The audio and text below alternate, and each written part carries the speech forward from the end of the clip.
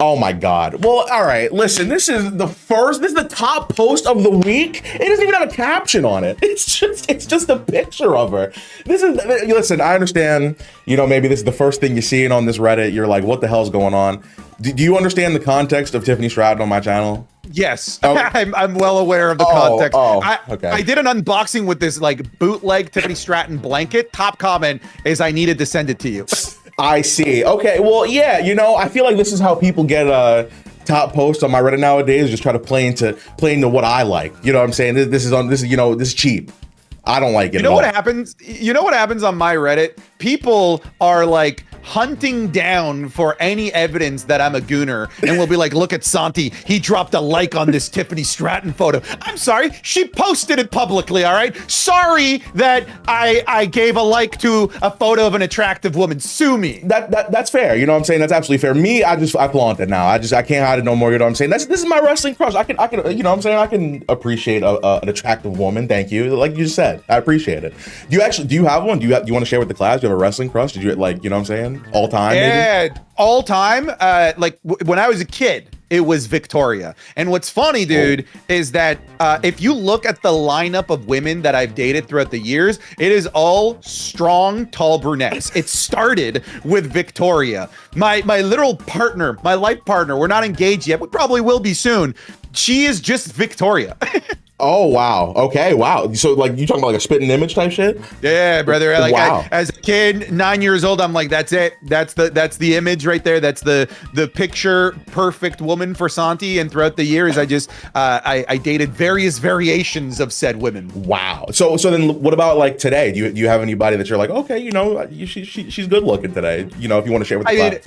You got to be careful because like I'm in the space where I might meet them one day, but like, come on, brother, it's Stephanie Vaquer. Oh, okay, yeah, that's fair. I'm a simple man.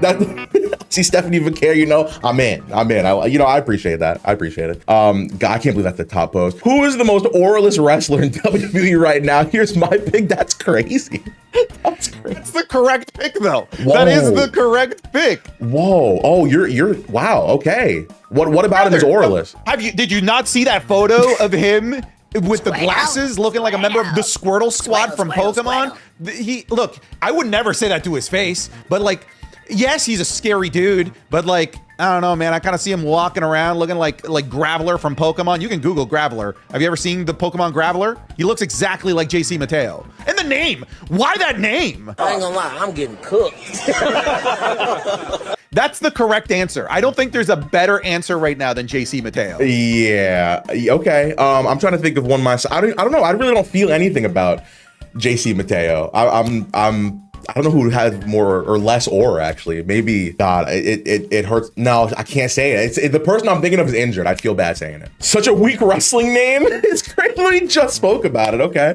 Wow. It seems like everybody's agreeing with JC so far. Andrade. It's the correct answer. Andrade. No, that's a lie. That is a lie. Andrade just doesn't get a reaction, but Andrade, that's a cool dude. If you told me, all right, hey, you know what? A genie in a bottle is granting a wish without your consent, a consentless wish, and you are now Andrade. You think I'm gonna be mad about that? A handsome, Jack Latino man? Super athletic. Man, that guy's got aura. He just no one cares. Yeah, it's unfortunate, man. It's crazy. Like the Money in the Bank ladder match, everybody getting this massive pop, and then Andrade's music hits it. People are like, yeah, but shout out Andrade. Let's see, because my answer is people called it controversial. I'm not a huge fan of Braun Breaker. I'm not gonna lie to you. Ooh, yeah, that's a controversial answer for sure. I think he can wrestle. I think he's talented. I just can't get into him. He's just not my cup of tea. I don't know. Yeah, I can't really think of anybody that like immediately stands out to me as overrated. I think that, maybe to a degree a little bit of Jey Uso, but like I get his popularity. I think overrated maybe because it doesn't land with me specifically, but I can be conscious enough that the yeeting and the fun and the glasses aren't for, 32-year-old Santi anymore. No, I mean, that's perfectly fair. Isn't it crazy? Isn't it lovely how you can have multiple opinions on something and it's not, a hostile situation? You got to tell this to unless more you're on Twitter. Unless you're on Twitter. Oh man, yo, they used to eat our ass up. I'm sure you still get it every now and again. Dude, I deleted Twitter off my phone. Oh, wow. It is only a platform I use if I have to go on there for work-related things. So all of the noise that might come my way, guess what? Spoiler alert, I don't see it. So that was probably the best thing to do. I just deleted the account. I'm kind of regretting that because I'm like, damn, every single person that followed me on there, I have no contact with from now on. That's, yeah, maybe just deleting the app would have been the better option. That's okay. Yeah, you went full scorched earth. I you know what? I respect that to a degree. You gotta rip the Band-Aid off, you know what I'm saying? Oh my goodness. Well, you know, speaking of... I instantly knew this was going to be on here. That's the thing. As soon as you told me that you got a horny Reddit page, I'm like, Stephanie Bucker twerking with Sheamus is going to be near the top. Oh, so I haven't seen this. You've seen this already. Oh, brother. Yes. Oh, okay. Excuse me, Mr. Hair connoisseur over here. All right, let me see it. Let me judge. Hold on. Up, down, up, down, up, down. Move. Yes. Yeah, you got it. Yo, Sheamus got that motion. Up, down. You know, little jiggle to him. You know, I give him credit. I'll give him some credit for it. You know what I'm saying? Little jiggle action. Up, down, up. First of all, I've never seen her twerk ever. Where does she become a twerking expert? How did this conversation even happen?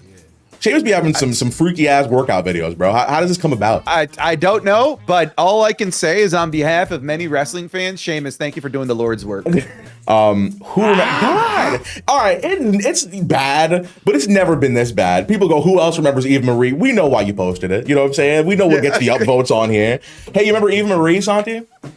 I do. I didn't need this particular gif of her to remember her, but thank you. I mean, you know, it doesn't hurt. You know what I'm saying? It don't hurt. I'm mad, man. America. Yeah, right. Yo, shout out to America. Oh my God.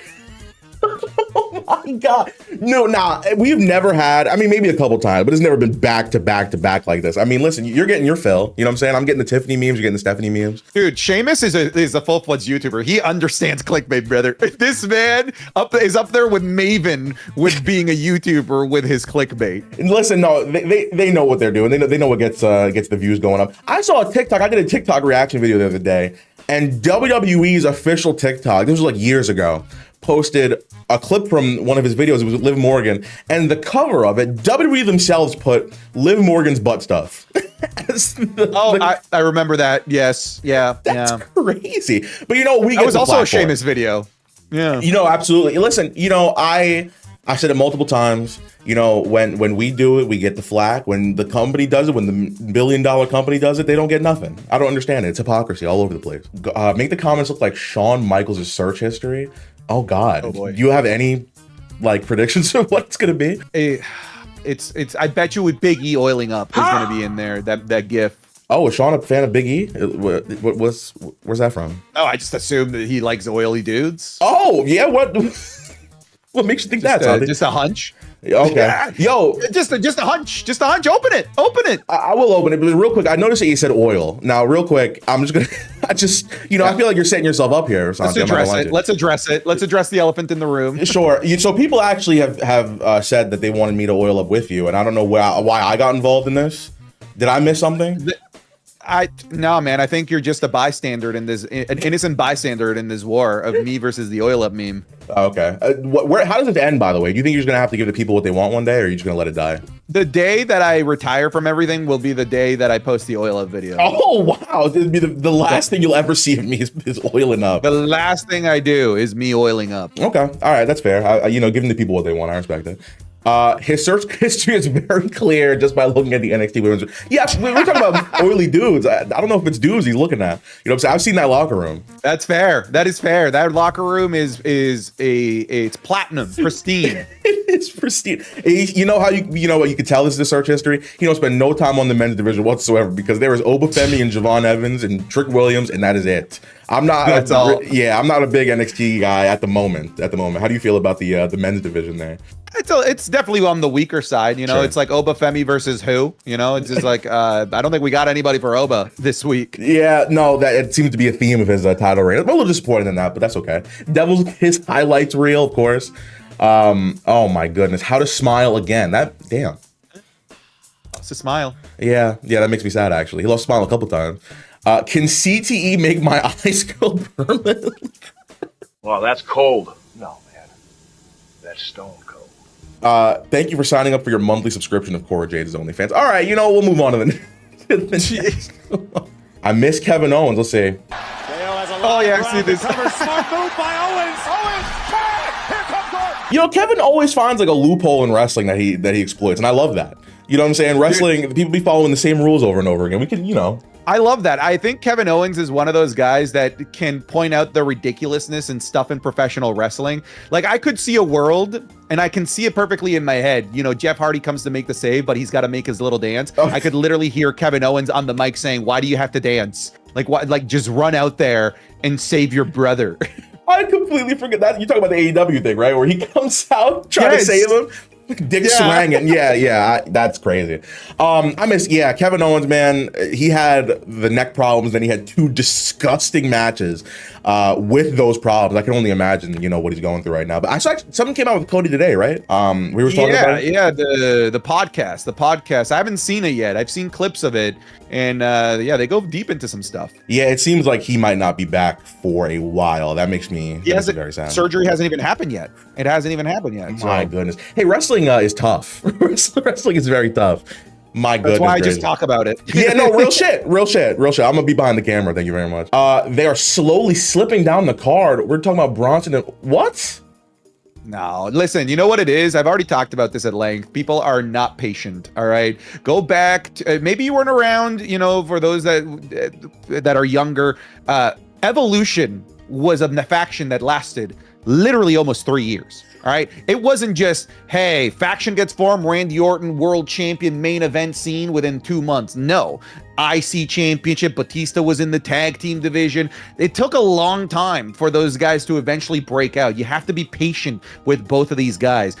Trust me, inevitably, Braun Breaker, specifically Braun Breaker, he's going to be one of your cornerstones of the company. Just be patient. Just be patient. They're molding him. They're not rushing anything here. Yeah, despite how I feel, you know what I'm saying? I can't deny the fact that he's definitely going to be like a megastar. I mean, they've been pushing him since NXT to be the next like guy. Maybe not the guy, but definitely one of the guys. You know what I'm saying? So this is just the start of it. I mean, listen, Randy Orton was not that over for real at the beginning, right? Well, before he joined Evolution, he was just like the most boring, clean-cut little baby face. His finisher was a top rope crossbody. Like, there was really not much to Randy Orton. It wasn't until he got to Evolution, they molded him, worked under Triple H for a year plus, and he was able to break out into what he is today. You just got to be patient. Leo, let me give you my hot take about finishers real quick. I don't know if you ever heard this, but I hate the concept of finishers. I think if we took them all away, matches would be so much more unpredictable. I feel like you're sitting on your hands waiting for an RKO to happen before you can actually get invested in whether or not the 3 count's about to happen. I feel like if you take that away and a match could end from anything, that makes it 10 times better. That's why I like Gunther matches so much, because he can literally beat you off of anything. You know what I mean? Well, there was the run where MJF was beating Darby Allin with a headlock. And that was cool. He put a headlock on Darby Allin and beat him at a pay-per-view with a headlock. I thought that was really cool. You know what I mean? So I feel like finishers, I guess we can't take them away now. We're in too deep in the wrestling lifespan. But yeah, I don't know, man. I don't know. I'm not a big fan of them, but I don't know where that tangent came from, but you know. Well, let me see the explanation for this, because this is egregious, I feel like. Before the injury, Bronson was pushed like a real monster. Braun Breaker post-Mania felt like something real big was coming. It's like they're just Seth's goons and not singles megastars. It makes me mad. Someone like Austin Theory could really benefit from this instead. I feel like he did this before 4 days ago. This is before the Penta match. That's tough. You should have just waited a couple days. Yeah, I think like I get where you're coming from, but you know, you act like being aligned with Seth isn't a huge thing. All right. Yeah, I get that Authors of Pain didn't do anything, but these are guys that have a path towards the future of the company. And just being with Seth Rollins is just there to mold them to be better cornerstones of the company once they're ready for the WWE to unleash them as cornerstones of the company. You just got to be patient. I promise you. That's real. That's real. Okay. Well, I've seen this. Is the door one? I've seen this too. It's brutal, dude. No, it's brutal. Let's watch it. Oh my God. Good God, dude. Yeah, I've seen that a couple times now. Is he okay? Like, was there any like serious issues that happened to this guy? Dude, why did that even happen? Can you go back to it? I want to see like how that door, was it the guy rolled off and the door tipped vertically? Yeah, I think it might have been when he, yeah. Oh my God. Oh my God. And he set himself up for that. That's tough. Yo, GCW just be doing whatever, bro. Have you seen clips of glass flying into the stands? Like, that's crazy. I went to a GCW show. I've seen some pretty gnarly stuff. But yeah, man, I hope these guys got paid and it wasn't just $50 in a handshake. I can guarantee you it was $50 in a handshake, maybe a hot dog. You know what I mean?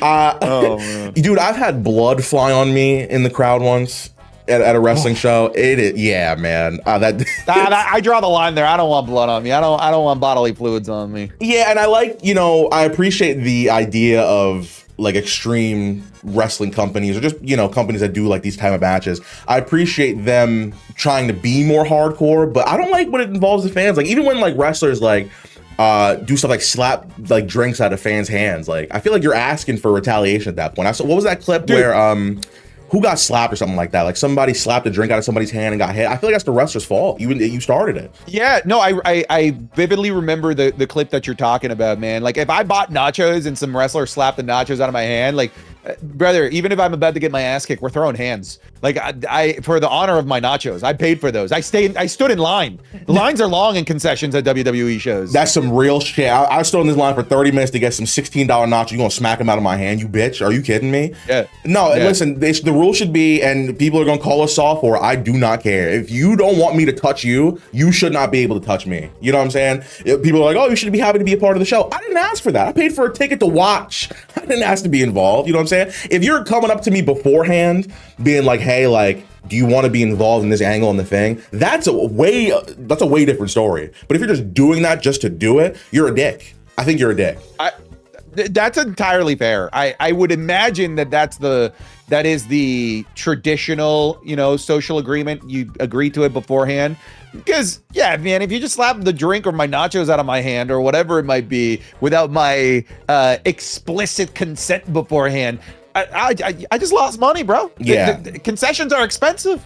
Spent all this money on this front row ticket and my snack gets freaking knocked out for no reason. Unbelievable. Who has the best spear? We got Goldberg, Braun Breaker, and Roman Reigns. Honestly, I know how much shit I talk. I think Braun Breaker's got the best spear I've ever seen. I'm not gonna lie to you. It's fantastic. Like Goldberg has a highlight reel of unbelievable spears. Yeah.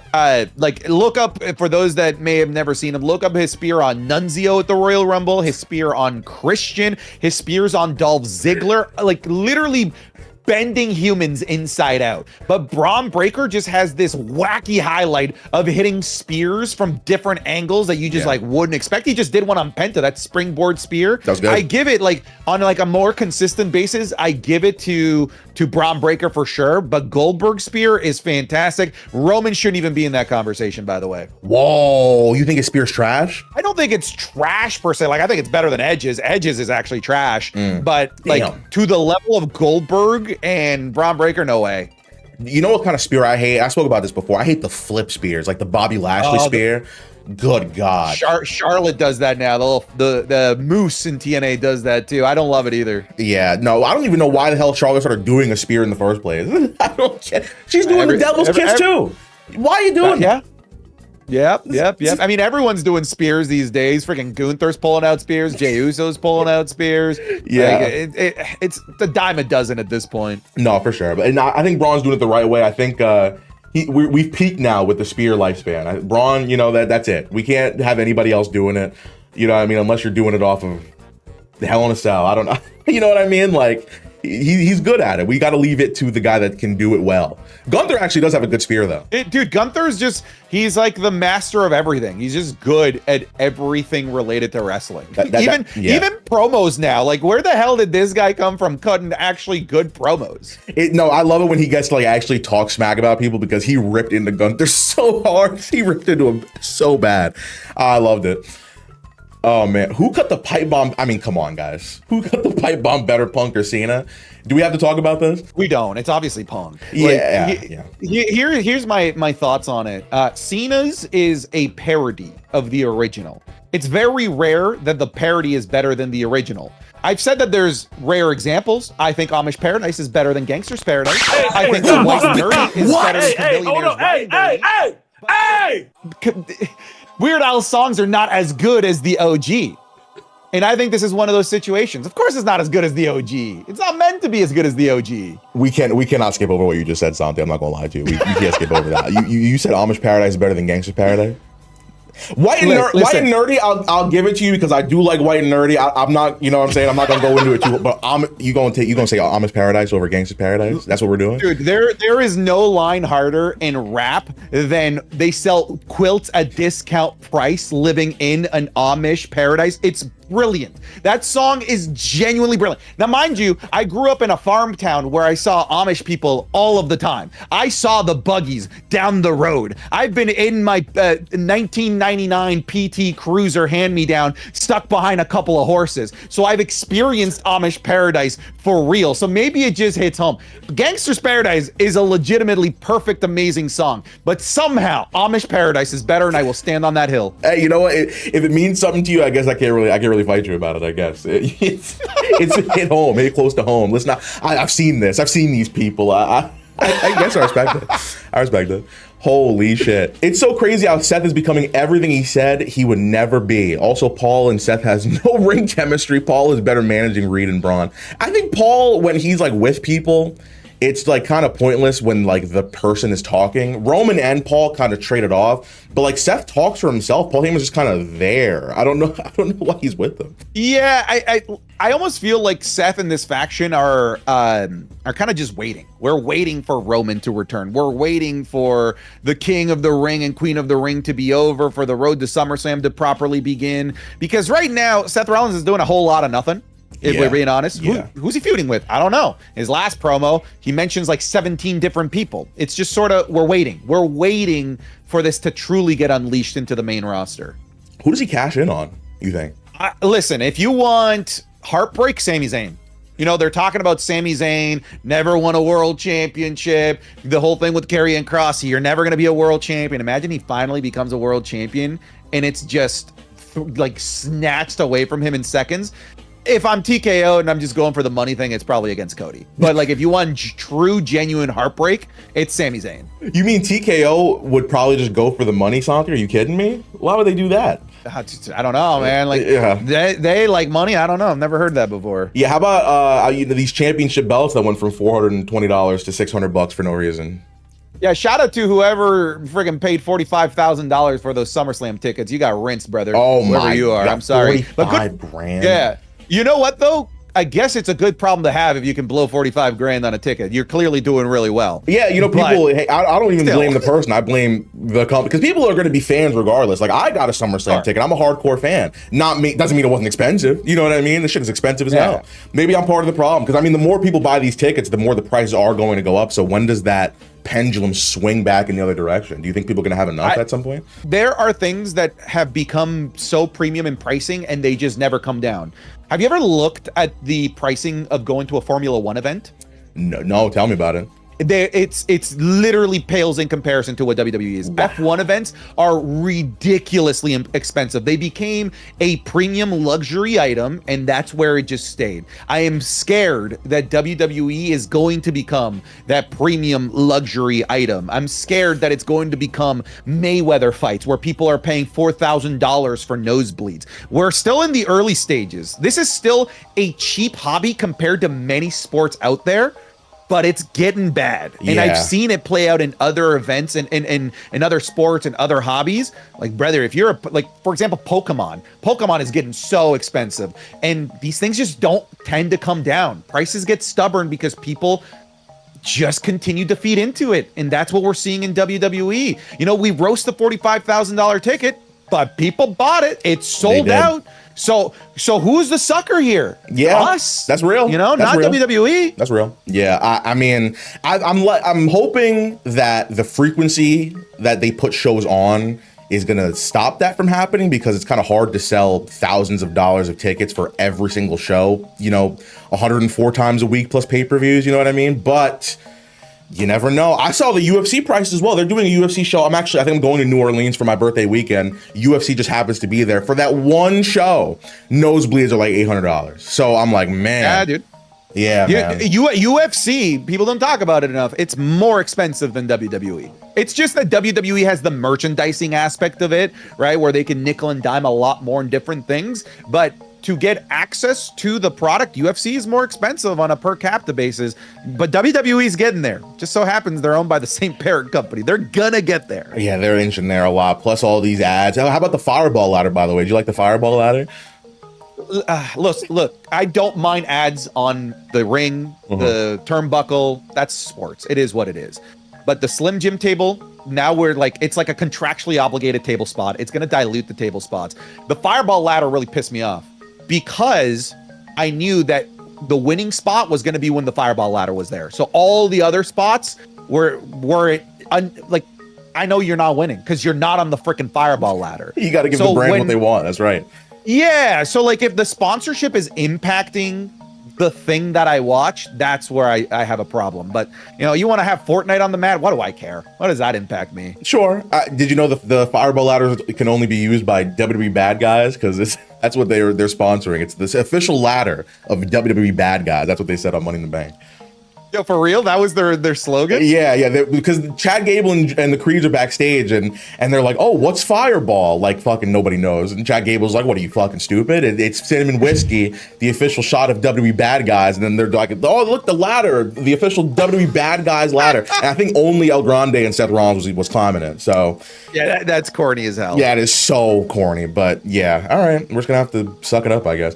Which one has bigger pops? We got Rhea Ripley or Jey Uso? Man, yo, Rhea. That's a good question. I have not seen a woman in the history of this company get bigger pops than Rhea Ripley, man. It's crazy. Agreed. It's crazy. Becky is the only thing I think that's come close to it. But Jey is what? I mean, I don't know if Jey's pop is as big, but the crowd participation and like the investment, I feel like, is just as big. What would your answer be for this one? I think my answer, when the first beat of the music hits, it's Rhea. Yeah. It's thunderous. It's so loud. Jay's is just prolonged, right?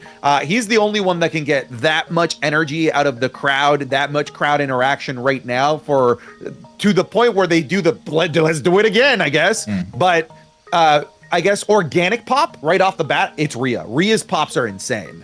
She is so over. She could do no wrong in anybody's eyes. It's unbelievable. And it's crazy. We talk about it a lot, but the contrast from, let's say, Twitter to on screen, because you're talking about biggest pops into the two people that get hated on the most, you know what I'm saying, online, in terms of, oh, she wins too much or he's not good, you know what I mean? But the crowd will say completely otherwise. I think it's very interesting. Yeah, dude, we're a vacuum. You know, the online fans, like we don't matter that much at the end of the day. It's about what happens with the people that paid to be there.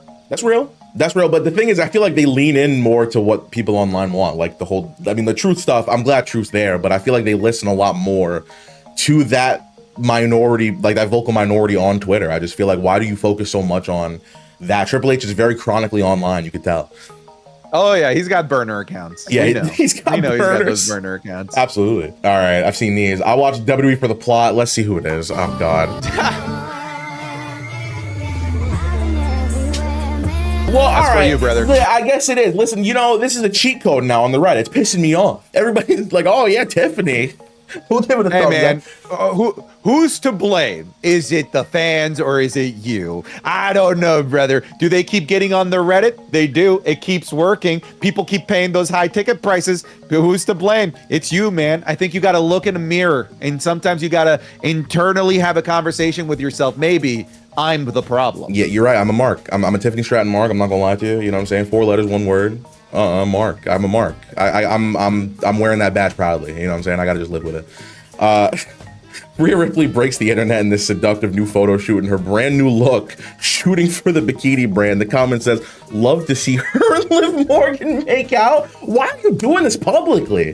When I say these things, a lot of my things have humor attached to it. This guy is just straight up saying, "Yo, I want to see her fucking tongue kiss Liv Morgan." This is crazy. With their public account, like, dude, brother, you got to keep those thoughts to yourself. He's got his whole wife in his profile picture and everything. I can't believe it, dude. Oh my God. Yo, I'll never get over the comments on some of these women's like Instagram accounts. People just being like, "Yo, like, hot, show feet. Why don't you show some feet every now and again?" You never seen like the comments of these women's posts? It's crazy. It's crazy. It is crazy. It's like, oh man, like wrestling fans might be a significant level of down bad that needs to be studied. You ever had anybody lust over you online? You ever had any Santi edits? Like some, hey, wow, look at this buff man over here. Yeah. I had some dude from the Philippines email me 5 times a day that he was in love with me. And I was like, thanks for the compliment, brother, but like, stop. I'm good. Let's move on from this. You're not into Filipino men? I like Filipinos. They're cool people. Okay. But they don't look like Victoria, though, I think. So that's probably the problem. Yeah, that would definitely be part of the problem. Sure. Okay, that's fair. Oh my god. Oh my god. You know, let's see what's going on here. Oh my god. All right, you know, I get it. He smacked his head so hard into that canvas. Damn. Dude, oh no, that's so bad. Yeah, you're a dick for that. God. You're a dick. Oh. Independent wrestling, I kind of hate it sometimes. I'm not gonna lie to you. There are people that have been, on the indie circuit for a long time that just love just being a dick because I don't know, they're just bitter assholes. There's a lot of them. Have you encountered any bad indie wrestlers? You don't have to say them by name, but just. Yeah, no, I've been very, very fortunate. I even got to be backstage with some notable names at a show when I did the thing with AJ Francis, when AJ was doing all the stuff with a bunch of different influencers, and I've had nothing but a great experience with indie wrestlers. But like, I've seen some stuff online where it's like, dude, like, what are you doing? This is the type of garbage that gives indie wrestling a bad rap sometimes. Yeah, nah, bro. Like, so ridiculous. I'll let Bretton tell the story one day if he wants to tell it. I won't say the name of the guy, but he told me a story once about him and his group, his 2 boys, at like some other promotion. It wasn't the one he normally wrestles for. And this dude that has apparently been wrestling for 20 years comes up to him and is just like giving them heat for like just like laughing around with each other, just hanging out. Like at that point, brother, eat a bag of shit. Yeah, like, eat a bag of shit. Rank them according to in-ring skills only. You want to take this one? Oh my god! I mean, this is the stuff that gets you canceled on Twitter, right? Yeah, it sure is. Yeah, I think I would go. I'll go. Look, I think there's more in-ring only. That's what they say, right? In-ring only. I would probably go Daniel Bryan, Shawn Michaels, AJ Styles, Seth Rollins. Whoa, this is going from best to worst. You're going worst to best. I went best to worst. Say one more time. Sorry, say one more time. Oh, sorry. Number 1, Daniel Bryan. Okay. Number 2, Shawn Michaels. Number 3, AJ Styles. Number 4, Seth Rollins. Obviously, they're all amazing. But like, if you're gonna put the 4 best, somebody has to be 4th. No, that's real. That's real. Honestly, I don't disagree with you too much. I would swap Michaels and Danielson. I think Michaels is probably my favorite of all time. In terms of in-ring stuff. Yeah, but yeah, that's not bad. People are gonna tell us we're wrong all day. We're just gonna have to live with it. That's just gonna happen. Yeah. Yeah. Guess what? I don't care. Yeah. Can't just be me who thought CM Punk was down for ages. I mean, Cena had the same thing 14 years ago. Yeah. Yeah, that was, listen, I was around as a wrestling fan in the early days of wrestling Twitter back then. That was also a meme back then that Cena just sat there for 8 minutes because the promo was nearly 8 minutes. It's official. How do you feel? Listen, I got a lot of thoughts on Karrion Kross, Hanti. What about you? I don't have that many thoughts on Karrion. I have thoughts on this position that he's in, though. Sure, talk to me about it. What you think? Listen, people think that Karrion hasn't gotten opportunities before. He has. And he's kind of failed with those opportunities. Now, mind you, we want him now. We want to see what he's all about. We want to see him get an opportunity. He's got that opportunity. But this isn't an opportunity to maybe prove what he's got. He has to literally knock it out of the park. He has to have the best performance of his entire career because we helped get him to the dance, right? Crowd got him there. Sure. The pops, people want Karrion Kross, buying the t-shirts. Now it's up to him. He got to the dance. He got the opportunity. If he fumbles, if he fails, the magic is gone. He literally needs to have the greatest performance of his life in this match. I mean, Sami Zayn's the right guy to do it with if you're going to have somebody, a dance partner for one of your biggest matches ever. My thing is like, I don't understand what happened that everybody shifted their opinion on him personally. I don't hate Karrion Kross at all. Like, I like him. I think he's a fantastic promo. But I remember, and I spoke about this a lot, in NXT, everybody hated him. Nobody wanted him to beat Keith Lee. Even on television, they were burying him on the microphone in his championship feuds. And then he gets to the main roster, and no one's really that excited about him. People said that the Final Testament versus the Street Profits and Bobby Lashley was one of the worst matches at WrestleMania. But after that promo where he said fuck a couple times, people want him to be the world heavyweight champion. I don't, am I being too harsh? You know what I mean? Harsh? I don't think that you're being harsh with regards to like what things people are asking. People are like, he should have been in the King of the Ring. He should have been in the final. What are you talking about? Like, let's start somewhere first. Yeah. You know, let's not just go to the end all be all world champion. What are you talking about? I haven't seen anything that's like world champion material yet. I need to be convinced, and we've seen him get his opportunities before, and I wasn't sold on him before. I was sold on that promo. I've been sold on the work that he does and the like little time that he gets. I'm like, okay, I want to see what 2025 Carrion looks like. But world champion, are you crazy? No way. Yeah. No, not a chance. But I reiterate, the chances have been there before. He needs to literally go into God mode with this match, with his storytelling, in-ring. Whatever he has planned, he just needs to know that it needs to be the best work of his career. Now, do you think that's going to happen? You said it with Sami Zayn. If there's no better dancing partner than to do it with Sami Zayn, I think there's a strong chance. I think it's going to be a hot crowd. You got a great dancing partner. He's just got to elevate himself to that level. We'll see. Is he capable of it? I don't know, because in the past year, he's barely gotten a proper chance to showcase himself. So we'll see. Yeah, I get it. We'll end it on this one, I guess. I mean, speaking of Seth Rollins, Mount Rushmore of Money in the Bank cash-ins. You want to go first? I mean, you got to have Heist of the Century. You got to have Dolph Ziggler in there. I like the Damian Priest one. That Damian Priest cash-in was truly like fantastic. And I'm gonna throw Carmella's cash-in in there as well with the debut of the Iconics taking out Charlotte after nearly like 300 days. First ever women's cash-in as well. I'll throw those four out there. Now I got a controversial favorite one of all time for you. People do not I forgot Edge. Oh, Edge is a good one. Edge is a good. Which one? Oh, the first one. I can't believe. Oh, dude, I'm sorry, Carmella. I'm throwing Edge in there. I think that's fair. You know, my favorite cash-in of all time. Nobody agrees with it. It's Randy Orton. I loved Randy Orton's cash-in because Bryan beat Cena clean.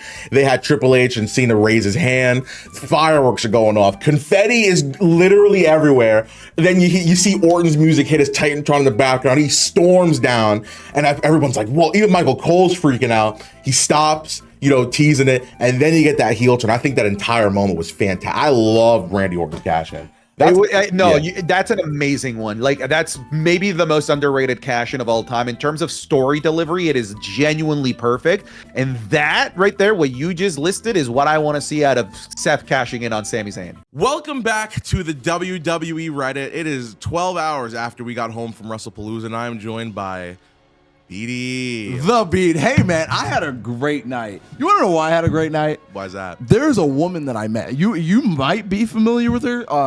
She's blonde. She has the WWE Women's Championship. She was very kind. Her name is Tiffany Stratton. Is that right? Yeah. She's sitting right in front of me. Yeah, you did meet her, huh? Yeah. Everybody thinks it's real funny. Everybody, every Instagram comment you got, tagging me in it.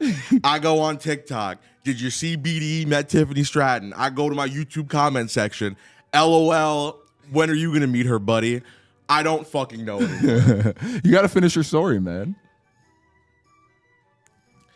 We could have made a new chapter yesterday. I'm saying? There was 2 seats next to you for so long, and I was thinking about going down there. And then I think either right as she got there or maybe like a couple minutes afterwards, those seats got filled. And I feel like maybe if I just put my balls on the table, I would have been down there with her. I don't even know what I would say, to be honest with you. Let me tell you something, Jaron. This is why we wait last minute to get these tickets. They were the day I bought them. It was the day before WrestlePalooza. There were seats next to me, man. You could have sat there. You could have sat there with me. So sold that ticket for a little bit. Come sit with your boy. You know what? Delete the post about you leaving Vibe. You're fired. You're fired. All right, let's get to the memes. We're gonna sift through all the WrestlePalooza ones, and then we'll get into all the weekly ones. But let's see what you guys posted. Hey, I forgot to add this in to the video when we were recording it, but I have a big announcement to make. I am going to be streaming on Twitch pretty consistently from now on. My plan is to do it on the days that I don't upload to this channel. So every other day, I'm gonna be live on Twitch. I'm gonna start October 2nd. I don't know exactly what time, but I'll keep you guys posted as the week goes on this channel. So follow me, twitch.tv/SmallAfroYT. I'm sure Kid will put a link on screen right here. And I'll be there live October 2nd and then 4th, 6th, 8th, 10th. And we're gonna be doing some fun stuff on there, WWE content. The first live thing I'm gonna be doing once I come back to Twitch is a live Reddit. That's gonna be the first thing you guys are gonna see from me on Twitch. So follow me, and yeah, in a week we'll be back. Hell yeah, enjoy the video. Let's do this. Stephanie Vaquer, new women's world champion. That's the top one from today. As it should be, man. Yeah. That was honestly the best like wrestling match on the show. Like I think my favorite moments came from the mixed tag match, but in terms of match quality, man, what a match. Yeah, it's hard to argue with. These two women are some of the best like wrestlers on the roster. I love Io Sky especially, but Stephanie Vaquer, man, she's doing her thing right now. I felt we were recording the Devil's Kiss from where I was sitting. Yeah, same, honestly, same. I feel weird because like I mean it's a big move. I'm like, oh, this is gonna be, and then like as it keeps going on, I'm like, I'm just watching some movement going on. Yeah, like I was like, I had my camera like zoomed in before she did it, and so like I was like recording the moment, and then I was like, oh shit, Devil's Kiss. I'm like, maybe I should zoom out. I don't know. If you go back to my vlog, you'll literally see it. She starts doing it, and I hold on it for a second, and then I go over to the announcers, A, to see if they reacted, and B, because I was a little embarrassed to record what was going on, and then I go back, and then I just go, I can't I can't do it no more. Dude, that's how I feel with AJ doing what's it called, the Black Widow? Oh yeah, Dude, when she does that move, I'm recording and it's all gooch. I'm like, I think I should just stop filming. you getting fucking 60 FPS as a whole out there. That is crazy. AJ gooch, come on. Yo, we'll get to it. We'll get to it. I just want to say, AJ Lee. Man. Yeah. Oh, well, there you go. Puck was lost for a minute, but can you blame him? He is just looking right into her cheeks, huh? Dude, he was looking directly at the cheeks, and then he like turned to the audience and was like, man. Like it's the fucking Office. Can you believe? I think he literally goes, wow. I gotta find the clip. I'll find it later. I've never seen CM Punk be like flirty before. It's kind of weird. I don't know if I like Kissing it. on his wife in the ring. Yeah, and I mean, listen, at least it's his wife. You know, chick magnet Punk, whatever. Could be worse, like Roxanne. I've heard the rumors. All right, on what's the word I'm looking for? Where you can't actually, there's no facts to it. There's undocumented, alleged. Alleged, yeah, there you go. But no, they these two love each other, and she did great. Yeah, she did, bro. Dude, spot of the night, Rollins holding her, and then I forgot if he was just trying to like drop her or something, but she like converts it into the Black Widow. Oh my God, yeah, that was clean. Fantastic. That was clean. Fantastic. No, this match was honestly my favorite match of the night, so I'm happy to see that it went so well. Man, the people crying over this have either never seen a Brock match or short-term memory loss. No, let me tell you why we're crying over this match, because John Cena's got like 6 dates left. This was a waste of a date, man. Listen, I'm heated about this. I'm not going to lie to you. Listen. We don't need to be having squash matches in John Cena's farewell tour. And I said this in my Reddit too. John Cena doesn't need to be squashing nobody, and John Cena don't need to be squashed. He's fine. No one's getting buried. It's John Cena. It's Brock Lesnar. It's fine. But that was a waste of an appearance. I'm sorry. It was absolutely a waste of an appearance. I feel like this kind of post is just so like, I don't want to say pro WWE because I mean like I'm not anti WWE, but it's so like you're trying to get one up on the people that are upset about it, and it's just like, because this is a Brock Lesnar styled match doesn't make it good. You know what I mean? Yeah. Like, oh, you must have never seen a Brock Lesnar match. I have, and I never fucking liked most of them. The ones, again, even like, but here's the thing: matches like the one against Daniel Bryan, the one against AJ Styles, a couple of the matches he's had against like these underdogs, maybe with the exception of Ricochet or Finn Balor or something like that. These guys got some offense in and kind of had some hope. Cena just got beat up for 9 minutes. Yeah. And it's a little discouraging to see because it feels like this is not the end of the story. We were actually talking in the car yesterday. My prediction, and if I call this, fucking, I want $1 million from everybody watching right now. Send me $1. You'll never get a cent out of me. War Games, because Paul Heyman is like, hey, Brock, we need to talk. War Games' team is going to be Seth Rollins, Braun Breaker, Bronson Reed, Brock Lesnar, and one of the Usos versus John Cena, CM Punk, LA Knight, Roman Reigns, and the other Uso. I think it's absolutely going to happen. I think that's the War Games match. And may I just say, like, fuck. I don't want to see Cena in a War Games match. I was telling you this the other day. Like, I just think Cena in a War Games match is going to take safer bunch, which is not a bad thing. Everybody should be safe in a War Games match, but he's just going to have less things to do. I think the only positive with that is that he's going to be interacting with multiple people. So it wouldn't be the worst thing in the world, but I want to see John Cena have like one-on-ones and triple threats, maybe even fatal four-ways, but I don't want to see him in a War Games match. No. He's not going to do anything in a War Games match. It's going to be like a crazy moment, in my opinion. Yeah. And storytelling wise, it could be a different thing. Like, you know, face to face with people from his past, that's different. But yeah, that's my take on it. I'm not looking forward to the rest of this run. I'm not gonna lie to you. This was really deflating. And it's like, also for people like us who paid money to see this match, you know what I mean? This was the match that they were advertising for months. He comes back at SummerSlam. They're building it. Hey, John, I talked to Brock. Oh, Brock's back. He's attacking Cena and Sami Zayn. We're gonna have this match of Cena versus Brock Lesnar. And it was this. Yeah. Welcome to ESPN. Thank you for paying $2,000 for your tickets.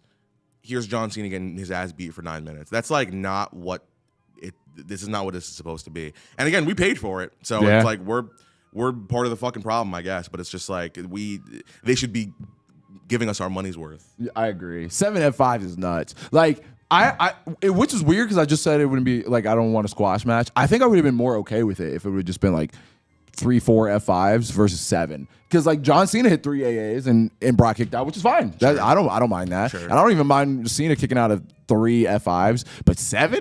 That's OD. I would have preferred the suplexes. Yeah, no, for real. No, right. You know, do the suplexes he instead. did 2 suplexes. He said, "We're suplex city, bitch," and did 2. Yeah, it's clearly it's not a Brock Lesnar match. Oh, you never seen a Brock Lesnar match? Well, clearly I have. He wasn't fucking doing the suplexes like he should have been doing. Finishers mean nothing anymore as well, by the way. No, not at all. I was thinking that during the Cody Drew match. Like when he gave the Claymore kick, there was not even a chance that I believe that was the 3. Like, not even a chance. Which is not good. That's not good because it's the Claymore kick. Right. You know what I mean? Cody took 6 crossroads to beat Roman Reigns at WrestleMania. Granted, that's a 4-year championship run. But after that, it's like, man, like Cody's got to hit 3 finishers to win these matches. AAs don't do nothing. Claymores don't do nothing. 7 F5s, you know what I mean? And Cena just walks out.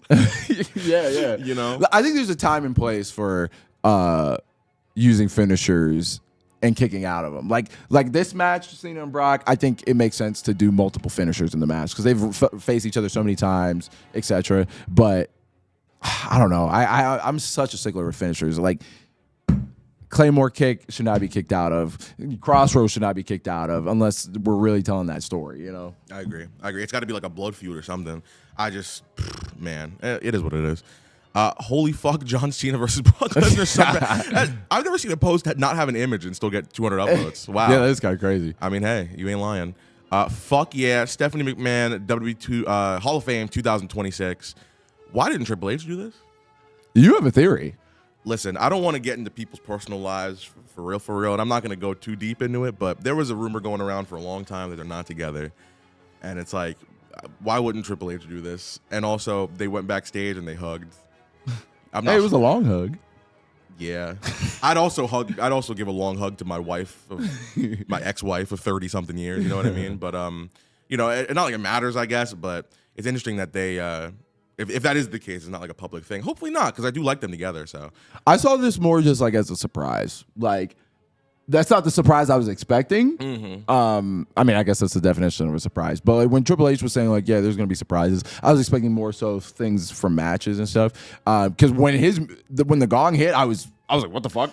Right. You know, and it was at the most random time. So I was like, what? You know, it was cool to see him, and yeah, maybe I guess that does kind of alleviate the obviousness of, you know, what's about to happen. So, no, I mean, this is just me being a gossipy speculation guy, but no, this is a cool moment. Stephanie deserves to be in the Hall of Fame. Well deserved, honestly. I like how Triple H takes over creative, and the first 2 things he does is, hey, I'm headlining WrestleMania Hall of Fame, and next year, guess who's going next? My wife. That is kind of funny. You know who's not in there yet? The Rock. True. Cena. Cena. Stephanie's headlining 2026. Cena's probably not going to be in there next year then. I mean, I can see her just being the first name, but I think Cena's going in for sure. Well, immediately? Yeah, I think as soon as his retirement tour is done, they're announcing it. Okay. I think so. Okay. Hell yeah. Kids around the world are all crying now their hero John Cena got humiliated by Brock Lesnar. This is how I felt in 2014. Yeah, true. That SummerSlam match, I said, are you kidding me? Are you my dead guy, my hero. Yeah, dude, they were showing shots. I don't know if you were able to see the screen from where you were sitting because, you know, you had such great season at Tiffany Stratton and everything. They were showing, like, shots of kids just, like, crying, man. No. I was like, oh, dude, everybody decked out in the Cena gear. It's like... He came out with all those kids, too. I literally said in the vlog, too, I said last time he came out with all those kids, he lost. Oh. It was against Austin Theory at WrestleMania. You're so right. Oh, my God. You're right. I don't understand that.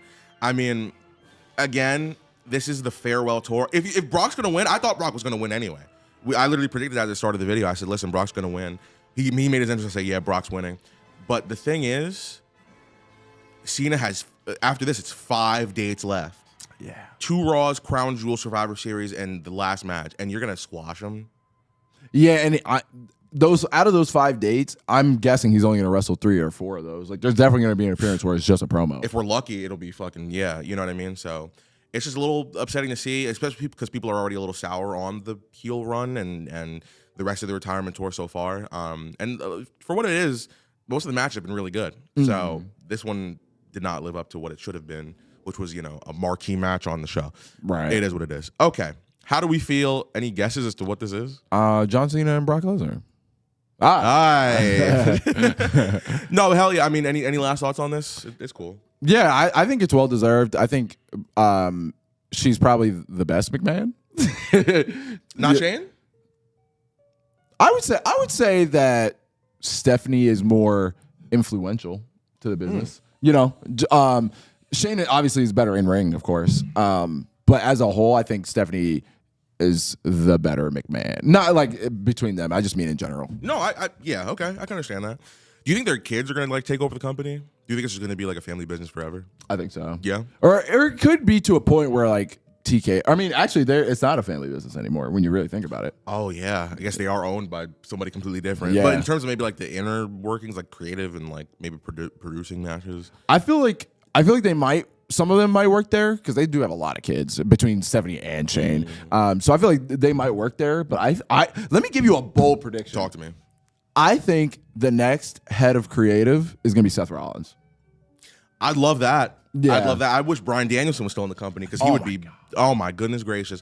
Yeah, Rollins, I could see. I mean, he's already being primed like Triple H on on TV right now. So that's Triple H's guy, bro. And like Seth has already said, like once he's like done with wrestling, he would still want to work in the business. Like if it's not like Cena, like which I don't think, because like Hollywood and stuff. I think Rollins might be next head of creative. Oh, you know who I want to see become a match producer? AJ Styles, bro. Oh my God. My goodness gracious, he would be any match that he's like doing. It's a must see. It's a must see match. Yeah, man. The future should be hopefully bright. Hopefully. For real. At least for in-ring wrestling quality, my God. Yeah. How you feel? Look at that smile from her. She looks so happy to take that picture. She's very kind, honestly. I was recording this as a video just so I could screenshot it. She even said hi. She's like, hey. She even threw up the V for you. You couldn't have put in the. Yeah, she's clearly not paying attention. Yeah, you couldn't have put in a good word for me. Hey, my boy loves you. Here's my boy's phone number. Slide it like that. Is she still with Ludwig? Yes. I said thank you for the picture. I'm also in a relationship, but that's all right. One day at this point. And we talked about it. At this point, it's like I have to meet her at this point. You have to. I have to. The stars are aligning. I can't let this slide and just keep it pushing. Yeah, the stars have to align. I feel like you meeting her, as hilarious as everybody thinks it is one step closer. I feel like I'm manifesting it, and it's slowly coming to fruition. What did Jay say to you on the plane? Hey, where I know you from, Moose? Yeah, that's basically what she was like. She's gonna be like, hey, where I know you from, Daddy? She talking to Brett? Oh man, their chemistry, best couple. Hey, dude. I like the outfits. The entrance was cool. They dropped down like Shawn Michaels. Bro, the fact that they're so like they are wearing the same outfits every week. That shit is killing me. I like how in 2019 they were like, we really don't like doing this. Like they're kind of exposing our relationship. They just keep talking about us being together. But now we're bad guys. Now we're bad guys. After they got married, they're like, all right, well. Yeah. That is actually a good point, because what if they just split up? Exactly. I wouldn't want to either, for real. Being honest. So I feel like as soon as they got married, they're like, yeah, forget all that. And plus, like you said, they are heels, so it's more fun. Yeah. It is kind of awkward, though, because, I mean, it's not like I'm wishing that. I'm like this. Don't read this into it as anything, but, like, couples can still split up even if they are married. Yeah. So having them on TV, regardless, is, like, kind of a weird, risky thing to do. It's cool when everybody's cool to do it, because I would do it if me and Crystal were wrestlers. I'd want us to do something on TV together too. But right, yeah, if that day were to ever come for like me, I'd never go back. I would never go back and watch it. That'd be a dark time. That's fair. That's fair. People would bring it up for the rest of the time too. Hey, look at that! What a great picture, right? Just two happy people just taking a picture. You mean this one and who else? The woman doing that. Is she doing that? I can't tell. I can't see her hands. Oh yeah, she was cool. I talked to her for a little bit. Was that right? Oh yeah, yeah, just for like a brief second. Oh man. Also, I mean, while we linger on this picture, just so I can, exposure therapy makes me less angry about it the more that I look at it. So let's just talk real quick about all the fans we met at WrestlePalooza last night, because we met a lot, and we're just grateful. I'm sure I can speak for the both of us with that when it comes to, it never gets any like. It doesn't get old. It doesn't get old. I was gonna say maybe like we don't get used to it. Maybe we're a little used to it now, but it doesn't feel any like oh, it's just like, okay, we're meeting fans again. It's like it always feels good. Yeah, like it always feels like the first time. Like you get recognized. I don't know how to describe it, but yeah, like I would say we're definitely used to it by now.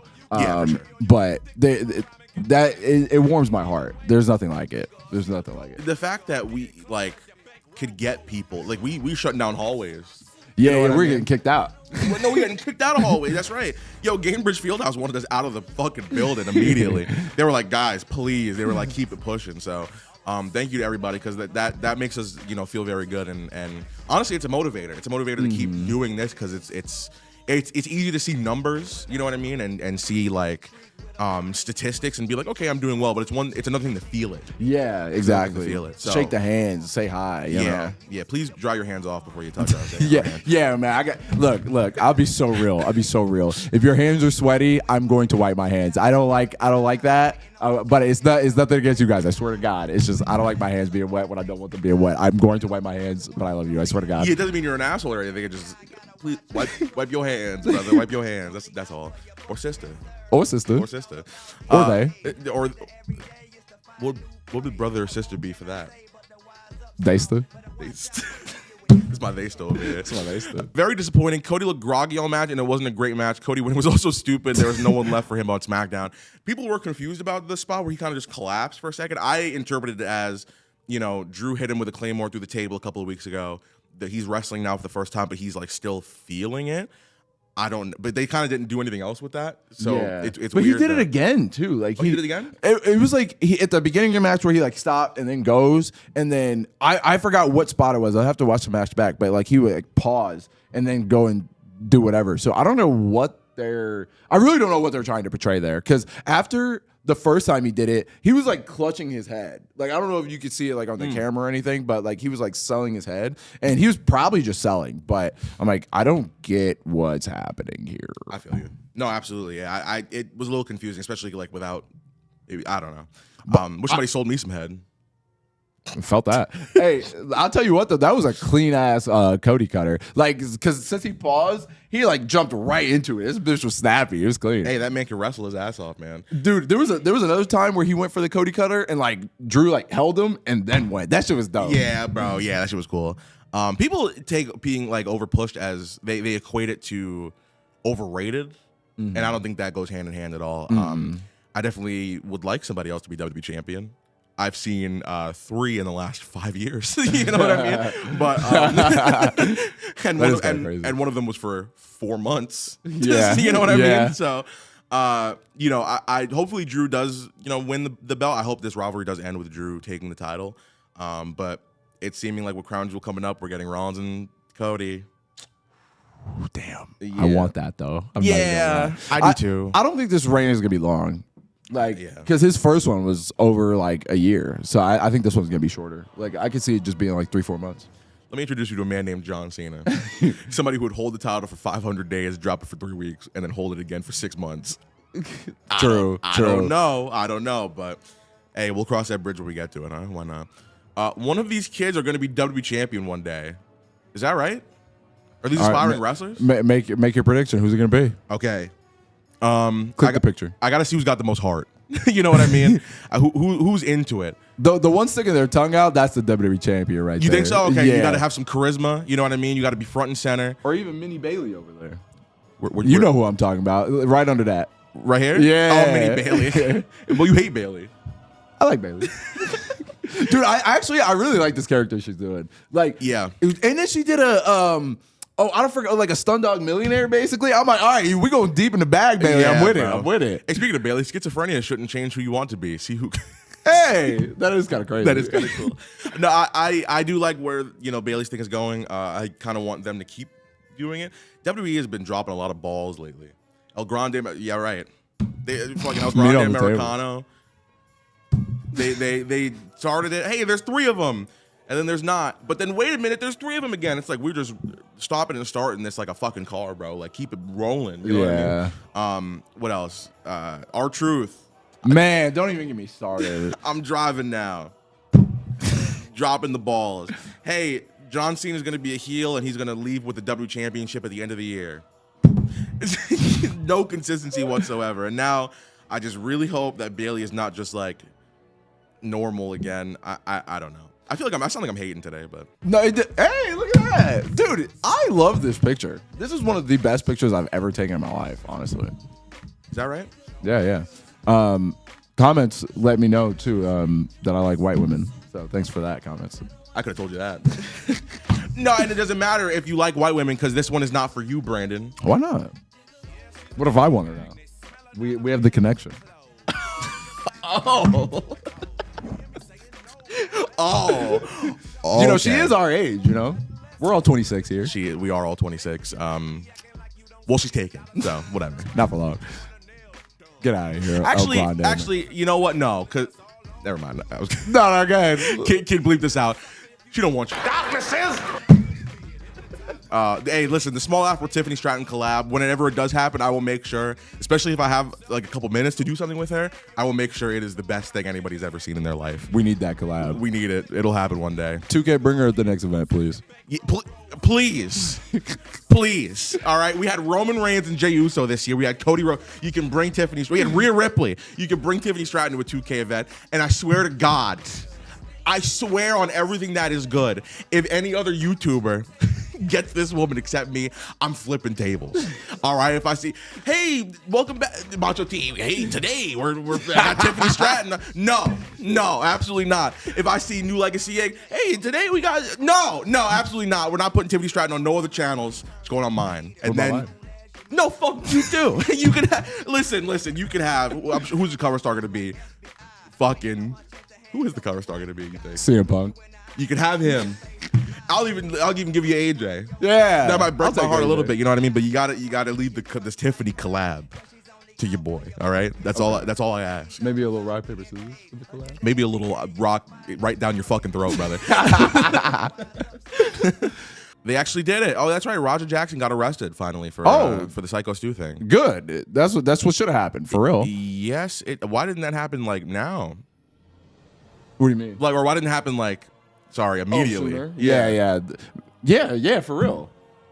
There's $50,000 bond is nuts. He's probably out then. Yeah, for real. They Rampage got that. They got 50,000. Yeah, man. Or I mean, shit. Maybe Rampage left. No, he's not. Never mind. Yeah. Yeah, I mean, honestly, if I had a kid and I saw him do that, you're in there. You're gonna do time. That's to me. That goes for anybody. If you go to jail and it's like clearly your fault, you're gonna do time. I'm gonna support you. I'll visit. I'll put money on your books, but you're gonna do the time. Yeah, you keep it in real. I respect you know. But if it's something that you didn't do, I'm bailing you out.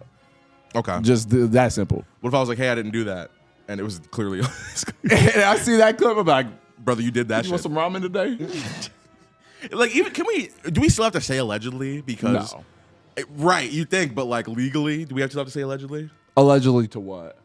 What happened? Like, oh, he brutally attacked him, and it was like, whatever. It's not even alleged. It's on video. He whooped his ass on video. He was in the hospital. It's not even alleged. Yeah. He's in jail. It's not even alleged. You know what? That's a great point, Brandon. Holy hell. Have you seen this? Yeah. Randy was pissed. Whoa, and it's weird that he's like crashing out on somebody like Drew McIntyre, but let's watch it. Drew McIntyre, yeah, there you go. You're going to see it right here. Throws him into the ropes. Truthfully, I get it. I'd be pissed too. That hurts. That would hurt. I get what Drew was trying to go for, but Randy's legs hit the rope first. That hurts. No selling him struggling to the kid. He goes to the kid. He's like, yeah, 25 years, nobody has ever slammed me into the ropes. I mean, sure. Like, accidents happen. Drew definitely didn't mean it. Drew's so safe. You know? Yeah, they were trying to spin narratives about him like not being safe. I'm like, get out of here. Yeah, come on. Is it a little unprofessional for Randy Orton to do this? Because while I understand you could be upset about it, I feel like that's something you gotta talk about off camera. Especially if you're gonna be mad about it, be mad about it. But I feel like you can't like show that on TV. Like, hey, I'm shoot mad about this. I'm gonna know. Like, this seems weird to me. I agree. Like, I think there's some professionalism that could have been had. Like the no selling moves, I think is a little wild. Him being mad, like and talking about it, I think that's not that it's professional, but I get it. The emotions are high, adrenaline's going. But yeah, I agree. There's some professionalism that could have been had. 100%. I still love Randy. I get it, but hey, listen, I know that hurt. He's the last guy we got left. Rey Mysterio's actually he's coming back, I think, but Cena's leaving. You know what I mean? Who else from our childhood? Edge is in another company. AJ's probably gonna be done next year. Styles. Oh, yeah, we need Randy Orton to stick around at least for a little bit, huh? Oh my goodness. What the fuck? Yo, that's actually funny as hell because it's the same suit. Yeah, it is. Yo, that Shigo attire is actually kind of cool. I don't know if that's what she was going for, but that's dope. Hey, it don't matter to me. Man, let me tell you about some Chelsea Green. Talk to man. me. I can't, but I love him. That's all right. Yeah, it's gonna be funny one day you ever go to WWE and you're in the locker room. It's just like half the women that we were just like, oof, over. Dude, I'm not even gonna lie. Sometimes at some of the wrestling shows we at, I'm like, bro, this is dangerous territory. Yeah, it is. There's no way the dudes in the back aren't like trying to mac as much as possible with these women either. I go to a bar and I fucking see all these dudes going to all these women all the time. And all these testosterone filled, allegedly juiced up people backstage. They're definitely going up to these women as well, trying to make a move, regardless of whether or not they're in a relationship. Oh yeah. You better be lucky if you're on the same brand, because I mean, my goodness gracious, dude. Especially being a wrestler now, I would love to date a wrestler, but I don't know if I could. I really don't. That bro, it's sticky back there, man. I'm sure it is. You got to be on the same show at least. Yeah, you got to be traveling together or something, bro. There's no way. There's no way. All right, can't wait for WrestleMania 43. Is she in a Power Rangers outfit? Well, yeah. Where's it gonna be? Yeah. But Power Rangers? Hell Dude, yeah, she in the blue one. Charlotte. Right. I need to see. Yo, AJ Lee in Saudi Arabia might break my brain. I can't even visualize it in my head. She's gonna wear all denim. You know, yeah, it's just gonna be all jeans. All jeans. Ugh. That's an itchy ass outfit. You never asked me, brother. You know how itchy you get. You know how itchy you get. You wanna take this? The Rock wants Cody's soul. I want his ass. All right, Drew. He knew what he was doing. What a weird thing to tweet, because he's not even cheeked up like that for real. You know what I mean? Who, Cody? Yeah, or is he? You don't think Cody cheeked up? I mean, that is America's ass right there. Come you know what on. I mean, somebody's got to do it. But Scotland trying to take it over, I guess. All right. All right. Well, I think that's about it, everybody. Thank you, Brandon, so much for being here. Thanks for having me. What if 24 hours it's been for the two of us? Man, what a great time. Hey, just know you will finish your story eventually. The day will come. I hope she knows I joke. I hope she knows I joke. My biggest fear is seeing her in real life and she being like, "Where I know you from, Moose?" Not only that, but just being like, "Oh, it's you. You're that guy." Like, where I know you, dude. I think I would shake in my boots. Summer Rae the other night from Miami Swim Week. This is one of the top. Wow, this isn't even really wrestling related. It's just look at this. Look at this bikini woman.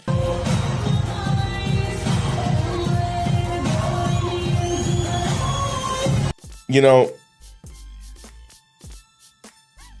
Summer Rae, but I'm a winter man. I don't know. I was trying to do a Brandon joke.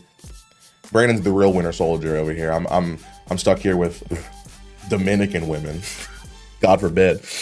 I don't care what y'all say, but you guys have to admit that Stephanie Vaquer is way hotter than Liv Morgan. What the fuck are we talking about? What are we doing? I don't care what y'all say. Is this the same dude? No, it's not. I don't know why I thought that. But okay, thanks for your opinion. It was taken down. Yeah, we're not gonna sit here and have a who's hotter debate. The answer is me every time.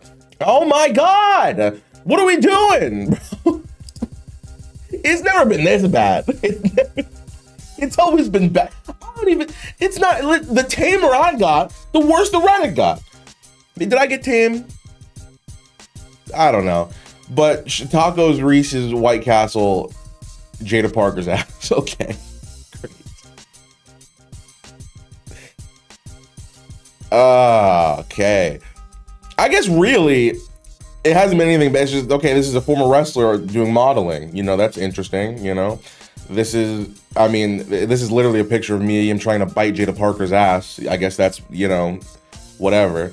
This one was crazy. So I'm just gonna, all right, we got cats. We trading pussy for pussy on the Reddit, baby. Let's do it. Is he gonna deliver? Sweet. Oh, attack from Oh my God. That's a dog.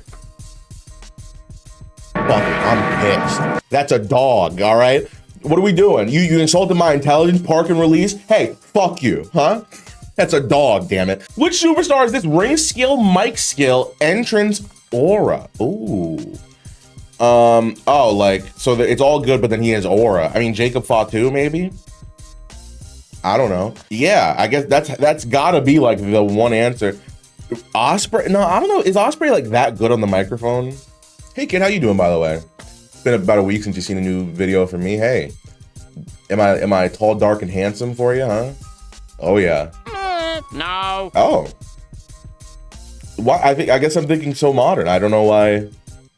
No one is saying Jacob Fatu. Am I tweaking? Am I? What the hell are we doing? Okay, yeah, I guess if you go, yeah, I don't know why I didn't go like all time, but all right, I guess I'm a Jacob Fatu fan. All right, congrats. Oh, this is the new refer. You know, I get a lot of people being like, "Oh, you're doing too much with the Tiffany Stratton stuff." All right, I stopped for the most part.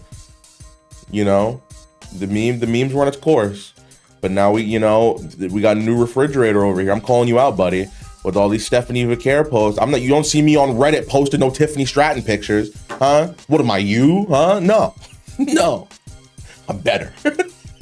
I'm way better. Congratulations to Stephanie Vaquer on retaining the NXT Championship, and all due respect to the juggernaut Jordan Grace on having the audacity to kick out of the SVP. You're a fucking mark. And I would know. Listen, I would know I'm a mark. All right. But you are a mark. I mean, sure. Shout out to Stephanie for retaining the title. Hope that went well for her, huh? How's that title run going, Steph? Dude took a bullet to the eye and still thought CM Punk losing to The Rock was the real tragedy. What? What? And yet, after all this, turns out it's wrestling that really ruined his week. That's the worst thing that happened to me all week. The Rock beat Punk. Did you know that?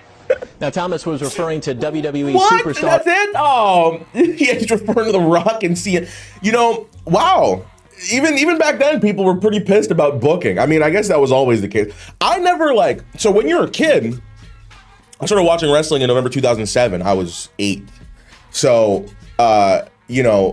between then and when I was like 14, 15, I didn't care about like booking or who won matches. I only wanted people to win, and when somebody didn't win, I was like, fuck, man. Even though I knew wrestling was fake, pretty early on, or excuse me, scripted, because I'm gonna get fucking 20 people. Oh, you're disrespecting the business. Whoa, nah. Anyway, sorry. I don't remember where I was going. I just, as a kid, you don't really care about booking and stuff. It was when I joined Twitter that started happening. I guess if you're on the forums Twitter was around 2013. What am I talking about? But were people in the early 2000s pissed about stuff like this? I'm trying to think about a pre-Twitter controversial thing. Oh my God, Austin sides with McMahon at WrestleMania 17. Oh fuck, this company sucks. Were there forums back then talking about that stuff? Hey, subscribe, by the way. You know what I'm saying? Like the video. If this video gets 3,000 likes, I won't touch myself tonight, and I really want to. So give me a thumbs up. Whose title reign was better, Cody's or Gunther's? It's Cody's. It's Cody's. I loved the fact they gave Gunther the World Heavyweight Championship. We just spoke about it earlier in this video, but I didn't love the reign too much. I was really anticipating it to get better because that Intercontinental Championship reign was so good. But what Gunther's reign suffered from was the lack of confidence that he had. He was unconfident against Sami Zayn. He was unconfident against Damian Priest, unconfident against you know, him and Balor.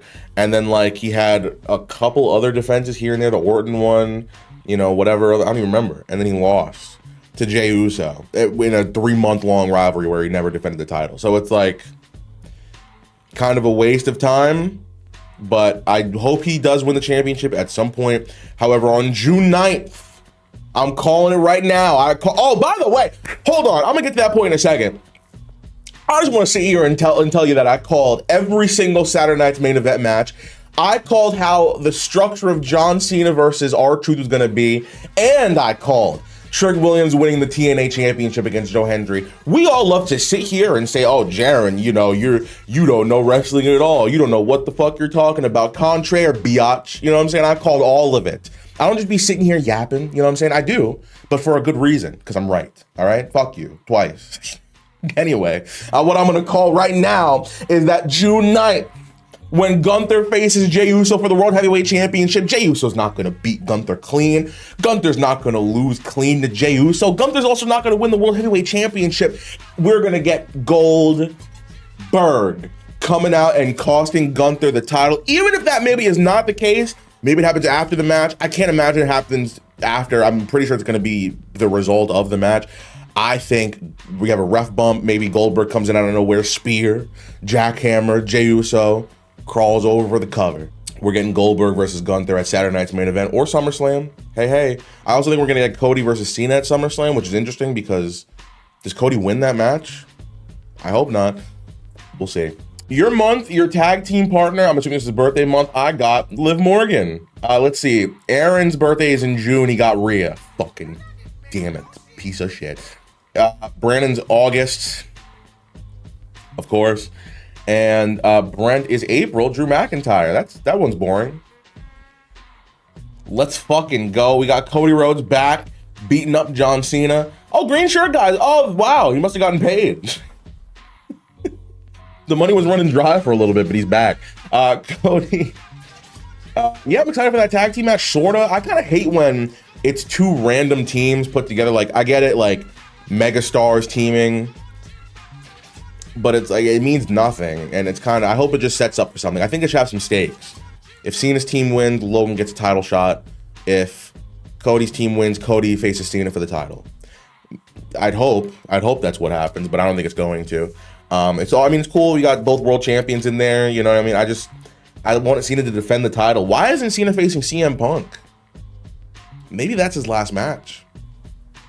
Damn, I think Cena's last match is against Cena. If it's not Cody, because it looks like, they're feuding now, which I'm assuming is going to lead to SummerSlam.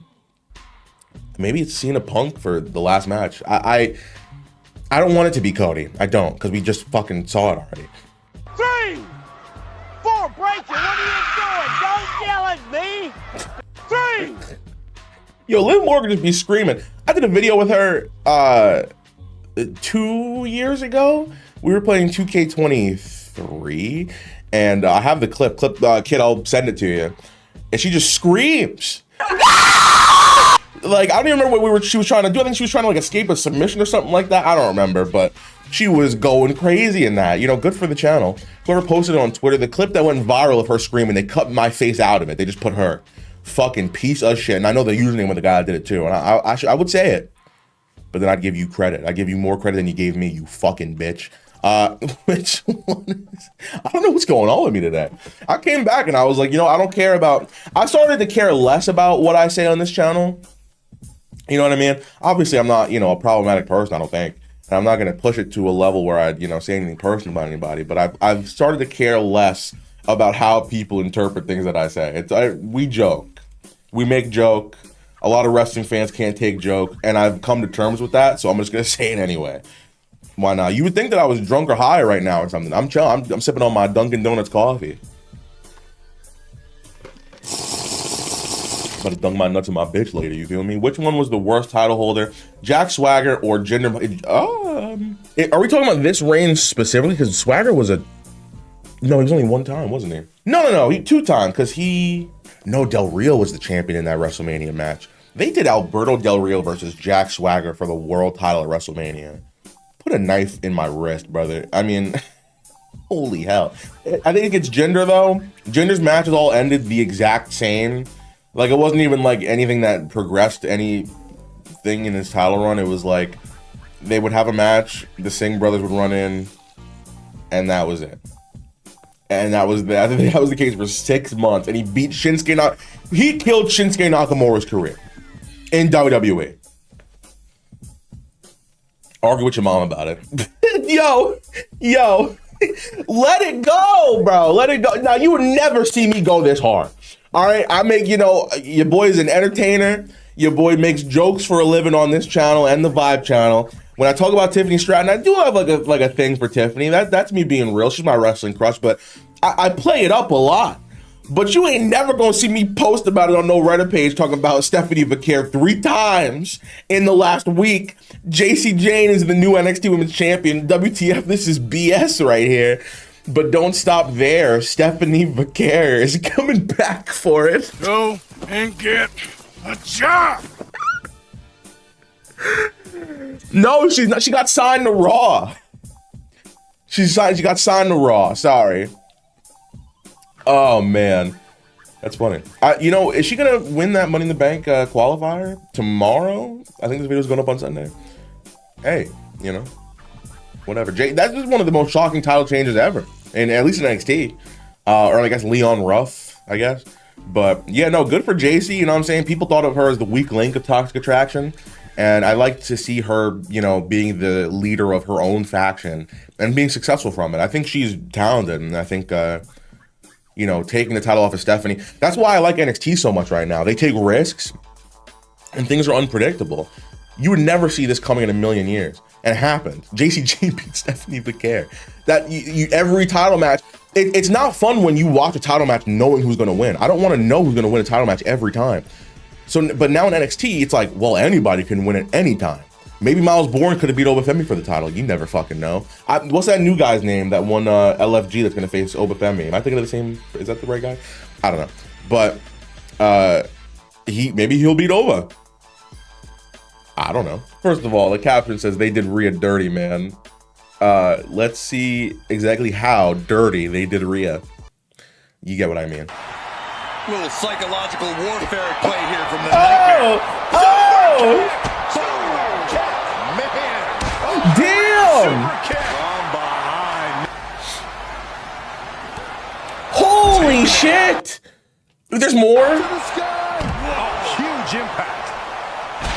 Yeah, well, there you go, Jay. Twitter's gonna love that one. Man, what did Rhea do? We got 2 Brent Oakleys in the building beating up women. I can't stand it. I'm a woman beater. Don't clip that. I'm a woman. Wow. Clip it. Out of context. Oh my God. Oh my goodness. Yo, new refrigerator. I get it. I understand it. You know what I'm saying? This is not the way to reach out to her. You know what I'm saying? I sometimes think if Tiffany Stratton's ever seen my content, because I'm like, man, like that would suck. Because if I ever go up to her and she's like, oh, I know you, I'd be like, fuck.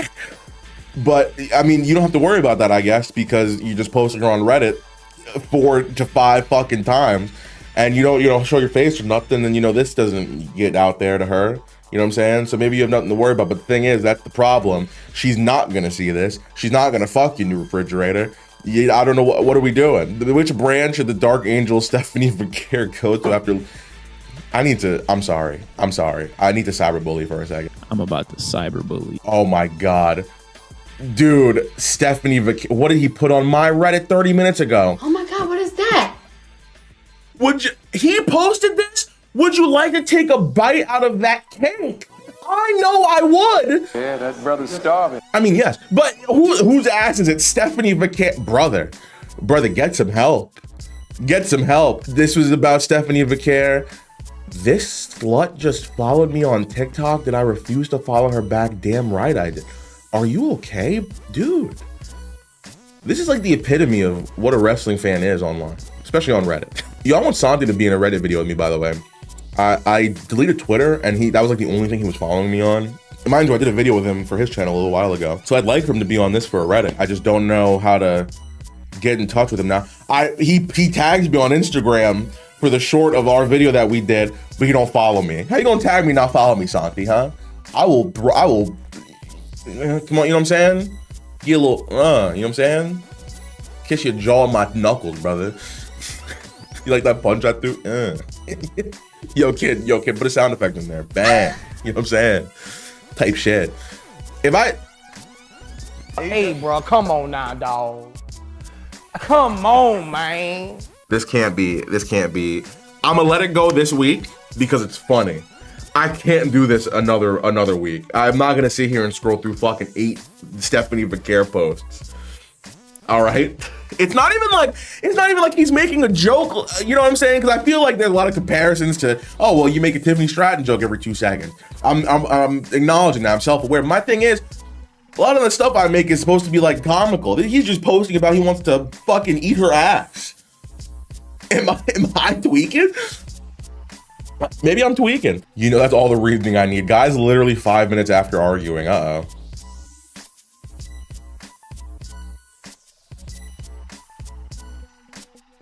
Well, okay, I figured that was where it was going. Okay. I mean, yeah, if I got my ass kicked by somebody 18 times, I want him to be on my team because I know that, like, he's a good fighter, you know what I mean? However, Seth did beat him for some reason. Oh, here we go. There it is. Wow. When will Bailey return? Money in the Bank? Oh, it's in California. She's from there, not from LA, but she's from there. Maybe she'll, you know, yeah, maybe TKO wants Becky to be the Women's Intercontinental Champion, so the SummerSlam match between her and Bailey can have some stakes because they love doing women's matches only when there's a title on the line. Except Naomi and Jay, which I will give them credit for, but yeah. Maybe Money in the Bank. That's my assumption because I think she has to insert herself into the Lyra and Becky match somehow. Or Lyra and Becky storyline somehow. Oh, you posted something fucking that was normal. Cena is white. You know what I'm saying? I came back tan, so I can talk my shit. You know what I'm saying? But Cena, this is a white man. It seems like he got whiter as time was going on. What happened, John? When he fucked Amy Schumer in that movie, it sucked up all the melanin he might have had in his skin, and then we left him with this. Like a vampire. Amy Schumer, she be sucking souls. Ask Dolph Ziggler. All right, welcome back, my champion, Cody Rhodes. Yeah, dude, it's exciting that he's back. Hopefully he doesn't get booed this time. That'd be cool. Is Jeff Hardy in your Mount Rushmore of male wrestlers? In terms of personal favorites of all time, probably. But like an objective list, I don't know if we could put him on there. One of the, in terms of craziest wrestlers of all time, he's up there. We gotta put Sabu on there probably. You know what I mean? Damn, who else? Oh, Mick Foley. There you go. And then you fill in the blank on the last one. Bro, what is this game? Show Punk how to finish. Yeah, I remember this one. I remember seeing it before I actually played it. In the game. And I was like, that can't be real. Then I saw it and I was like, oh, that's real. Show Punk, you could have said this any other way. Show Punk how to finish. You know what this reminds me of? I got a story for you. I'm talking to a 2K developer when we were going over 2K25, and I was talking to him about the submission system. And me and Aaron were like on stage, and we were like, yeah, we're not doing submissions. Like we were doing in the finals of the tournament they were doing. And we were telling the people on the microphone, like, yeah, like, because it was in front of everybody, like all the content creators and stuff. We were like, yeah, we're not doing submissions because fuck that. We're not doing submissions. Like, that's trash. We're doing gentleman's rules. And the developers were like, oh, why don't you want to do submissions? Like, you don't know. And I was like, well, it's an auto win every time. You go down in health and it's like, regardless of what's going on in the match, you can just lock one in at any time and then the match will just be over. That's an auto win. It's no way to get out of it. It's better with the wheel now, sort of, but it's kind of more or less the same thing. I feel like there should be some sort of a better mini game to get out of it. And he was like, well, why do you think that is? What? He was like, do you think that's because of the health, or do you think it's because of the user tapping the buttons? And I was like, and I didn't know how to answer that question. I was like, I don't know, maybe both. I don't make the game, you do. He's asking me, he's like, well, why do you think that, it's like an auto win like that? Do you think it's because of about the user tapping the buttons, or what, how they're controlling the minigame, or do you think it's the minigame itself or the health? What? That is not my question to answer. The fuck? Sorry. Like, am I being too harsh this video? I feel like I've been bullying people and making a lot of, kid, am I doing all right? It's been a week since I've recorded anything. Maybe I'm just getting back into the fold. Hey kid, you know what? Break up the flow a little bit. Make the people happy. Why don't you throw in a meme that you like? Just any meme, any fun wrestling meme. You like this? You know, I like to get my editor involved more often. Yo, kid, here's the. Go ahead. Ready for this? Here's the worst match of the year so far. Boom. Here's the best match of the year so far. Here's my bank details. Boom. You know what I'm saying? I like to get the editor involved every now and again. Yes, I do like playing with myself. Hey, yo. Oh my God. What the fuck are we talking about? I think it's a completely natural habit. It's something that everybody does and very few admit. I'm confident to know that I know what it takes to make myself happy. And I enjoy every second of it. 13 seconds at a time. I thought it was going to be like a setup for something else. Like, oh, you thought I was talking about jerking off? No, I'm talking about this. He's talking about jerking off. Whoa. John. Yes, I do like playing with myself. Who doesn't like playing with themselves? You know what I'm saying? Like, if you do it, why would you do it if you didn't enjoy it? Like, oh, here we go again. That's not what you do it. Yeah, I mean, if you do it, you like it. That's the point. What the fuck was this video, bro? No meme, no question. Just hope y'all have a good day. I'm gonna get the fuck out of here. What the hell? You know what's crazy? I saw his back and I was like, oh, cool, R-Truth's back. Because, you know, it's easy to tell when you got 3 fucking black people on the main roster. That's not true. There's 3 on Raw. Let's see. Carmelo, Jade, Bianca, Street Profits. You got 8. Naomi, you got 9. Medium, 10. Bang. You got 10. All right, maybe I'm being too harsh. You got 10 black people on the roster. Dude, R-Truth's back. Let's see it. Big pop for R-Truth. And you know what? I'm so happy that R-Truth is back. And what I'm about to say is going to make it seem like I'm not. But I just want to let you know, this has nothing to do with R-Truth. But I was watching the post-show of Money in the Bank. Mind you, people are talking about this. This is nothing new. I just need to give my 2 cents on this. Triple H has the nerve to walk his big bald ass on that post-show. Mind you, everything I'm about to say is my opinion. Can't sue me. Haha, you know what I'm saying? But Triple H goes in the post-show and he literally prompts. He gives the prompt out for people to ask him about R-Truth. He goes, I'm sure you guys are going to ask me about R-Truth, so, you know, let's get into questions. And somebody literally goes, cool, hey, so what's up with the R-Truth stuff? And Triple H goes ahead and talks down to this reporter. He goes, oh, I love that question. What, you enjoying the show, huh? All part of the show, buddy. Shut your bitch ass up, Triple H. It was not no part of no damn show. R-Truth was released by WWE, or his contract was not being renewed by WWE. If you choose to believe otherwise just because Triple H said so, you're a fucking mark. I'm sorry. Where's Carlito then? Okay, it's a work. Fine. Where's Carlito? I'm sorry. So if we were doing we want Carlito chants instead of we want truth chants, you telling me they still would have brought R-Truth back because that's just part of the show. Cool. Where's Carlito? Oh, I'm sorry. Was he just this is a real release, but R-Truth, this is the fake one. Eat my dick. What are you, like, you're insulting the audience's intelligence constantly. And I hate it because Triple H, when it makes him look bad, he refuses to give it any attention. But when it makes him look good, he'll fucking talk about it for 10, 15 years, bro. It's funny because the fans hijacked, I don't like using that word, but hijacked the show. And Triple H got so pissed about it because it was a him decision to release or not renew R-Truth's contract. And he's so pissed about it that he won't really talk about it, and it's part of the show. But when they're actually hijacking a storyline that he wants to do, Cody Rhodes versus Roman Reigns from WrestleMania 40, oh, let's do a press conference. We're changing the storyline into something that I want to happen. We're going to do a press conference. Let's do a fucking documentary about it on the YouTube channel. Oh, it's going to be the main focus of everything because, oh man, the fans got it changed. Eat my dick. Bro, I hate the fact that WWE is where it is right now. Some of the booking decisions are really weird. They're insulting the audience's intelligence by making us think that this was a work the whole fucking time. Like, if R-Truth faces John Cena at any point in the next couple of weeks, don't think it's because this was a part of a big storyline. That thing with R-Truth was supposed to be a send-off at Saturday Night's Main Event, but the crowd made them bring him back because TKO is being looked at in a very negative light right now by people, including me. I'm sweating. Let me tell you something about TKO, by the way. I go on WWEshop.com. Hey, maybe R-Truth got a brand new t-shirt. Oh, yeah, they do $45.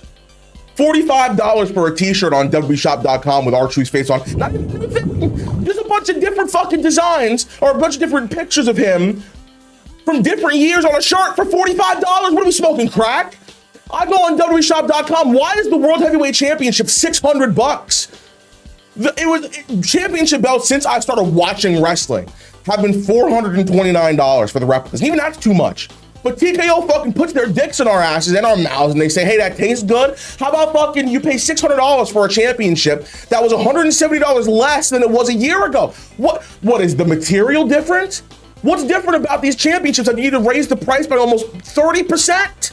What are we doing? TKO is a bunch of money-hungry fucking assholes. This was the largest all-time gate in WWE history, by the way. Money in the Bank 2025. The stat that they put up at the press conference, all-time gate for WWE. WrestleMania 41 was 2 nights ago, or it was 2 months ago, and it was 2 nights. But this was the largest gate in WWE history. I hate how they do that to you. They do, hey, we're setting records as the biggest gate in WWE history. You know why? Because we fucking charged you $18 million for tickets.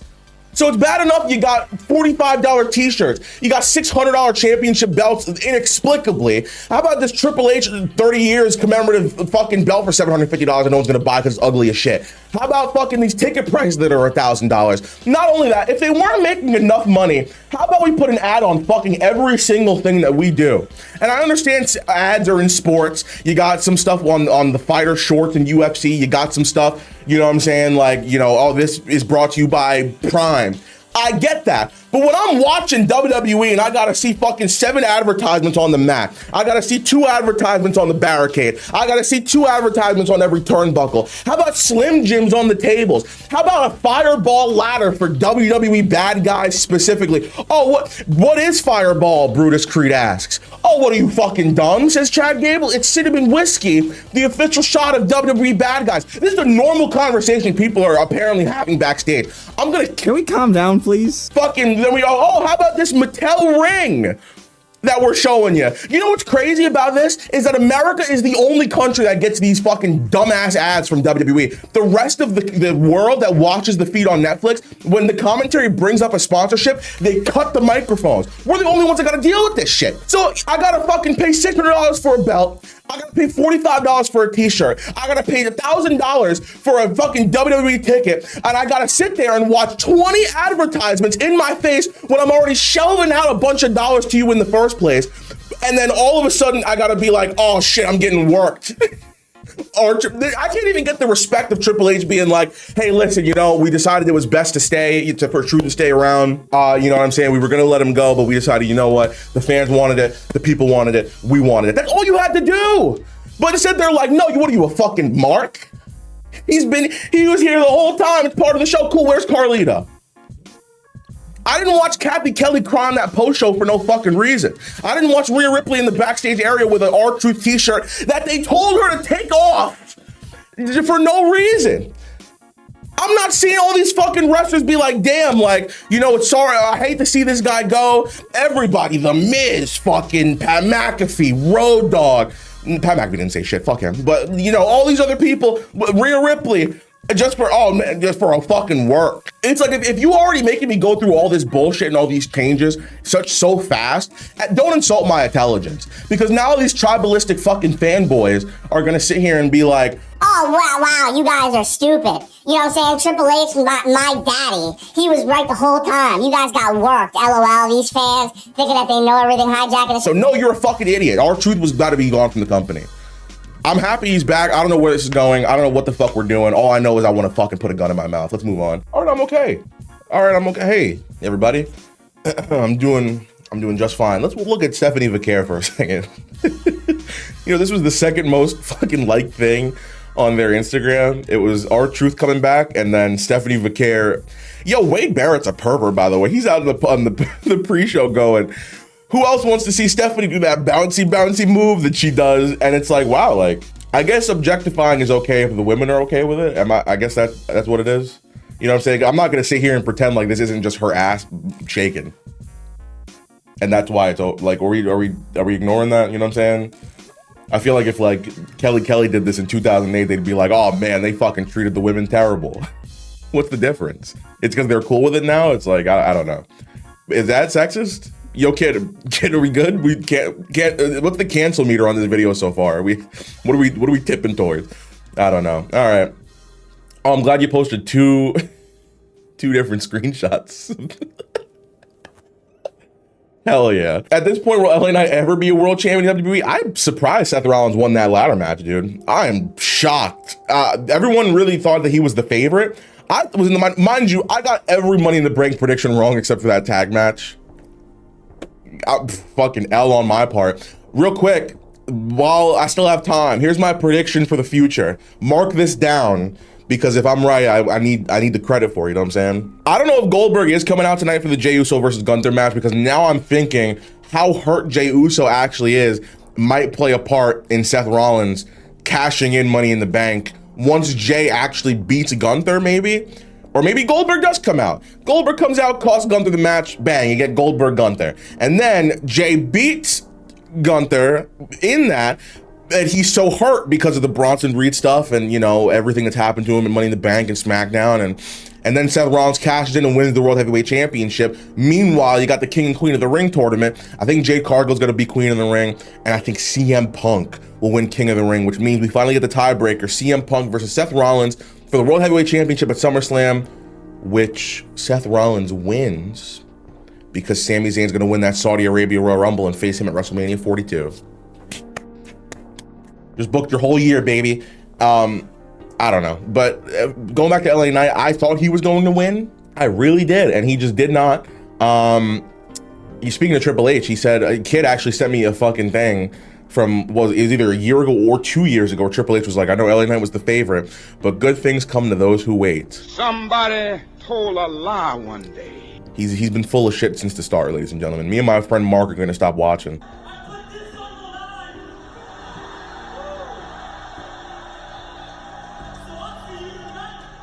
What the hell? That is such a random setup. Worlds Collide was weird. Yo, Conan's commentary was killing me, bro.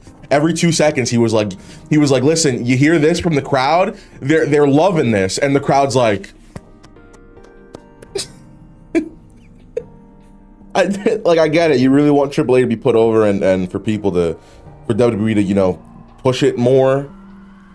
But you can't do it artificially, you know what I'm saying? Mr. Iguana, though, that man is over. Worlds Collide was good. The Gable match was awesome. The Fatal 4 was awesome.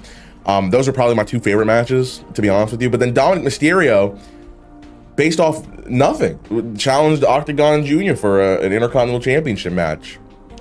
Cool, and then just beat him. You know, I don't... Is that leading to anything? I don't know. You know, we got another match on the show. Cool. No, hell yeah, brother. Naomi is Miss Money in the Bank. I'm actually very happy about this. I was convinced Alexa was going to win because I thought that she was kind of the only person to really set something up with a champion on television. But Naomi winning it is beautiful. I think Jade Cargill wins the Queen of the Ring tournament.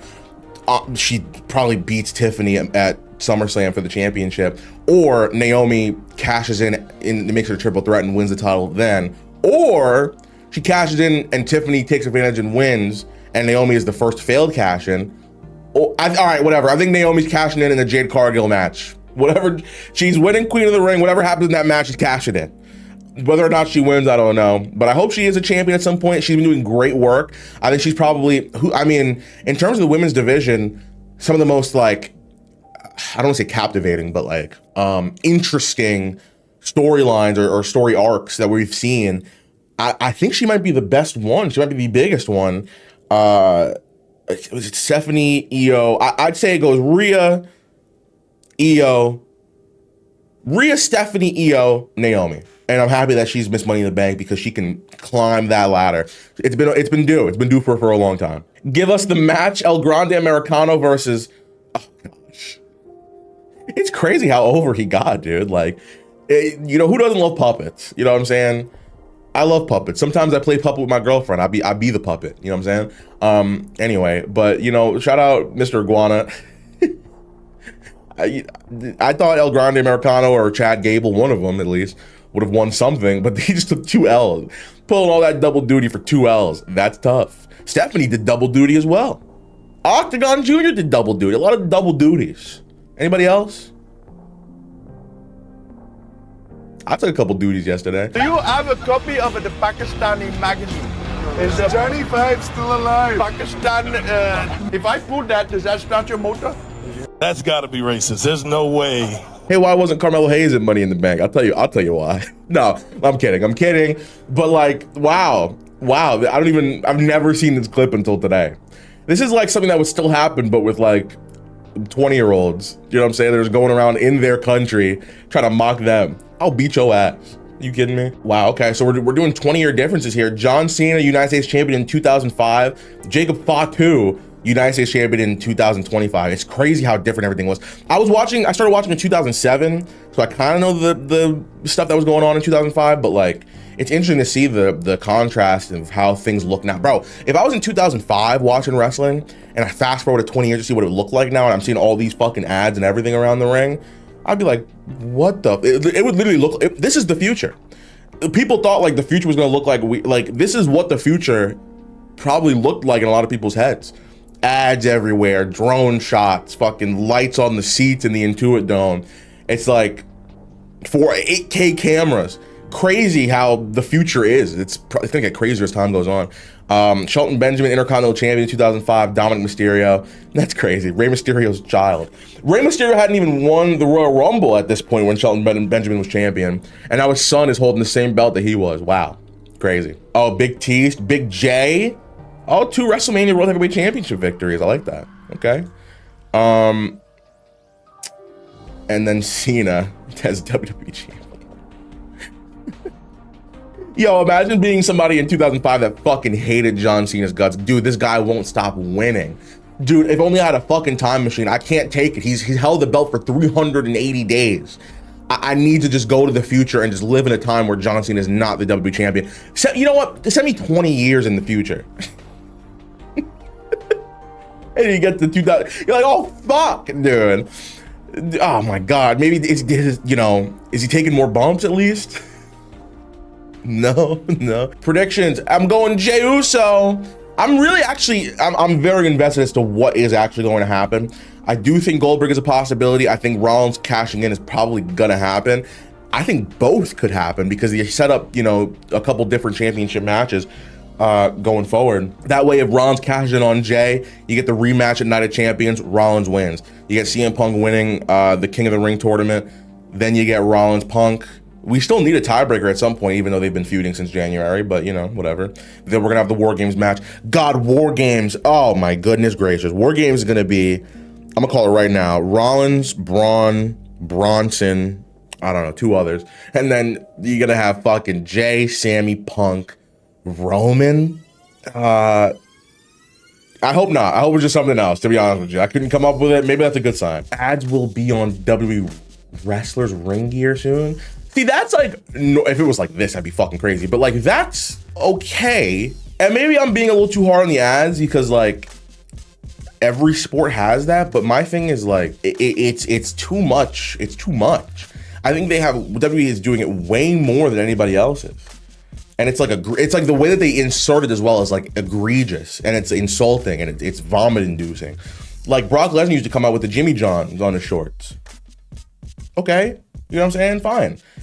It's different if you're wearing like longer clothes, but if you're wearing fucking something like what Sheamus wears, and instead of whatever his thing is, it just says like, I don't know, Pepsi or something like that, that'd be trash. That'd be so bad. A lot of Mr. Iguana love on this Reddit today. I only filtered by, if you posted a meme in the last week that got some love, sorry for right now. We're doing, from the last day, because Money in the Bank was, at the time of recording this yesterday, and we're trying to be, hip with the kids. Oh my goodness, nah, bro, Roxanne, you gotta bend the thing a little bit. That's all you gotta do. You just gotta bend the thing. Nah, they fucked that up twice. Ladder sandbagging them 2 different times. That's tough. They killed Rhea though in that match. I really enjoyed the men's ladder match way more than I thought I was going to. I literally thought I was gonna think this match was the banger and the men's match was gonna be like the shitty one. It was kind of the opposite. I wouldn't say this was shitty, but stuff like this, it's like, all right, I can't, bro. Hell yeah. 2-time Mr. Money in the Bank as well, man. Rollins, wow. That's again, I can't believe he's the only person to win it twice, besides Punk. and Carmella? Does that count? Is Carmella a 2-time Miss Money in the Bank? Cause like, or she just defended it once in a Money in the Bank ladder match. What happened there? Did she win it, get like vacated and then win it again? Or did she put it up on the line on SmackDown and then just and retained it? I don't know. Carmella's won 2 Money in the Bank ladder matches though. That is a fact. The moment we all waited for. Right. Sorry, it's a bad pick. Okay, you know what? He acknowledged it. You know what? You get an upvote from me.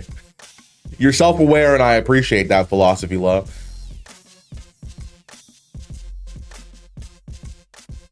Philosophy? Why do I feel like that's like I'm saying it weird? This was 5-star match. This match was really, really good. Vikingo's spot in the corner. I don't even know if we could put a clip in of it, but if you could find it, you know what I'm talking about. Him like, that was weird. That was a little awkward. And then the funny thing is, everybody's in the ring at the end holding up Vikingo, and they're going, Mexico, Mexico, Mexico. And Javon Evans is in the back like, why was Javon Evans? Why was he there? Was he the only American face on, or non-Mexican face that was on the show? Or non-Spanish face that was on the show? Yeah, I guess. Or yeah, that's okay. Wow, damn. Oh God, stop willing to. We're memeing it into normality. All right, into normalcy. Whichever word works there, kid. Yeah. We're making this too normal because when this happens, people are gonna be like, "Ah, it's like how we said in the meme." No, do not let that happen. Boo. Boo. Seth Rollins during last night's SmackDown.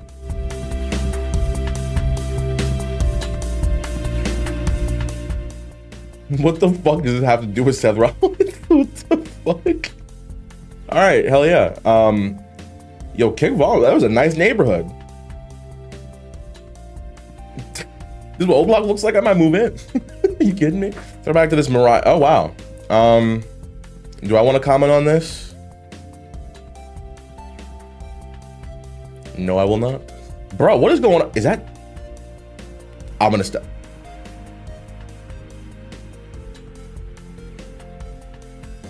I'm not gonna say a word. I'm not gonna say it. I'm gonna keep my cool as a professional, and you know what I'm saying? I'm a professional YouTuber, you know what I'm saying? I'm trying to be like everybody else. They gotta keep their cool and composure. So that's also what I'm gonna do here. I'm gonna keep my composure. All right, we're gonna move on. Me and the gorilla after I turned heel and helped him take out another 99. I'd take a gorilla myself. I beat him up. I'm sorry. You put me in there with one gorilla, I'm walking. I'm winning. Give me 5 minutes. That's all I need. Give me 5 minutes. I'm whooping that gorilla's candy ass.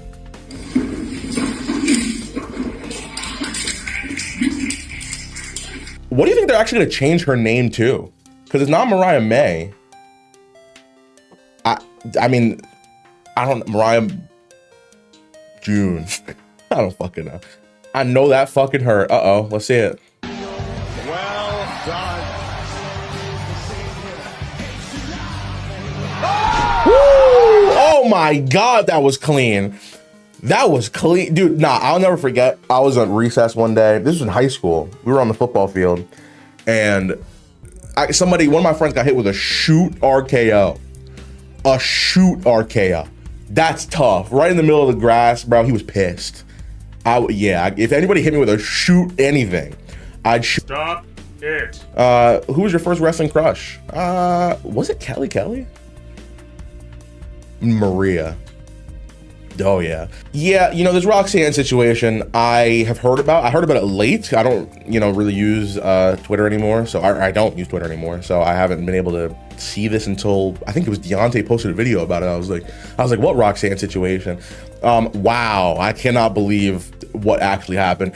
I would have been scared as fuck if I was her to walk out on SmackDown. That was the day that dude was talking about. Good for her.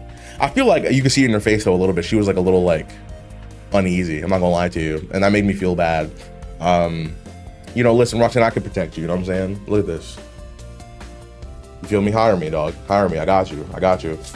They're doing it with Dominic too. This is just like an attention grabbing, like stupid ass fucking thing. We need to start tracking IP addresses again. When people stop doing that, huh? Why did that culture go away? Bring that back. Get this guy, huh? We'll hang him up. Anyone else? As a kid, I always thought these four sang their own WWE theme song. Not only that, bro, I thought that was like I thought that's what it was. I thought Jeff Hardy was in there talking about like no more words or whatever. I thought Batista was in that bitch like, yeah. I was like, yo, these guys, to be a wrestler, you must be able to fucking sing your face off. Like, damn, you know. Big Show, definitely, bro. Yeah, I can't believe it's real people. But the thing, I wonder if that's intentional. It's like I could picture each one of these people and like even some other people back in the day like singing their own. I guess because John Cena, did he ruin it for everybody? I don't know. Nah, Triple H. No. I did think that. I did think it. He does this every week too. I'm not hating on Jay. No, I'm not hating on Jay. I'm just fucking tired of this BS. Huh? You see what I'm gonna do to you, Moose? What I'm gonna do to you?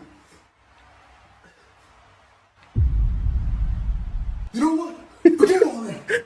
What I got for you is 4 letters, 1 word.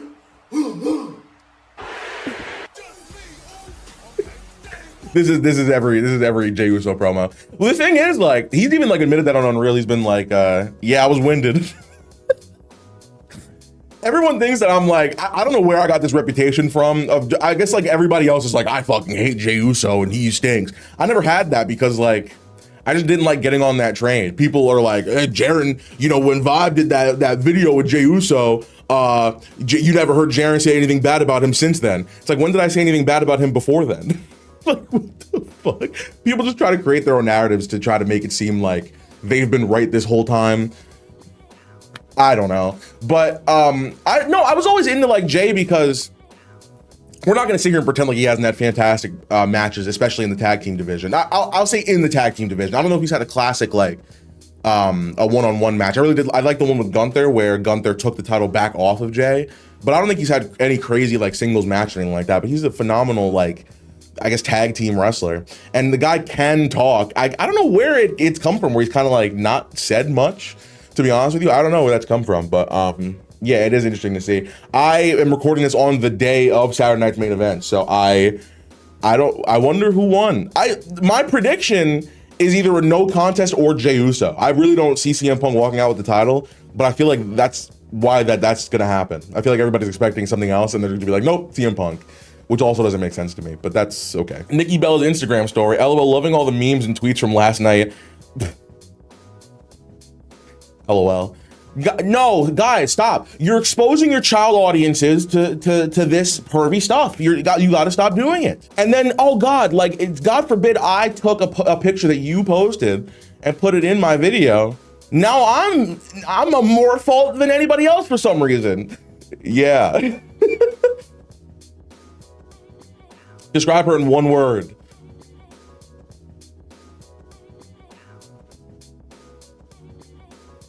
All right. Wait. That is a child. Wait, hold on. Wrestling. I don't like where this is going. Wait. Oh, the wrestling couple. I see. Okay. Is that Wheezy Blonde?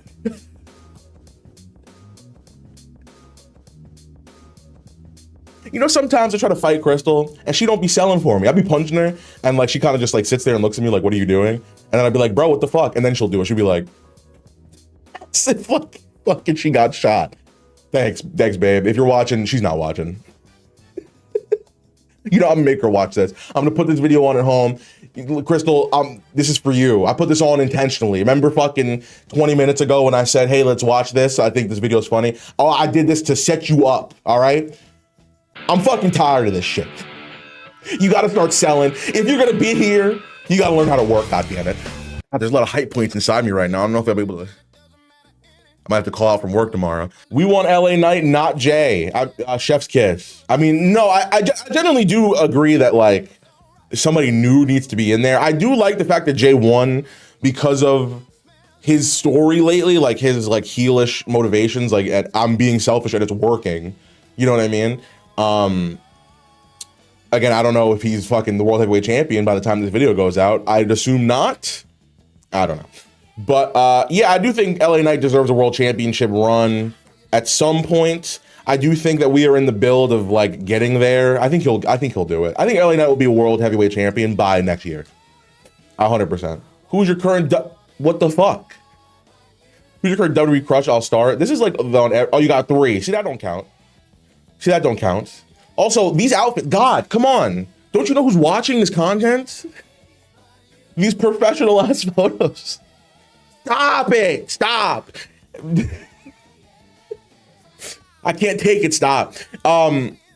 Sure. My crush is, Ren Sinclair. Show us all your WWE inspired Halloween costumes. I read that completely out of order. Good God. Show us all your WWE inspired costumes or Halloween decor in the comments below. Oh, dude, let's look at some WWE Halloween costumes. Holy cow. That not Kane is jacked. Oh, yeah, I guess so. Who is that? Oh, is this the, he's got a mask on. I literally have no idea. Wow, there's a lot of Paul Bearer costumes this year. What the fuck? Who is this? Seems like a selfless man building orphanages for children. That's fire. That's fire. Imagine having to be the Paul Heyman. Oh my God. I would, yeah, I'd like to be the Seth, you know? Spam? What? No, it's a good costume. What the fuck? Everybody's either Mankind or Paul Bearer. I saw Jameer Gibbs dressed up as Jeff Hardy. I don't do wrestling costumes ever. I was John Cena when I was like 8. I don't think I've done any other wrestling costumes besides that. It's like, the thing is like I'm like a big guy, you know what I mean? So I feel like if I dressed up as like Seth Rollins, it would look weird, like visually, you know what I mean? Like I also don't want to dress up as like a big guy wrestler because like I'm more than that, damn it. You know what I mean? So I'm stuck in a place where I'm like, damn, I dressed up as Santa 2 years ago because I thought I'd like, I don't know, like stop taking myself so seriously. I still have the costume, I guess, and then I dressed up as Mickey Mouse the year after. Mickey Mouse is my favorite costume I've worn. Hey, so word around the block is that you've been talking to my woman. You've been talking to my girl, okay. That's all right. You should listen in the clubhouse. You know, in the clubhouse, we don't play that shit. You feel me? Hold on. Don't make me get hood on you, bro. All right, you feel me? God, I don't know if I'll be able to push all these hype points out of me in time, dude. What if somebody walks in? Also, big announcement, the 30-man content creator Royal Rumble that I did a couple of months ago, you guys have asked for it, so we're gonna be doing a gauntlet match. I'm putting those same 30 content creators in a gauntlet match. Last year, Brandon was number 1 and I entered at number 30 and I won and everybody said it was rigged. Which I guess I understand. I still stand on that. It was not, but we're going to do it again this year. And I'm kind of hoping I don't win. My guy is a fucking tank though in this game this year. So I think I got a good chance, even if I come in a little early, but you know, I'll be coming in early. I think I made that joke like a couple of videos ago, didn't I? That's sad. No more hype points, please. God, it's a sad day. It's a sad day to be a guy named Jared. Everyone in the front row let their intrusive thoughts win. Guys. Also, she shouldn't be wearing that, by the way. You know, kids watch the WWE. All right. Fuck. Oh, my God. Wait. Fuck. She should be, she might be women's champion by tomorrow. Shit. Jade Cargill might beat Tiffany. I actually think, like, Tiffany's reign is over. And I guess I'll watch it tonight. So, kid, I guess I'm asking you for a lot in this video, but I guess I'll record my reaction to, like, what happens in this match and I'll send it to you. I guess if we could leave a spot open for that, here's my reaction to whatever the fuck happens in the finish of this match. Wasn't that something? You're still champion, right? What? I don't know. Damn. Yikes. You know, this is what I get for filtering by the fucking week rather than like recently. I wish I had like a custom date on Reddit, like, oh, I want to filter from this day to this day. But no, you have to either do it by week or by day, or like today or by month. Maybe I'm not Redditing good enough. I don't know. How many people do we have in here, by the way? Can I see? I never checked the actual members on here. They also don't tell me anymore on the actual screen. We have 26.2 members. Hey, we're up 865 in the previous 30 days. That's hot. Hell yeah, dude. Thank you, everybody. Let's get to fucking 50 eventually. I guess we have been doing the Reddit videos for 2 years, huh? I started it February of last year. So like it's about to be 2 years in February. Holy shit.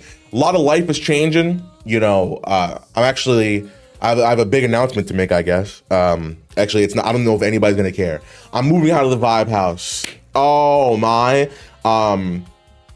I'm still going to be going to the Vibe House to film Vibe. That's not changing. So the Vibe House is still going to be a thing, but yeah, I'm moving out of it. So me, Crystal, and Astro are getting our own house.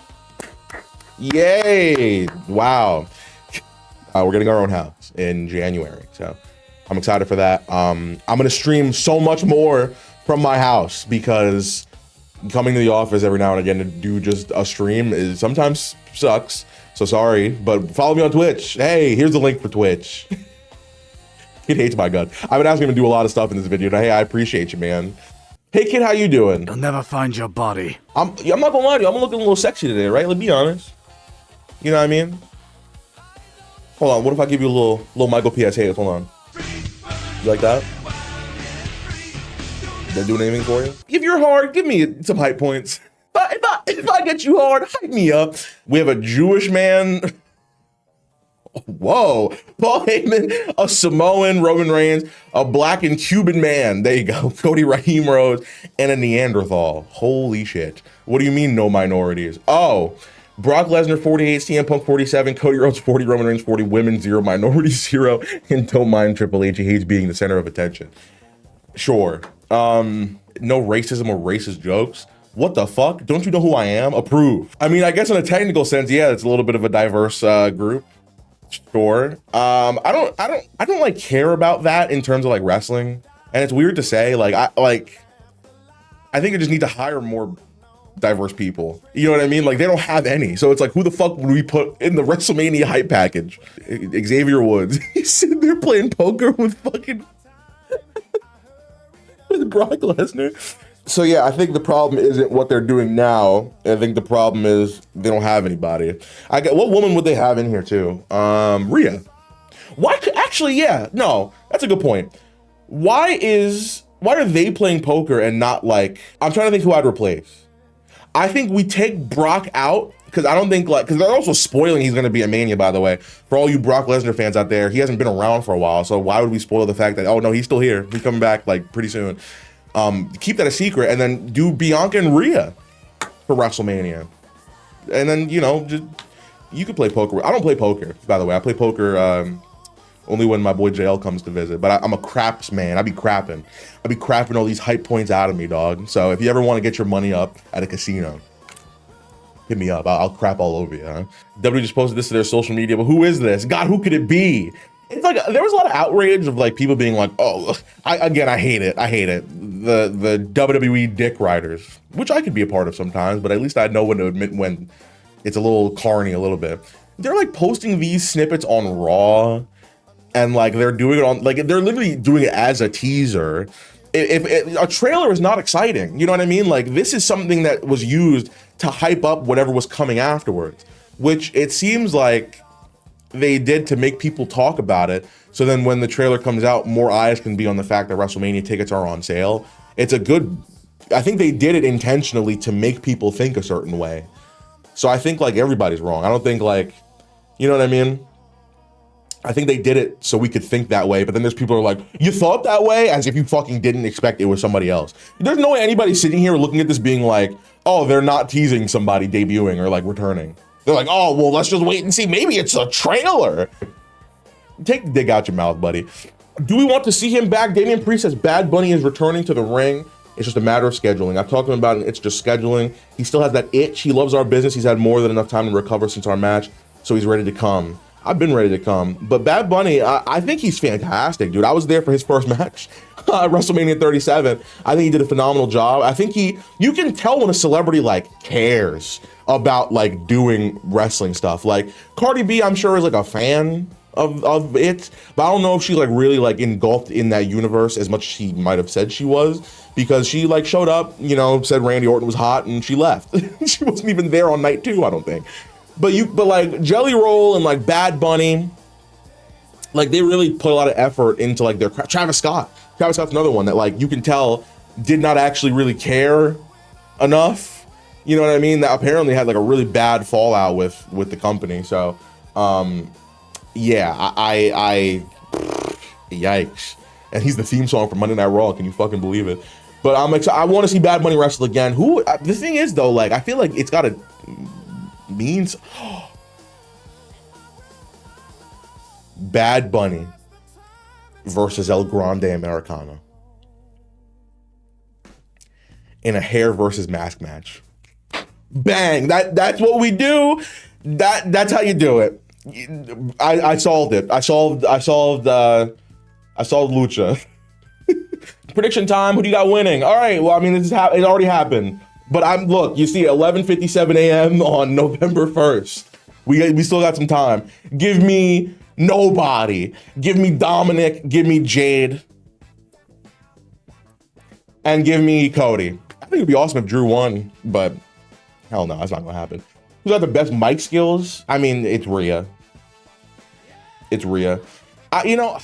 Honestly, both of their mic skills don't as much as everybody's like, hey, Jey Uso's a heat guy. I do think Tiffany Stratton is guilty of just saying it's Tiffy time over and over again. I think her promo on Jade, I think actually recently she's been doing well. But Rhea, it's Rhea Ripley. Come on. Who would be the best partner for Dirty Dom? Can we stop? Why? Come, guys. Oh. I never considered the fact that, the wrestling industry is such a horny place. You know what I mean? Some single, in-shape people all in the same locker room. Sometimes they're single. Sometimes it doesn't matter for some people, unfortunately. But I never considered the idea that dudes be kissing dudes. You think there's a secret gay love in WWE right now? Who's that? Who do you think it is? Oh, DIY. Oh, they fuck, dude. You can't tell me that they don't. Let me tell you this, you dumb son of a bitch. I will guarantee the world that I will beat your ass. Yeah, Mario Kart. I like Mario Kart. I be playing Mario Kart every now and again, but Mario Party. You don't fucking want this smoke in Mario Party. That's all I'm saying. Maybe one day I'll load up an online lobby on stream and I'll play against fans. But I'm telling you right now, Mario Party, I will fucking kill you in Mario Party. You will hate my guts. And you don't want this smoke. And no child is gonna make me feel no type of remorse for whooping that ass. I will take this size 16 boot. Hold on. This size 16 boot. Get a look at it. Get a look at it. Look at it. Oh my God. I'll take this size 16 shoe and fucking kick him in the face with it. I guarantee. You don't want the smoke with me in Mario Party. That's the moral of the story. Triple H passed across a knight statue in the WrestleMania Vegas teaser. And the tagline for the event is, it's anyone's game. Could this be Knight's Mania? Dude, you know what's crazy? Jey Uso was such an unexpected winner of the Rumble last year. I don't think anybody predicted him ever. I wonder if they're going to start doing that more, where it's like, we're using the Rumble to create a new star. And I like the format of the Road to WrestleMania, where it's like you have the Rumble, and then if you don't win the Rumble, now it's your last chance to get a championship match at WrestleMania, and it sucks way more the Elimination Chamber. I like that they don't defend the titles in there, because it's like it's like a Rumble. Like the Chamber is they're trying to make it mean as much as the Rumble. I like that. So maybe he wins one of those two things. If he wins the Rumble, that'd be fucking crazy. Perhaps I'll bet on that. I don't know. Oh, dude, give me the Ilya Dragunov United States Championship run is going to be generational.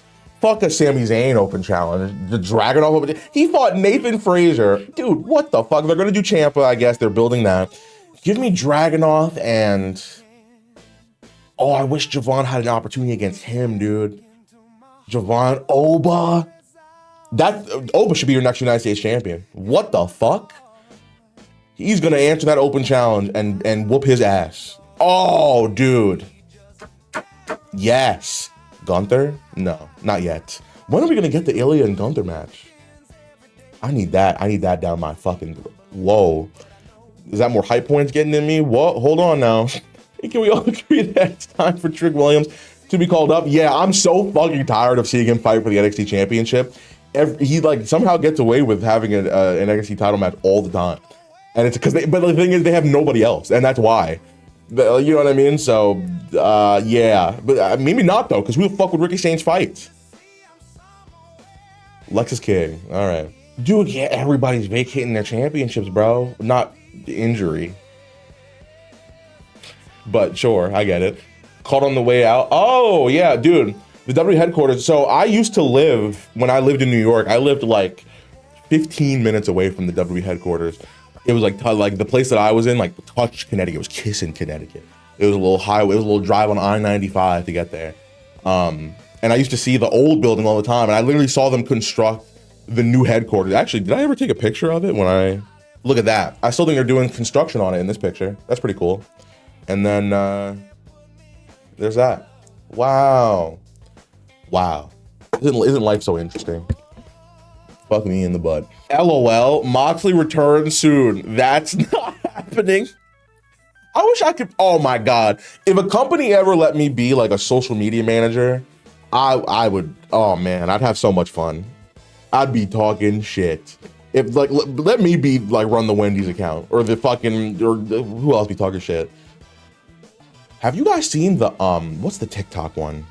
Oh, Nutter Butter. Yeah, what the fuck is up with the Nutter Butter TikToks, bro? Official Nutter Butter.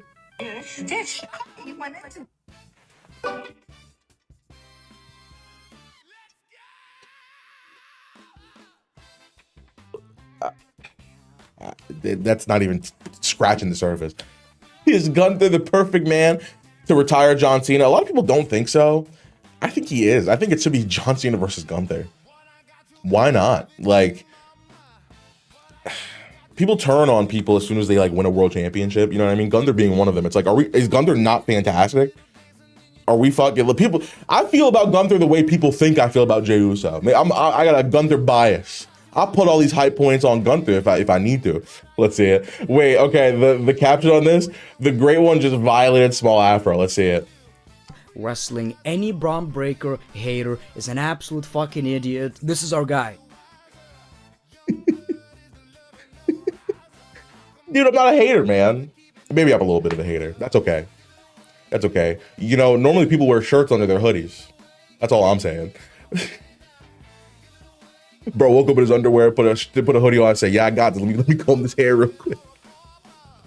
That's right. I see you, the great one, huh? The great one. Fuck you.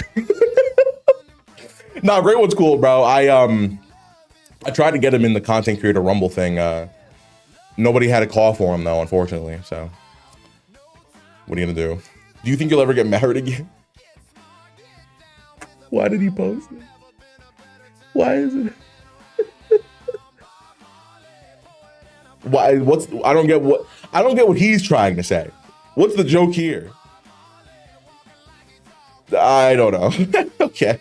You should play this game, Jaren. Trust me, it's a great game. I've been hearing this. I've been hearing people want me to play this a lot, actually. Hey, if you guys really want me to play this, put some high points inside me. Young Joe is legit small afro. Oh, God. Oh, just visually? I'm thinking he's about 10 minutes. No. Oh, is it just the way he looks or talks? I've gotten so many comparisons to people in the past about like who I look like. I've gotten fucking, the one I hate the most is Trippie Redd. Good God, I hate that one. Blake Griffin, I got that a lot when I was younger. I still get that every now and again. I've never gotten Samoa Joe before, but that's okay. I also feel like it's because of like me being bigger that like I look like some of these people, you know what I mean? I feel like if my face like slimmed out, which I'm trying, whenever that happens, I don't know. I feel like I'd look a little different than now. Let me try.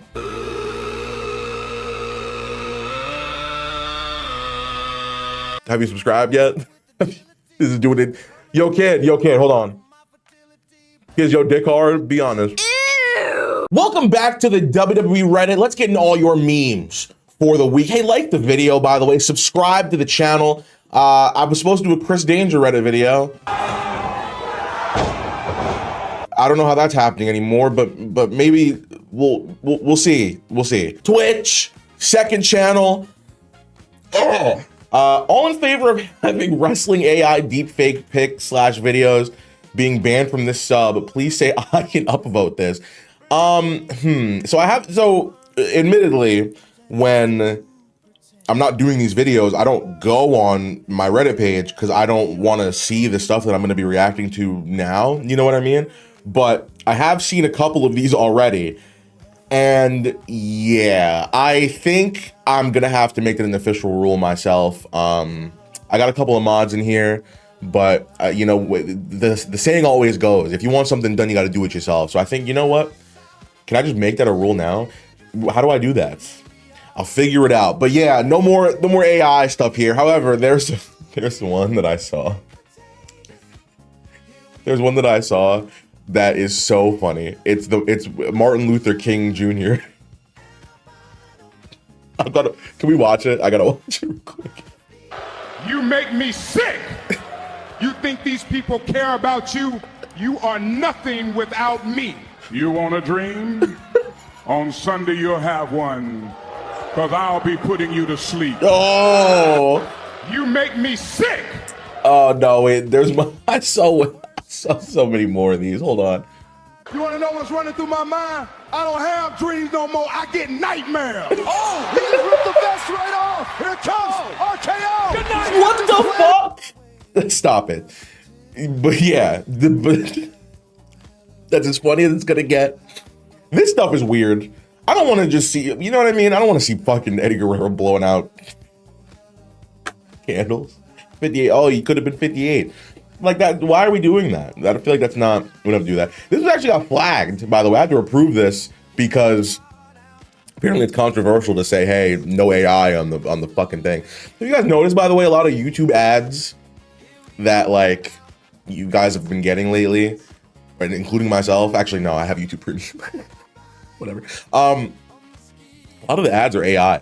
Like I feel like a lot of like brands get away with having AI commercials and not too many people notice because of how good it looks now. That's scary to me. So yeah, this stuff, I'm so cool on it. Like what? No, we don't need this. We don't need it. Io Sky and CM Punk. I said Io Sky and CM Punk. Like I don't fucking know Io Sky. Io Sky and CM Punk vibing on a yacht in Australia. Here we go.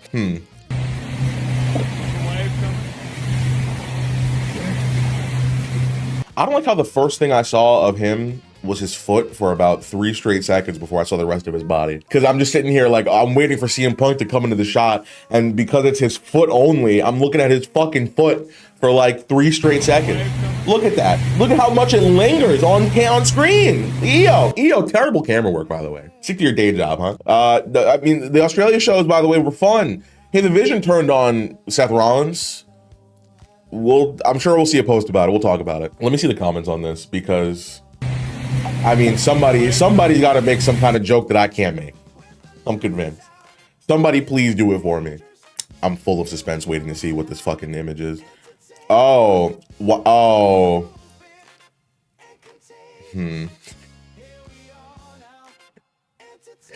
All right, I can understand like certain pictures or angles, but they're just on a. I don't think CM Punk's ever cheated on his wife anyway. I mean, I don't know, but I'd assume I'm like all the jokes that I make are jokes, but this shit is like this. You can't even make fun of this. Boo, do better. Can someone explain why Bianca's been out for 6 months from a single broken finger? It's been 6 months. I mean, how long do fingers take to heal? 12 weeks. Why is she not there? I mean, maybe everybody's different, you know? Well, that's actually a good question. What the hell? First of all, John Cena tore his pectoral muscle and was out for less time. Stop it. Stop it. We're not doing that. Oh, you be more like John Cena? Like, sorry. Not everybody's juicing, all right? Not everybody. Allegedly, and in the past, probably. Every now and again. A bone break could be up to 6 months in some cases. And she made to do some physiotherapy. Look at that. Yeah, Atlas LOL. You ain't no doctor, all right? You ain't no damn doctor. I don't know. Okay, I guess she's just injured. The finger couldn't bend. That's a problem. You know? I wonder if WWE's going to look down on her. I feel like they're the company that would be the type to be like, oh, like, you were out for 6 months from a broken finger. See you on main event, biatch. I hope that doesn't happen. But I wouldn't be surprised. No, Bianca's too big of a star to get like pushed down. I don't know. Look at Finn Balor. That's all I'm saying. Okay. R-Truth has traveled to Perth, Austria instead of Australia. Is this still funny? You know what I mean? Like, not to be a hater. I know that's like my thing. I don't like hating. I'm just telling you how I feel, and I get labeled as a hater.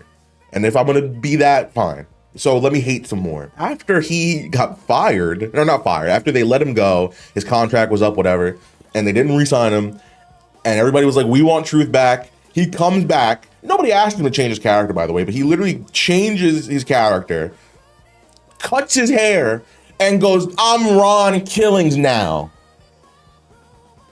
For 2 weeks. And then he fought Cena, and it was a no contest. And then he just went back to being dumb R-Truth. My bad, y'all. I went to Perth, Austria. We've done this joke fucking every international show ever. It's not funny anymore. I'm sorry. Like I thought we were going in a completely different direction. Like literally, I need everybody who literally went in my comment section and went online saying, "What are you guys dumb? The R-Truth firing was just a work." Because that, like, there's absolutely no way you're gonna sit here and tell me that you weren't just sucking the WWE chicken. You were sucking the WWE dong. The ding dong, trying to defend this bullshit ass thing that they did. They might as well have just kept him out of the company, bro. They brought him back to shut people up and try to get him good graces, and then they did something with it and then just dropped it completely. That shit is trash. And it's like, this is like, oh, we're just doing this again. Haha, hashtag WWE Universe. Who the fuck uses that anymore, Truth? Come on. Oh my God. Oh my God. Is this not okay? Is he not deadass just looking up there? Am I tweaking? Yo, Ava, me and Deontay talked about it last week. I'm sorry. I'm kidding. I'm kidding. I'm kidding. I'm kidding. It talks to me like the Green Goblin mask over there. Sometimes I gotta calm down. Tina hitting this had me in tears. Is this just text? Fantastic. Oh yeah, dude. All right, let's see a chopped up version of it, shall we, kid? Styles went for the phenomenal forearms. This match was fucking awesome. John Cena's had some banging ass pay-per-view matches, with the exception of one of them, in the last 4 pay-per-views. In the last 4 pay-per-views, he's had 3 hits, 1 miss. And man, we got 4 left. Tickets are on sale for his fucking last match, aren't they? Oh my God. I think I'm recording this on, I guess, yesterday from the time you're seeing this. I think the pre-sale's happening. Uh-oh. Look at this shit. So I'm sitting here looking at the tickets and I'm like, oh, okay, let's see. Last row, $400, yikes. But I mean, okay, like, it's still better than what I thought it was gonna be. I said, wait a minute, that's behind the stage. Uh-oh, what's like the last row looking at the stage? It's gonna be $500. Holy shit. What? I can't believe all these tickets are available actually still. Wow. That's not even floor seats. That's not even parallel with the ring. $3,000. What the fuck? How much is here? Why is it less expensive? What? Bro, for a level 100 seats, that's $3,000. I can't. What am I supposed to do here? This is gonna, and people are gonna buy this too, dude. I think it's like starting to set in on me now. Everybody thinks I'm this fucking rich person because I'm friends with Brandon. But like, I don't know if I can go to this. Oh man. Dude, section 415. It's the section all the way up. I had to send a screenshot because I stopped screen recording. It's $1,200 to sit in like the 10th row from the top. I can't bring Crystal. I can't fucking bring my New York friends. I'm in a group chat with a whole bunch of other content creators, and they're saying like they have to go. Like we're all going to be going together, and I don't know. I'm not spending $3,000 to have a normal seat. I'm not spending $1,200 to have a shitty seat. I can't. Oh my God. I'm not going to be able to see John Cena's last match, dude. They really knew what they were doing. Holy shit. And then even if I pay for the last fucking row, I'm gonna be the only fucking content creator that does that. And then I'm not gonna be able to sit with anybody like I fucking always do. I'm always sitting by myself because I'm always the one to be like, I'm gonna get these tickets,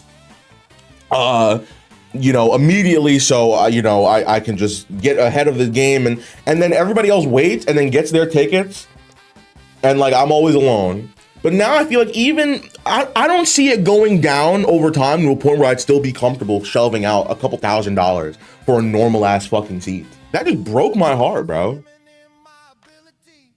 Damn, and I know, and like the thing is, like I know Brandon's gonna fucking be like down low.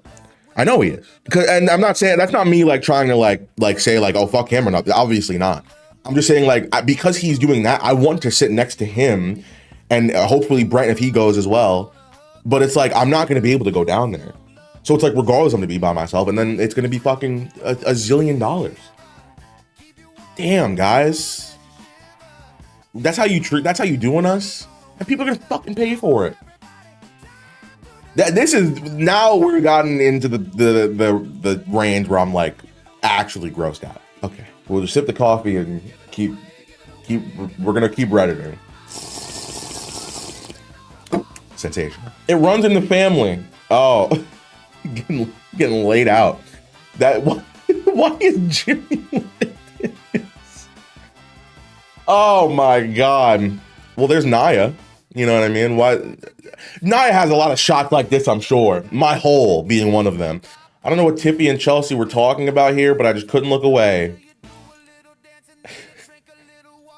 Why did they zip down? Why did they zip it down? I mean, I guess I know why. I just feel weird saying that because I feel like that's what all these guys on social media do. Oh, these women just want us to look at one thing, but I'm sitting here looking at this like, huh? I'm cool with it. Personally, I'm a big fan. You know what I mean? That's the greatest women's champion of all time right there. All right. Yo, how many? Every time Tiffany does anything ever, I get tagged fucking 15,000 times in it, including this. So I did see this.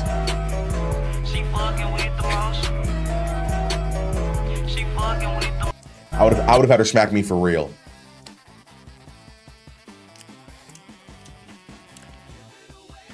That's what I would have done. I would have had her smack me for real. I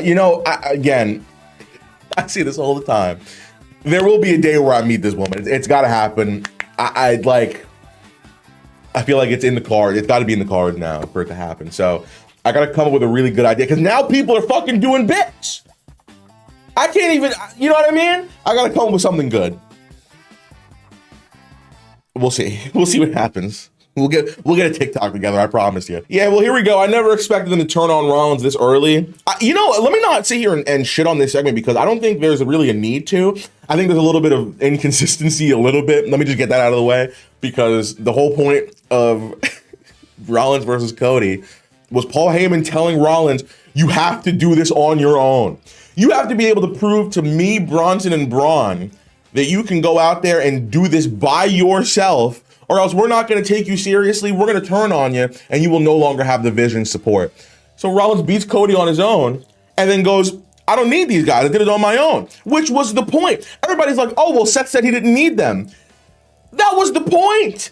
He would have had Braun and Bronson in his corner if it was up to him, but Paul was the one that convinced him to do it on his own, which made Rollins do it on his own, and they turned on him. However, I think this is a shakeup that WWE needed badly. I think this is a great move.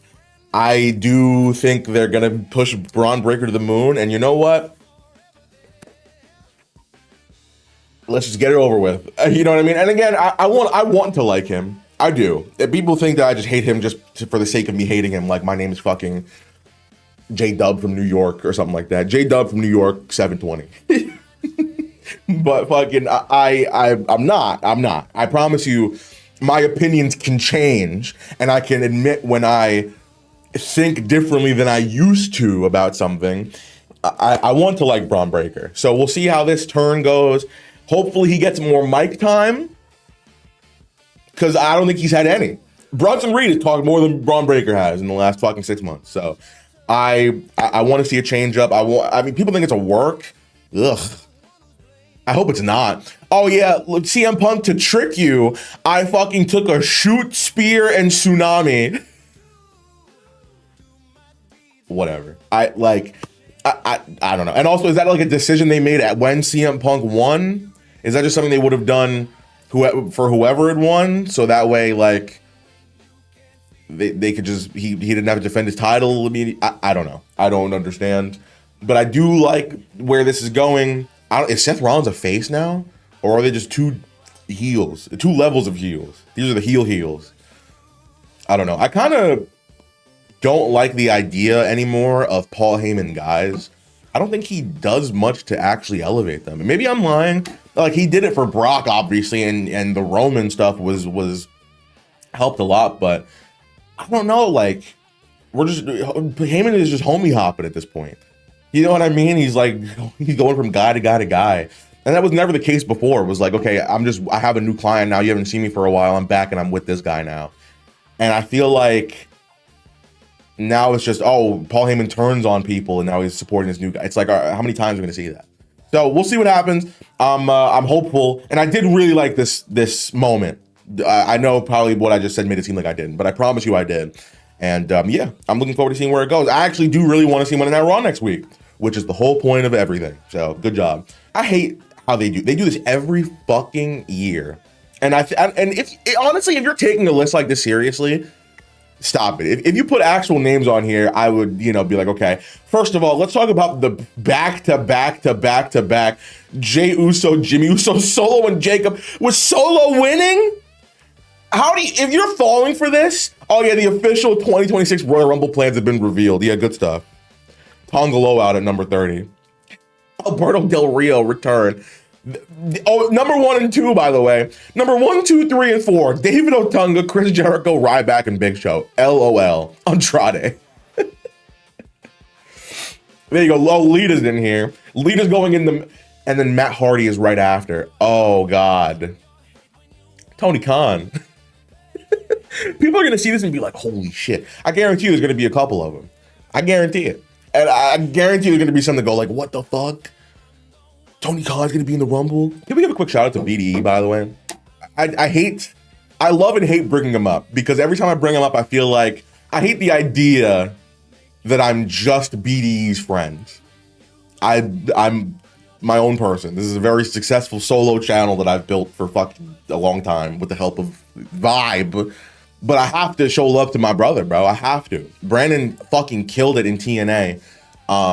Hitting that cutter on AJ Francis is so cool. Then he got super kicked by Nick Nemeth. I'm so proud of my boy, man. The work he puts in is unbelievable. Brent is gonna get his time as well. It's only a matter of time. You know what I mean? So yeah, I'm real proud of my boys. I really, really, really am. Dude, Brandon might get fucking like he could get signed immediately. How do you see that performance and how well that video did, by the way, of his entrance and stuff? How do you ignore that? And I feel like that speaks a lot of numbers. Dude, he's pulling Raw numbers. You know what I mean? Fucking, let me tell you, okay. Let's put it in perspective for just a quick second. Brandon's debut in TNA has 290,000 views right now. Let's compare that to what's happened on Monday Night Raw this week, okay? First of all, he's had more views than fucking literally everything on NXT. Everything. Lara and Bailey stuff, more views than that. Bro, the fucking Intercontinental Championship match, he's pulling the same numbers. How are we ignoring that? I think that speaks volumes. I think we got to sign this man immediately. Not like numbers mean everything, but to a company, oh, it sure does. And also, he's good. So let's take a chance on the boy. Where is AJ Lee? She'll be back. She'll be back. She held up the Women's Intercontinental Championship. I think she also signed a multi-year deal. She'll be back. 100%. WWE superstar LA Knight and his past as Dick Rick on Wrestler for Hire performing in homoerotic matches. Yeah, am I the one that's gonna talk about this? I feel like not too many wrestling creators talk about this thing. Okay, there's something called customs in wrestling where you can, like, I guess, order two wrestlers to do stuff. Some people pay more money and they'll have certain wrestlers be in weird positions, and that's like a fetish thing for people. And a lot of independent wrestlers do it. Brent and Brandon have never done one, I don't think, but I've not seen, but I know of a lot of wrestlers that have done this. Rollins has done it. I'm pretty sure Chelsea Green's done it. And here you see LA Knight. Not that you got to get your bag, you know what I mean? I'm sure they're making more money off this than fucking people are you know what I mean, are making money on most independent wrestling shows. So, you know, get your bag. I just don't know how you do that and move on. You know what I mean? You dressing up here in thongs and rubbing penis to penis, and you just put your clothes back on and move about your day. You know, credit where credit. I'm sure it paid off. It did. He's on Raw, and I'm sure people wanted him to go Raw. Okay, here we go. Io Sky, just because why not? I just wanted to say this in the last few years of Io Sky. Goon, you want to listen? I would never worship a woman like this. All right. I'm from the streets. And in the streets, we're all about fucking dudes, all right? That's what we're about. I don't want to hear no praising of no woman just because. Io Sky just because, why not? Man up, huh? Tighten up, blood. You feel me? Stop that, you're white. I'd never talk about women like this ever.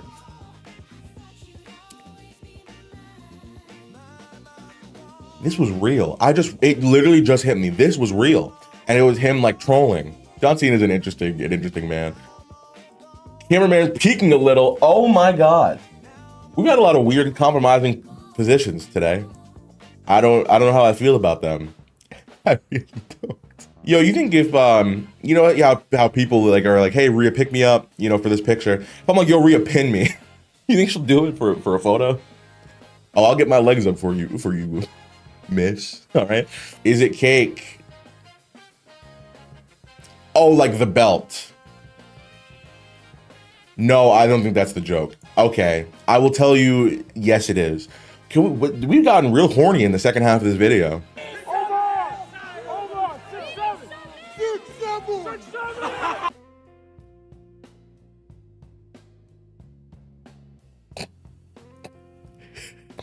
My mom's a teacher, and my mom, she goes, I was like, hey, Mom, how often do kids say 6'7" in your class? She's like, I can't take it. She's like, what kind of people just interrupt class just to shout out 6'7"? I wasn't even doing math. Yo, you guys are killing people, bro. And it's so like not funny, which makes it funny. I don't know what it is that makes me laugh about it. I guess that's the joke. I don't know. Holy shit. You know what? We've done enough today. We've done enough. And I'm a loyal man, Crystal. All right, you hear that? So we're gonna move on. We're gonna move on. Met my goat and some future goats. Who are the future goats? Oh, I mean, yeah. Who's on your Mount Rushmore of the greatest 80s to 2010s female WWE wrestlers? That's a weird way to frame it. I'm gonna take your word for it. I mean, this was when my era started. Is this fair? You're just putting the 4 horsewomen on here. I think we gotta replace one of them with Rhea Ripley. Oh, 2010. Let's see, who's Mount Rushmore for women in general? I'd have to put China there, right? Mount Rushmore, China. Rhea has got to be on that list. I think she's already done it to where it's not even a debate anymore. China, Rhea, Trish. It's one of these women for the last one. China, Rhea, Trish, Becky. That's my list. My goal is to be on the Mount Rushmore of WWE content creators. I think we're getting there. Hopefully, there's fucking a lot of us now, but you know, we'll get there. We'll get there at some point. You know what? This video's over. This video's done. Of course, that's the first fucking one you put in the folder, huh? You couldn't have put Drew first or Lyra or nothing or fucking. And of course, the best picture that you took out of all of it, you made sure to get the most professional shot, was with this woman. And what the fuck, by the way, all right? I have a very special guest with me today. Somebody I've actually been afraid to do a Reddit video with for a long time, but I have her here today. Somebody that's been on WWE TV this year more times than Roman Reigns. We got Wheezy Blonde in the building. Wheezy, how you doing? Hi. A good shout on me being on more than Roman. Is that a crazy stat? Isn't that, because I mean, they're showing the same, I think, video package for Raw and SmackDown, and then it happened multiple times this year, right? Yeah, they've been using the same footage over and over for different things. So whatever, thank you. Take my You know, royalties whenever. the one time I actually tried to get on WWE, we did the reaction thing one time. We filmed when AJ Lee came back because we figured, okay, we know this moment's happening. Oh, yeah. We'll be able to capitalize on it. And the time that we did that, they showed 0 content creators. So that was, I that was real I cool. didn't think they were going to do it anymore. I was like, yeah, they're done. Yeah, they stopped it for a while and then they brought him back. So I mean, we missed the window, I guess, but that's cool. So the reason I say I've been afraid to do a Reddit video with you for a long time is just because my Reddit can be very what's a good word for it? I don't know what the word is. Pervy. I'll say that. But let me not say pervy as in like it's bad. I think a lot of people just like sharing their Is it just like horn dog pervy or like? I'd say it's more pervy. Like what kind of pervy? It's like, hey, can you believe Io Sky's on this boat? You know what I mean? Like something like that. Or I don't really know what you categorize that. I'm sure it could go to everything for real, but hopefully we don't have too much of that today. Of course, I don't know if you know the context of Tiffany Stratton on this channel, but you know there might be some of her in there. You never know. But hey, you know, we're gonna get through it. We're ripping the Band-Aid off. I'm excited for this. Let's do this. I'm excited. Let's do it. The first one, it's actually, you know what, we're good. It's not too bad. We got John Cena and CM Punk signing autographs backstage. Is this last week? Yeah, that was wholesome. That was from one of their stories. I think it's CM Punk's story because I screen recorded it. It's so weird seeing them like do stuff like this backstage. I'm not gonna lie to you. The thing is, with like these autographs, with these autographs, I don't know, like, it doesn't feel like as good to me as if I had somebody just sign my own personal thing. You know what I mean? Oh, it's generic. It's almost like the ones that you buy off the cereal box. That's like the digital thing. It's signed, but it's not. No, absolutely. Doesn't mean as much. See, I have this signed Tiffany Stratton 8x10 on my wall here, but it's like there was like a whole stack of them when I got them. So I'm like, all right. So it's just one of 500. Yeah, I'm not special. You know what I mean? I'm not. Actually, does it say? Hold on, I'm actually gonna see how rare it is. I'm gonna check it out. Give me a second. Actually, no, I thought it was like a one of like 500, but it don't even have a number. That's how you know there's probably like 1,000 of them out there. But that's all right. Man, Cena's last match coming. Are you going? Am I seeing you there? I don't know. Oh, I still don't know. Okay. I still don't know. That's fair. Are you going to Survivor Series? No. Oh, damn. Okay, no, I understand. Listen, WWE's been... It's money. It's expensive. And I the way it's shaping up, I'm just like, I don't need to be there. I'm okay. But Cena's last match, definitely, maybe still. I was thinking about going to like Survivor Series, but yeah, you're right. It's like, first of all, California is on the complete opposite side of the country. Exactly, dude. Like, everyone's like, just drive there. It's on the other side of the freaking country. Yeah, I'll just hop in my 2-door Jeep and just, no. Doesn't that take like 2 days to get to California from here? Yes.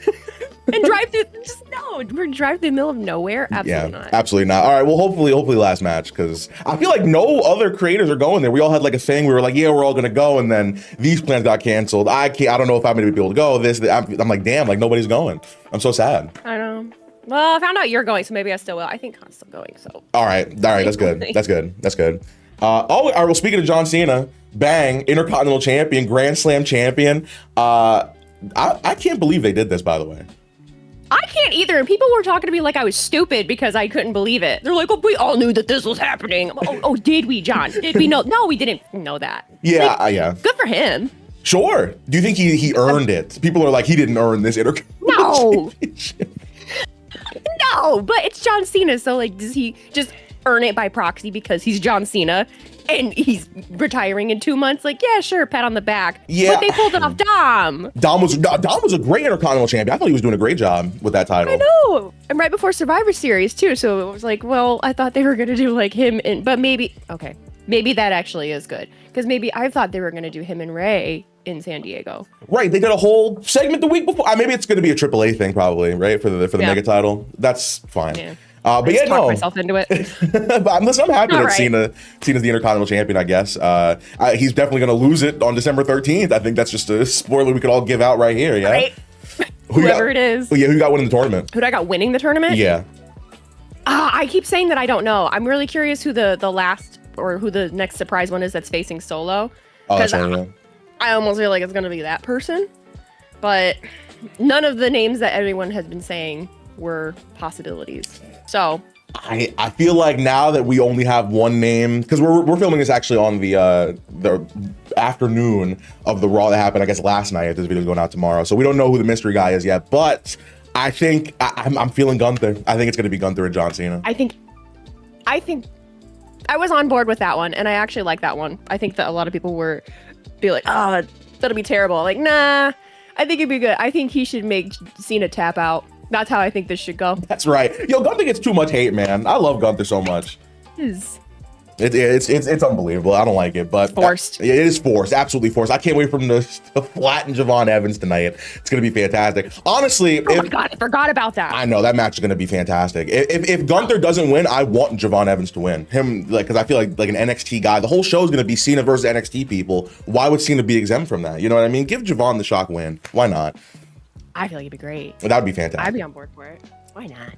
They're saying this got removed because no AI. This is an AI one, isn't it? He's holding Braun Breaker side plates. Why didn't you just have the actual picture of him holding the Intercontinental Championship? Neither of us even said anything about it either. But you could totally see his fingers look all goofy on the. Yeah, I don't even know if that's his hand. We have so many images of him holding this belt. Why didn't you just have the real one? Well, it does say, do we think he going retired with the title? So. That's right. That's the important question here. We talked about him winning. We talked about, him beating Dom. But do we think he going retired with the title? Is this? That's the real question. I don't think he going retired with the title. Damn. That's a hot take. I'm not gonna lie to you. What? Is that real? Chavo Guerrero is signed with WWE. Is that real? I don't feel like that's real. That was 4 days ago. I feel like I would have seen more about that. Yeah. Okay. Wrestling News Co. Absolutely not. No. Absolutely not. You No, I don't think that's real. This fake news is the fake news of wrestling. I see. Okay. You see, I completely scorched my Twitter earlier this year, so I feel like I'm missing out on a lot of current stuff. Whatever happened with Tegan Knox, I have no idea of the details of that situation at all. They've been talking about it all I have week. it and I don't get on. Well, I mean, that's fair. That's fair. Yeah, Twitter's weird. I used to really like going on there. I'm not gonna lie to you. I don't know what changed. Can you pinpoint the moment it changed? All of the people with brains left. You're not on there anymore. That's Okay, it. so Thank you. you're gone. Yes. And then we got a whole new generation of people that aged up and now have access to Twitter, and they ruined it. It's the most brain rotted. It's terrible. It's the worst. Yeah, and the thing is, I want to like a lot of the people on there, especially some of the specific Twitter accounts that will just be talking about wrestling. I know there's some big, 100,000 follower accounts, stuff like that just, they don't do any other content besides maybe just talking about wrestling on Twitter. I don't know. I just feel like because of the following that some of these people have, they have this big chip on their shoulder. What I say is the right thing. You know what I mean? This is exactly what it is. And nobody could tell me differently. And everybody has to agree with that person. That's I feel like the energy they're given. Exactly what it is. Yeah. It is. Yeah, I mean that's all wrestling fans, but I guess if you give somebody a big platform, they take advantage of it, I guess. I'm the best at everything. Well, good for you. Yeah, absolutely. Oh my God.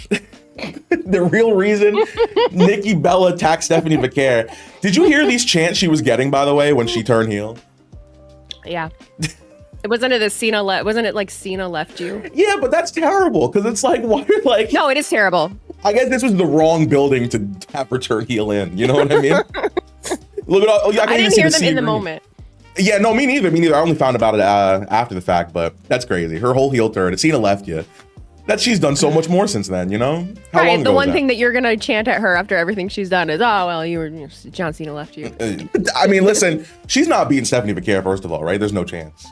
No, I don't think so. Yeah, I don't think that. I think that would be a misstep. I hope to God, but whoever actually knows. Did you how long have you been watching wrestling for? Since I was a kid, but consistently, I came back around 2016. Oh, okay. Were you a big like Bella Twin fan? No. Okay. Not at all. I said, but when I got back into it, it was when Cena proposed to Nikki at WrestleMania. So like I liked her. I was familiar with her. Oh, okay. Yeah, sure. Okay. So so you didn't really get any of the early like Twin Magic stuff back in like the early 2000s then, huh? Did you like stop watching at that point? I stopped watching around 2007 when I got to high school. That's so funny because that's when I started watching is 2007. Yeah, I missed all of that. I only came back to watch like when Edge retired and like a couple other things. I feel fortunate enough to have started watching in 2007 because that was when apparently it was really, really bad at the time. So that was my introduction to it, was the really bad stuff. So that way nothing else could make me, give up my fandom because I've already, I guess, experienced what the worst of WWE could be, which I guess I didn't know what it was at the time. You know what I mean? So hardened and seasoned, it's fine. No, absolutely. Yeah. Oh man. So okay. So who was your favorite like wrestler growing up then? Growing up, I really liked the Hardy Boys and Lita. So like Team Extreme was my shit. That was my shit. I feel like Jeff Hardy or just the Hardy Boys in general, they're always on people's favorite wrestlers of all time list. It's yeah. When you're like a little all emo kid and you just see them out there, it just embodied everything that you wanted to be. So you're like, hell yeah. Were you going to school with them sleeves on? Did you dress up as them at any point? Really? I had my chains. Oh my god, yeah. Wow, dude. Yeah, Jeff Hardy's like. I was a weird kid. No, listen, that's amazing. First of all, I wore a John Cena shirt to school every day. When I was in middle school and high school, I got made fun of all the time. But you gotta stick to what you love. You know what I mean? You a real one. Stay true to you, man. Stay true to you. I appreciate that. That's right. You gotta stay true to you. Yeah. Oh my god. Okay, I see what Chelsea is doing. The inappropriate comments just keep coming. We finally got one. All right, and it came from Chelsea Green herself. Chelsea. I cannot believe, and I know WWE likes to be a little freaky every now and again, but I can't believe like they're posting like reels and stuff and like having. I just can't believe it. I love Chelsea Green. What Chelsea Green's doing, by the way, I think she's fantastic. I agree. Oh my god, she's self-made. I fucking love her. I love her. But I think a lot of these things, I don't think they really get permission for these things. I think they just post them. Honestly, just from my experience, I'm pretty sure they're just doing it because I don't know that anyone else pays attention to what they're doing on the socials. They're like, this is funny. Send. I mean, listen, I like to think that's how the reactions ended up on TV. No one approved that. They just were like, here we go. That is kind of crazy how they never was like, hey, like, do you want to be on this? We're putting together a compilation. Like, do you want to be a part of it? They were just like, hey, you're on TV. Yep. Was that overwhelming at first when they put you on there? Mm-hmm. It's been. The first time was what? It's been 2 years. So. Wow, dude, you're like a star of that show almost for real. Where's my royalties? That's what I'm saying. You know what I mean? You've been on Netflix more times than I can count. I mean, that's crazy. Is it like still like, I feel like we've talked about this when we saw each other at SummerSlam. Is it still like a cool feeling? I know you said they rerun some of the shots, but does it feel good to see it, or is it kind of like, all right, like? It feels good to see it, but it almost feels like an abusive relationship or like a toxic relationship because it's kind of like, oh, they still love me. Look, oh, they still like me. Look, they put me on there. when really, I don't have fuck all to do with them. So, but they're like, I don't know. It's still cool, but. What do your mentions look like on a night like that? Are they like, oh my God, Weezy, it happened again? Like, can you believe it? Well, a lot of people, I think, don't realize that it has happened at all before. So they'll be like, you've made it. And I'm like, this is like the 15th time at this point. You made it. Like, you made it. What did I make? It doesn't do it. It doesn't really bring in a whole lot of anything. Dude, it's your big break. Like this. What? It's your big break. You know what I mean? Yeah. Finally, after all this time. No, that's cool though. That's cool. Hey, maybe I'm gonna be on there with you one day. I promise you, it's gonna happen. I'm gonna catch the lightning one time. You just gotta be fake. Just be really fake, Jaren. Just ham it up. Yeah, that's their thing, huh? They always say like, all these reactors, they're fabricating everything. Get you put on the TKO payroll and get your quarterly fruit basket. Yeah. That's great. I don't know. Like, obviously, maybe there's the TKO fruit basket would be fantastic, by the way. A couple radishes in there, a couple. Yeah. Some Ferrero Rochers. Ferrero Rocher, that's nice. Good. I feel like the reactions I have seen, like from certain people, I don't immediately think like, oh, this is just fake. I think people just hate because people are on TV. Now, if it's an AJ Francis entrance, let's talk about that. If it's an AJ Francis entrance, maybe you're faking it just a little bit. Maybe it's a little fabricated, but otherwise. Love it. Oh my god. Yeah, you know, why? Just why? Speaking of which, hey, actually, this is I think the first video I'm filming since the match happened. I gotta give a shout out to Brandon and AJ because regardless of how excited I would be for an AJ entrance, I think him and Brandon had a fantastic match at TNA. I'm so proud of my boy, man. Like him having a singles match in a TNA. Is it a pay-per-view? What does that count as? Is that like a TV special, a pay-per-view? Yeah. I mean, a TV. I actually don't know what they call it because. Yeah, them running on a Friday confuses me, but regardless, just singles match for Brandon. I'm proud of my boy. He showed the hell out. AJ took a Canadian destroyer, which I can't believe. But yeah, I got to give a quick shout out to him. Yeah, for that one. So no one's theories are correct. Then who will it be? I don't know. Maybe like Jeff Hardy or a returning star from injury, but I don't know. I don't know. Maybe like Jeff Hardy. Maybe just maybe like Jeff Hardy. I don't know. Maybe a returning star. I don't know. I'm not gonna lie to you. I feel like because Adam Pearce is saying here, he's like, okay, maybe your theories are all wrong. Maybe, even though probably a lot of people have said the right name. I guess at this point, when this video goes out, everybody will know, but we don't know yet. So, do you have any guesses for this one? Do you have anybody that you're like, okay? I don't. When I was watching it live, my first reaction was it was Brock Lesnar. Oh my god. I was like, oh god. I was like, is it Brock? And then my chat made me think, oh, maybe Roman. And now I don't know. But Adam Pearce did repost and like my reaction. So I'm like, are you saying I'm wrong? Am I right? What's happening? Do you think Adam Pearce knows? Like, I know he's like the general manager, right? But do you think he knows? I actually don't know. Actually, I don't know. Because I like to imagine he's just saying this.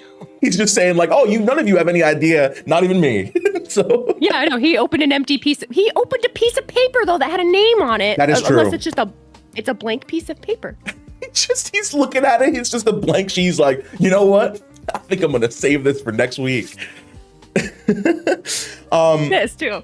So I'm not gonna lie. I'm a little underwhelmed by the tournament because I feel like there's so many people in there that I know for a fact are not going to be seen as last match, and then there's Gunther. So I really hope that whoever is the last guy on Raw tonight, it's at least somebody believable. You know what I mean? Because the Zack Ryder thing was cool, but he lost. So I hope it's somebody that I can think, hey, maybe this guy's gonna win the tournament. Because besides Gunther, I just can't see anybody else doing it. I can't either, and I'm curious who the surprise mystery opponent is because the internet is going to crash out because they get their expectations so high. You know, everyone's like, oh no, it's totally going to be Edge. It's totally going to be so-and-so and all these returns. Chris Jericho, you know, all this shit that they're saying. And then it doesn't happen and they're like, this is the worst tournament ever. And there's going to be Joe Hendry. Oh yeah, Joe Hendry. Well, that's who we thought it was going to be when it was Zack Ryder. Can I ask you something? What are your thoughts on Joe? Are you like into him? Be honest. Anymore? No. But the reason I say it is just because I feel like things like that are really repetitive. I feel like they have an expiration date for me. So even like Jey Uso with the whole yeet thing, after a while, I'm like, okay, all right, I'm good. Like I've had enough. I feel like things that are that over the top can only like survive just a little bit. So now if Joe Hendry, I don't care. You know, I love Joe, but like yeah, that's fair. I mean, it's kind of like the life cycle of a meme for real. You know what I mean? Like you hear the joke and you're like, okay, like this is like funny or this is cool, and then it's kind of like a thing where after a while it's like, all right, I get it. I do feel that way about Yeet lately. I've been a big Jey Uso supporter here. I'm not gonna because he's gotten so much hate for a long time, but yeah, I will say, and you know, if you're watching at home at least, I can understand why the Yeet thing, after so long, after a year of the constant running it back and 5-minute entrance, it's like, all right. Yeah, I'm guilty. I'm guilty of that at home, being like, are we really? Okay, great. Like, God, come on. We're like 20 minutes into the show. We have to run it back. But when you're there, it is so much fun. So I have to remind myself of that. But wait, also, when you live online, so we work online, okay? I get badgered constantly with the do you believe? Do you believe? When it comes to like, do you believe in Joe Hendry? Do you believe in, like, if I get asked that one more time, run through a brick wall. I don't want to be asked that anymore. I never actually considered that. So I guess, yeah, when you watch, I guess, a content creator, your life isn't maybe so engulfed in the world of wrestling outside of, like, you know, maybe you're choosing to watch a stream or watch a video. But for us, it's like, that's like every day. It's like on our brains every day, right? So do we get tired of it more than other people? Is that possible? Yes. Oh God, yeah. I think so. We absolutely do. Wow. I mean, yeah. I honestly, and we talked about this, I think, a couple of months ago, but going back to the reactions you do, WWE sometimes is not on fire, and you know, you'll have to sit there for the 2.5 hours or 2 hours during the show when they're kind of just showing you whatever filler they want to do. How hard is it to actually just kind of sit there and still try to be entertaining on a stream when they're not giving it back to you? It's painful. Yeah, it's painful. It's painful. But I forget when they stopped the 3rd hour of SmackDown, but they were doing that for however long, and I wanted to die in that 3rd hour. I'm so tired. The Adderall has worn off. I am just sitting there like, I want to go to bed. And they're showing the dumbest thing is happening, and they only have the main event happen in the last 10 minutes of the show. And I'm like, I can't do this anymore. I want to go to bed. Yeah, I couldn't even imagine. And now they're adding another hour back to SmackDown, right? I know, we are. I'm so excited. It's gonna be great. Yeah, it's another hour of wrestling. We should be thankful for that, Jaren. It's a whole nother hour. And that would be great if SmackDown wasn't hot butt to begin with. But man, they're giving us 2 hours of hot butt, and they're giving us a third cheek on top of it. I can't deal with it no more. I did a reaction clip yesterday, or not, whatever. What was it for SmackDown Friday? And I'm usually not outwardly irritated in my reactions, but when they had the Temu Bloodline out there, and Sami Zayn is like, I brought some friends, and it's fucking Shinsuke Nakamura, Rey Fenix, and the Motor City Machine Guns, and I'm sitting there like, it's all over my face. I'm like, and I think I said something like, what an odd group of friends. Solo Sikoa liked it, and they usually do not interact with any of my stuff. And I was like, oh, great. Solo saw me talking shit, but he liked it. So I'm like, does he agree with me? Like, and you know, it works in character. You know what I mean? He gets away with it. But yeah, now you say something, that is a very weird faction. I've never seen them interact now one time. Come from 3 different language barriers going on in that faction. Like, what y'all talking about? You know what I mean? I brought my friends. Since when? My friends. I guess it's people that Sammy beat for the U.S. title. Is that what it is? Maybe. No, this is a Motor City Machine Gun. Oh yeah, I guess so. I don't think I've seen any of them interact with Motor City one time. Oh man, dude. Yeah, I mean, at least they're doing a traditional Survivor Series match. Not like it matters for anything. Even War Games, man. Like, I've been to one War Game show in my life. That was, I think, I don't know what year it was, but it was the Bloodline versus, I think, Brawling Brutes and Drew and whatever. I enjoyed that, yeah. But the more that they've done it every year, there's just like, it's kind of getting exposed a little more and more. Like, there's no stakes in it at all. Like, I agree. There's no prize. I just feel like we build after SummerSlam. We spend the entirety of September, October, and then November building a thing that doesn't matter the Monday after it ends, you know? That's exactly what it is. And I think that's why so many of us are just kind of like, okay, all right, like, we don't really need to do that. I don't even know what the teams are. I was complaining so much Friday. What happened to the graphics where they like showed the teams? Did they fire their their digital marketer, whatever the hell person, graphic designer? Did they fire them? Maybe, you know, budget cuts, huh? Maybe, but they would put the existing team like on the screen, and then it would click for me. So right now I don't even know what the teams are. And then these blowhards come at me like, well, the teams aren't even done yet. Why would they do the graphic? And I'm like, you just sit there and act like they don't put the little like silhouette with the question mark on them for like the open space. Like, that's real. That's real. I just there's no like. The thing is, there's no actual story going on. At least after Rollins got injured, it's like they're kind of just clutching at straws to try to make something work, and it doesn't work. It doesn't work for me at all. Cody Rhodes coming out. I mean, I understand he had beef with Rollins, but Braun and Bronson didn't even get involved in that match. So now why are you getting involved in something that had nothing to do with you, Cody? You know? And then Jimmy's on SmackDown, not even involved in the Raw situation. He's like, yeah, y'all need somebody, I'm in. Like, where were you on Monday? Aren't you on Raw now? Like, where are you?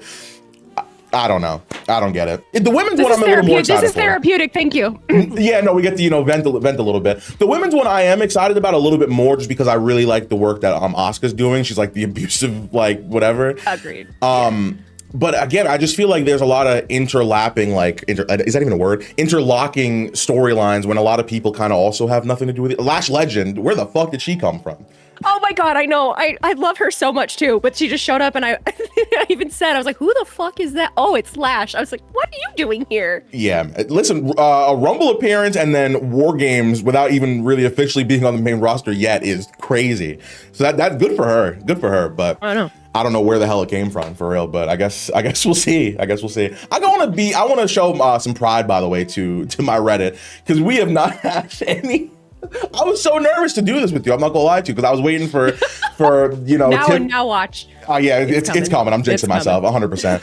But yeah, you know what? Let me not even say nothing. Can you agree? Me wakes up. Me, please don't be 7 a.m. Please don't be 7 a.m. Clock 3 a.m. Me. Wow. You know, this was a normal meme right there. I can't even say nothing. But no controversy. This is like a Facebook minion mom meme, and I love that. If you're waking up at 3 a.m., a demon's trying to possess you. Do you go through sleep paralysis ever? Yeah. Oh, really? Yeah. Oh, wow. You had ever been stuck in it? You ever been stuck in a dream? So that's scary. Oh, damn. See, I've heard a lot of people have like these experiences, especially with like sleep paralysis, where like there's like some like dude in like the corner or whatever. I hear that so much, but I don't know. I think maybe it's like the way you sleep. I'm not like a back sleeper. I'm a front sleeper, so maybe I don't experience it too much. Sleeper. So, but yeah, like that's scary. Like sleeping, y'all make it sound so terrifying. I'm not gonna lie to you. It's so scary. It's so scary. I mean, well, look, I'm jinxing that now. I'm gonna wake up tomorrow. There's gonna be a demon in the corner of my room, but I summoned it for you. You're welcome. I'm gonna hit you up. I'm gonna blame you for it. Don't worry about it. Let me know how that goes. Oh man. Oh, here we go. Wait, why did the referee grab her ass? What is AEW? What? Oh my god. What is AEW? Who is that on the ground? Do you know? I do not know. I have no idea. I see red and black. I'm not sure. Okay, well that referee really decided to take the liberties. So, I mean, is this not crazy? Like, I feel like if I was her, I'd have a problem with this. You know, there's any other part of my body. I feel like in the moment you probably wasn't thinking too much about it. Just like I don't know. I wasn't paying attention to the hand placement. I think that was probably that's an in motion. Look, this all in motion. Things are happening fast. They're getting down there just to make sure they're okay, and that's where the hand landed. Sure, I see. Listen, honestly though, I overthink so much. So if I was a referee, I feel like I'd be so cautious as to where I am putting my hands, because I'm not trying to start nothing. You know what I mean? So I don't know. I feel like there's so many other parts of the body you could have tried to check up on, but he said, "Listen, I gotta. Are you okay? Are you good?" Well, and then they caught it on camera too, so the tenfold. Yeah, I get you. Listen, you didn't get away with it, huh? I guess. I saw this one. Yeah. Oh my God. Yeah. That's actually awesome. I think Cena posted this himself, didn't he? He did. Yeah. Good meme. He good did. meme. He did. I like how we're treating this like Cena's dying, by the way. Like, you know, after December 13th, oh my God, he's gone forever. Like, is he never going to make an appearance ever again? It's like his final Raw. He's just going to go. He's going to ride off into the sunset. We're never going to see him again. That's it. It's done. It's over completely. I feel like it says, it's his last Raw tonight. Get ready for John Cena's final Raw. I guess wrestling on? He's going to probably have a match, I guess, for the title tonight. But I mean, or how he acted like he's never going to go to Boston ever again. That's it. Boston, you'll never see my face again. It's over. The last time I'll ever be here. Thanks for everything. Man, and then I think it's just, you know, a nice little way to bump up them ticket prices. And you know what? I respect it. They bumped. Yeah, no, they sure did bump. It's funny because I'm actually going back to New York this week for Thanksgiving. And it's, of course, happening a couple days after Raw's in Madison Square Garden, which is fantastic. But otherwise, I'd go. But yeah, I mean, I don't know, man. Last thoughts for the tournament. I don't even know if I would give it my thing. I'm going to say Gunther officially, but my heart My heart really does want Javon or Carmelo Hayes. I think Hayes is fantastic. I just can't see it being seen as last match because I don't know. If it's somebody like a Sheamus, by the way, and no hate to Sheamus, but I'm selling my ticket because I'm not going to pay $1,100 for one seat to then have Cena and Sheamus. I'm so, like, you know, is that hateful for me to say? A little bit, but I get it because I like. Okay. I get it's very honest of you. It's very honest of you. I feel like I still would. I don't know. I feel like I still would. I don't know. Now I feel like I'm being convinced otherwise. I mean, I'd be fine with it. Hey, listen, you never know. Listen, Sheamus also never been Intercontinental Champion. Maybe he takes it off of John Cena. Ooh. But to just put over Sheamus on the way out. You know, young up and coming superstar Sheamus. Yeah. Fella. Dude, my thing is like, it's like, so this spot, and I don't know how familiar you are with these two, or this guy specifically. Do you know about this? Remind me of his name. So actually, I have no idea what his name is, to be honest with you. Okay. But I just know that like he landed on New Jack's head here. So the next time they fought, New Jack decided, I'm gonna throw this fucking guy off. Are they not going to show it here? Oh, they're not going to show. I need to find this clip because New Jack, they were on top of what I can describe. I guess it's like a Hell in a Cell type platform, but or actually no, I don't think it was a cage, but they were like on an elevated platform above the ring. And as a receipt for him landing on his head here, New Jack throws him off of like this 25-foot high thing. And the dude bounces off of like a rope. I think New Jack said he was trying to kill him in that spot. If it was in the Dark Side of the Ring on New Jack, I do recall. I learned so much in that. He's the only person I've seen admit to trying to kill somebody and just was walking around like nothing happened. In terms of an in-ring, like, I'm trying to think of the word, adventure or maybe like trying it out. Have you done that yet? Have you been in a ring before? No. No, I was gonna ask you, is that something you want to do, or is that something you dream of doing at some point? I've gone back and forth with it. So in 2017, like a year into me being back into wrestling, I did look into signing up at Seth Rollins' wrestling school. Wow. And I chickened out because at that point in my life, I forget how old I was. I was like 26. I was like 25 or 26. And I was just kind of starting my career. And I really didn't want to do the whole like, and it's no offense to, it's just, I think it's just the reality of it. I didn't want to do the whole starving artist thing where I was wrestling and then trying to work at the same time. And that just wasn't where I was at that point in my life. Now, because of everything that's happened, I think I'm in more of a position where I would at least like to try a couple things. Sure. But I'm also 33 and I was a competitive weightlifter for a little while. And I kind of fucked my body up a little bit doing that. So I'm terrified of, I'm terrified of getting hurt because I just feel like I will hurt. Like, I'm going to mess something up. Like, I feel like I don't know. I feel it in my bones that like I'm going to mess something up. No, but, I feel you. Yeah. So it's one of those things I'm open to, but the opportunity hasn't really presented itself and I haven't gone like looking for it. Like I'm good. I tried giving Brent a tsunami for his little his like taking a move every day until I get signed series, and I dislocated my shoulder doing it. See, so like it's crazy because I was nervous because I had never jumped off the top rope up to this point. I've been in the ring a couple times like with them to do like videos or whatever, but in terms of like an actual like training session, I've only had like one with Brent. So going up to the top rope was not something I've ever done. So I went up there and I practiced it on the crash pad that we had, and I was nailing it on the crash pad because it's like, okay, this is a soft landing, but the mat is like, a little harder. So I kind of psyched myself out. It's a big mental block you got to get past to like do stuff like that. So I jump and I'm practicing on Brandon. Brandon was like, just do it on me. I'll do it. And so I was not trying to hurt Brandon. So like I jumped and I again psyched myself out. And I fucking landed right on my right arm and like fucked my shoulder up so bad. Did you feel it pop? Did you feel it like pop out? Could you tell instantly? Yeah. From people that saw, there was 3 other people in there, and one of them said he literally saw it pop out of my shoulder. So what happened was, I don't think I've actually told the full story. Like it popped out, and I thought I had like just broken it or something. But Brandon was like, "Did you just dislocate your shoulder?"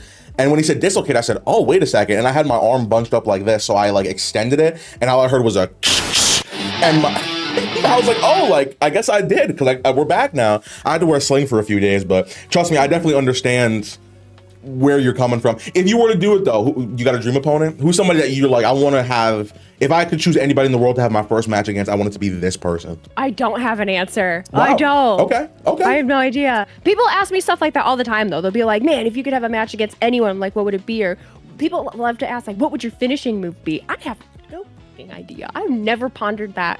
I've never pondered that in my life. Or like, what would your name be? Or this. I've never been a daydreamer like that. Like, I don't know. No, I feel you.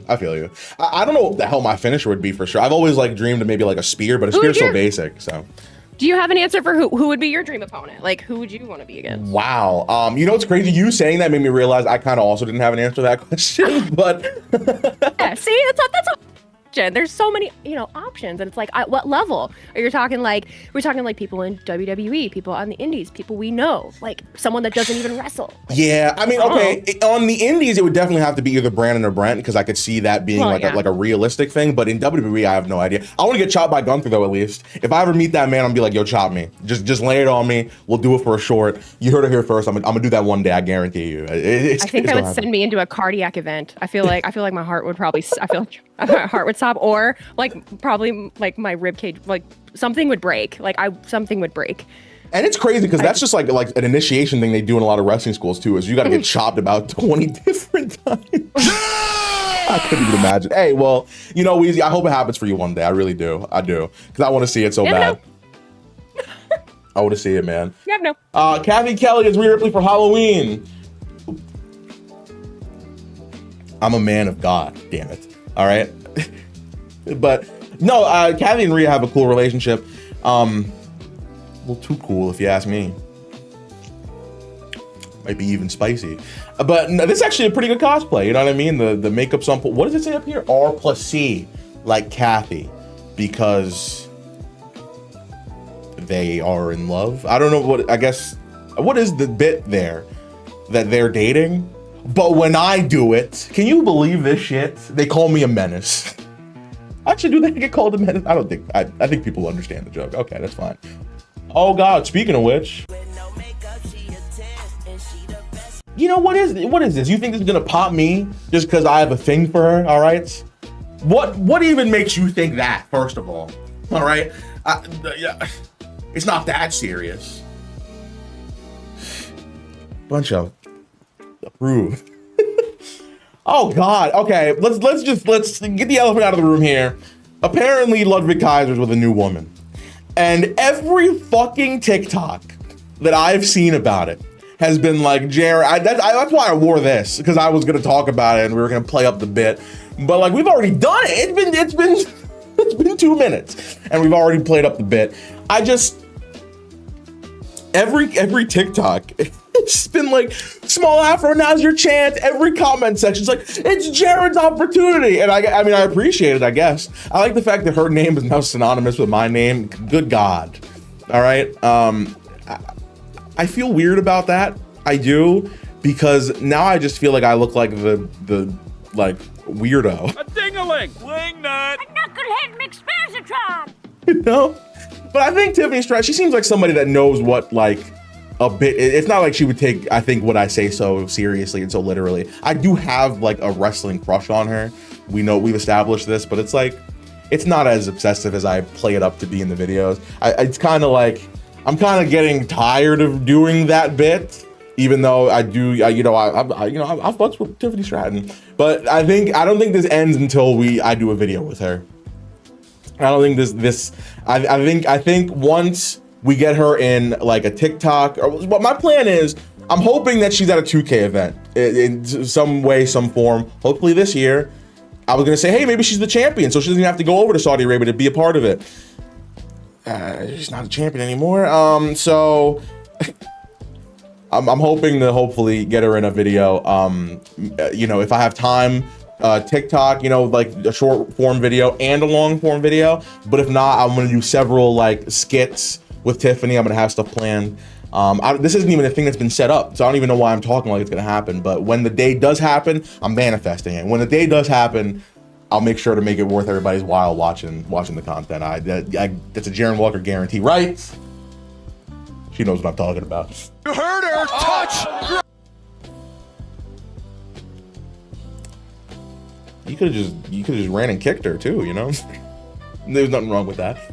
Now that good God. Now that we are happy, what's next for? Now that we are happy? Oh, because he's like held it for longer? What's next for CM Punk? I don't know, like, is the next World Heavyweight Champion Braun Breaker? That's a genuine question. Because it's like, I'm surprised that Braun isn't the World Heavyweight Champion now. I feel like it's weird to have Braun turn on Seth and Bronson turn on Seth. He's like the new leader of the division. He comes out holding the World Heavyweight Championship and they're like, not so fast, buddy. Why? Like, I feel like that was the perfect opportunity to get him in that title picture. Like capitalize on the angle that you did. Nobody forced you to do that. You know, maybe Rollins' injury came at a time that, you know, made the turn from Braun and Bronson happen a little bit early, right? So maybe because of that, they are just waiting until they were planning on giving him the title in the first place, which I think that's the only thing I can think of, because they weren't going to give it to Braun right now. But the thing is, take advantage of the opportunities you're given, shake things up a little bit. I'm not mad that CM Punk is the World Heavyweight Champion, though. I also feel like Braun is going to be the person to take it off of him. However long from now that is, I don't know. Maybe, because Seth Rollins is going to come back and then compete for the world title. My question is, does he go after CM Punk or does he go after Braun Breaker? Is Rollins a face now? I guess we'll see. I mean, who is even his opponent's going to be? He's going to be in War Games. Cool. Is he going to be in? I mean, who's even facing the Rumble? Maybe Braun. I really don't see any other challenges besides Braun Breaker at the moment. Maybe LA Knight. Maybe a heel Jey Uso, which is apparently never happening. I have never. Ethan Page and Chelsea Green are such a great pair. I've never been creamed on like this before. Ooh, excuse me? I have never been creamed on like this before. Wait. Neither have I. Cardone ain't doing his job. That's all I'm saying. You know what I mean? A real one like me would have been like, I know this feeling. What am I looking at, by the way? What kind of cream is this? I didn't watch NXT. I saw SmackDown. You know, I mentioned in the Gauntlet video that you saw like yesterday. Oh, Julia, the longest reigning United States champion. What the fuck is up with that? I guess nothing. So congratulations, Chelsea Green. Chelsea Green. And, you know, I'm already a thirsty man in these Reddit videos.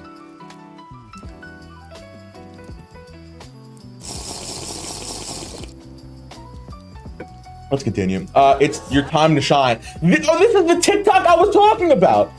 This is the exact TikTok. I didn't comment on it. No, there was another one that I did comment on, but this one, I've been tagged in this one so many fucking times. Look at it. Go to this person's TikTok and look through the comment section. It's a lot. I'm not gonna say all of them. A lot of the comments are about me, which is crazy. She's single now. We have a chance, bro. First of all, we is a crazy statement. I have a chance, bro. Second of all, sure. Thanks, everybody. Thanks for putting in a good word for me. You know, if you meet Tiffany Stratton in person and you decide to bring my name up, just please do me right. All right, just do. That's all I ask. That's all I ask. Just do me right. That's all I'm saying. Who has this saved in their phone? Listen, if you ever see me stuck and unable to escape from a devil's kiss, just know I'm exactly where I want to be. Yeah, you're gonna find yourself there at some point, huh?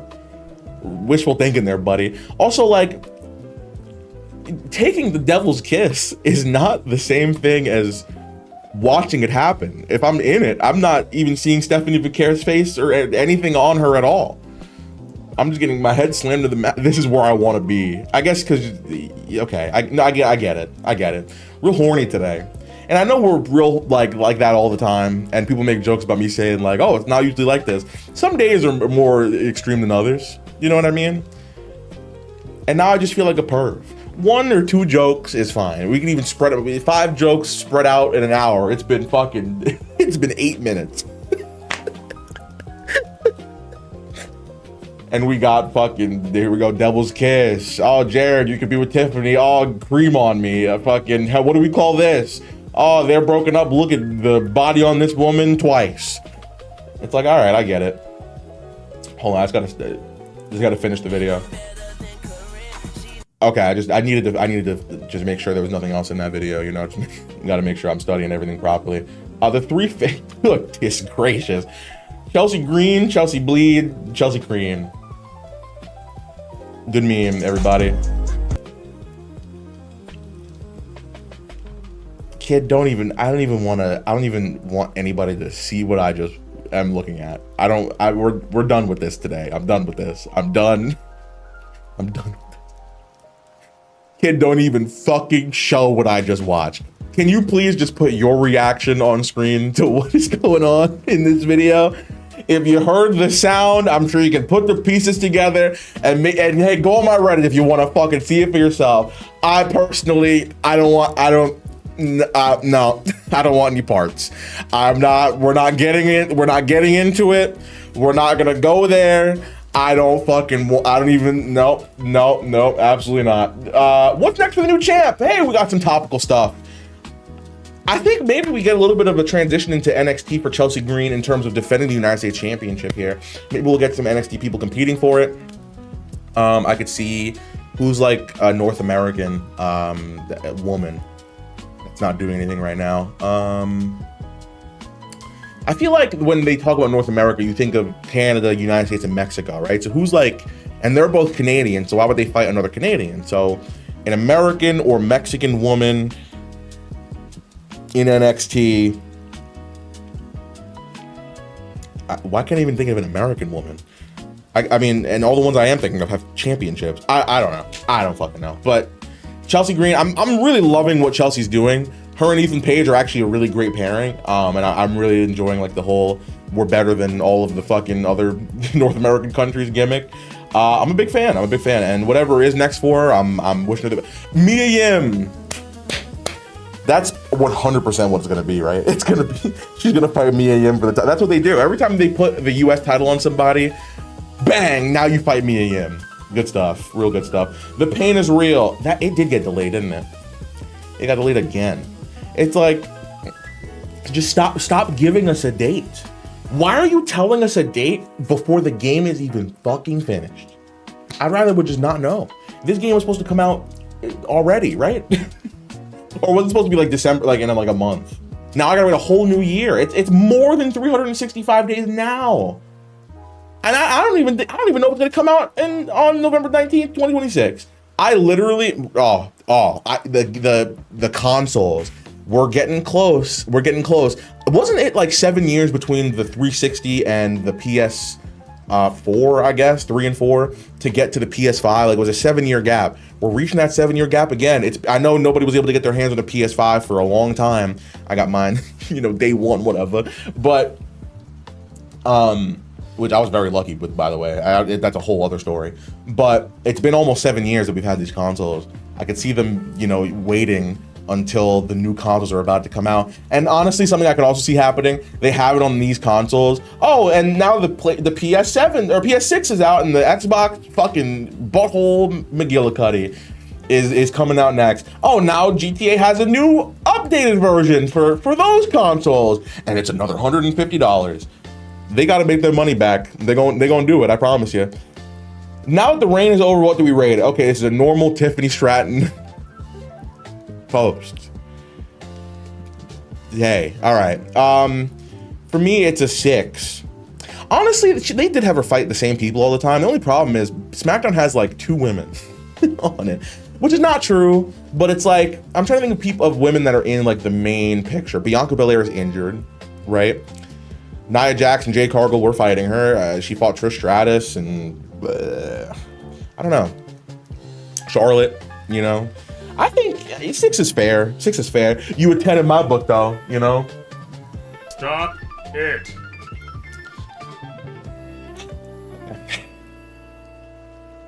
Did we fuck? No, no. I'm sorry. No.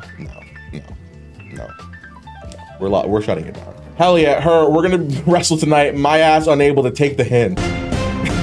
He started whooping her ass. I've been seeing a lot of TikToks of like this couple. I think we did it in a Reddit video as well, of a couple wrestling, and it's cool. You know what I mean? Like, I like the fact that wrestling is being a little more celebrated across all social media platforms in terms of actually doing it. You know what I mean? I feel like the Haroon twins, you know, I guess set the tone is, I guess the word is in my head, but it's like doing actual wrestling, it's fun. You know what I mean? I know WWE is big on don't try this at home, but like, who fucking listens to that? I'm not saying try it at home, you know, but I also I tried it at home. You know, and it's fun. It's fun to watch. It's a fun thing to see. Oh man, should I respond? Roman Reigns, hello. It's me, Roman Reigns. Acknowledge me. And here is Paul Heyman. Hello, it's me, Paul Heyman. Come to me. I will make you Universal Champion and give you money. Oh my God. Kid, we might have to blur. You can blur out the last 2 letters, I guess. I don't know. Oh God, that wasn't even a concern on my part. I wasn't even worried about it. Now I am. Why would you even put that? You know what I mean? What could WWE do before the end of 2025 that would have you reacting like this? Man, I mean, it's got to be something like bad, right? How about John Cena's final match being a squash? You know, this last time is now tournament is being set up. The 7 names that they have announced for it so far are, I mean, LA Knight and Jey Uso's cool, I guess. You know? But I don't think anybody they've announced is like winning the tournament. So it's like maybe it is just somebody that's going to be like a surprise entry that's going to take it to, you know, to the last match. Bro, put Obafemi in there, bro. Obafemi, his main roster introduction is him winning a 16-man tournament and then beating John Cena's ass in Washington, D.C. That's not gonna happen. I really don't know who's gonna be. I mean, Gunther. That's not even what the fucking post is about. All right, Cena's last match being a squash. What else can they do? All right, thanks for watching. So this shit is wholesome. Oh, it's the Enzo Amore thing. How many times has this been posted in the Reddit? Oh God, we're getting to the point where people are fucking putting shit up that's already been there.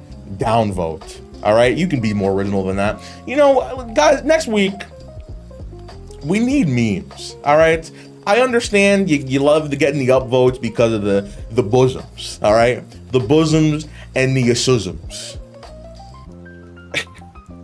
But you know, we could put some memes in there. I love women as much as the next guy, some of them. But you know, what happened to our sense of humor, our comedy? All right, you know what I mean? I'm like dead inside.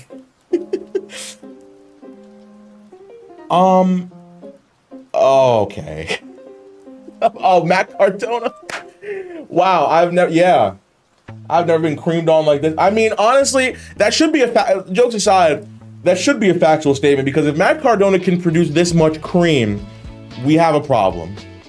That is a serious problem. That's like anime levels of cream. If we're able to pull that off, all right?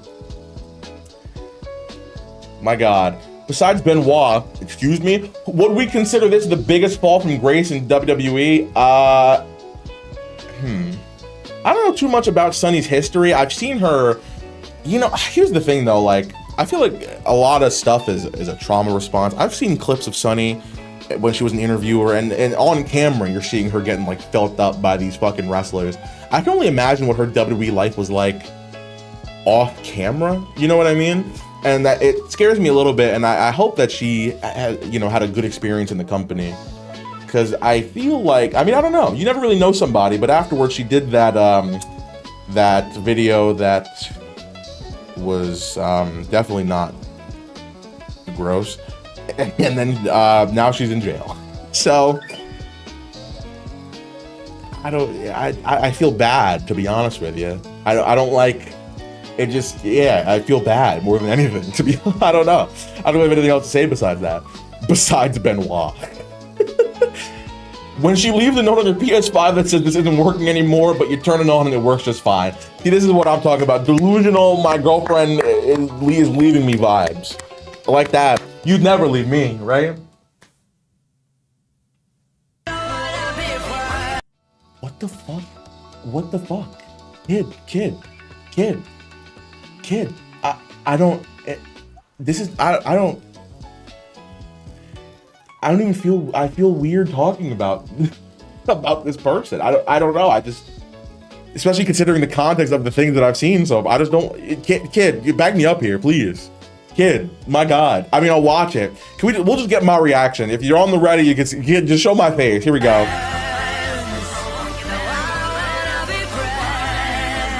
Is he allowing this to happen? You know what I mean? I guess he's not. I mean, why would he not? She's not doing anything wrong. I just feel weird. I just feel weird.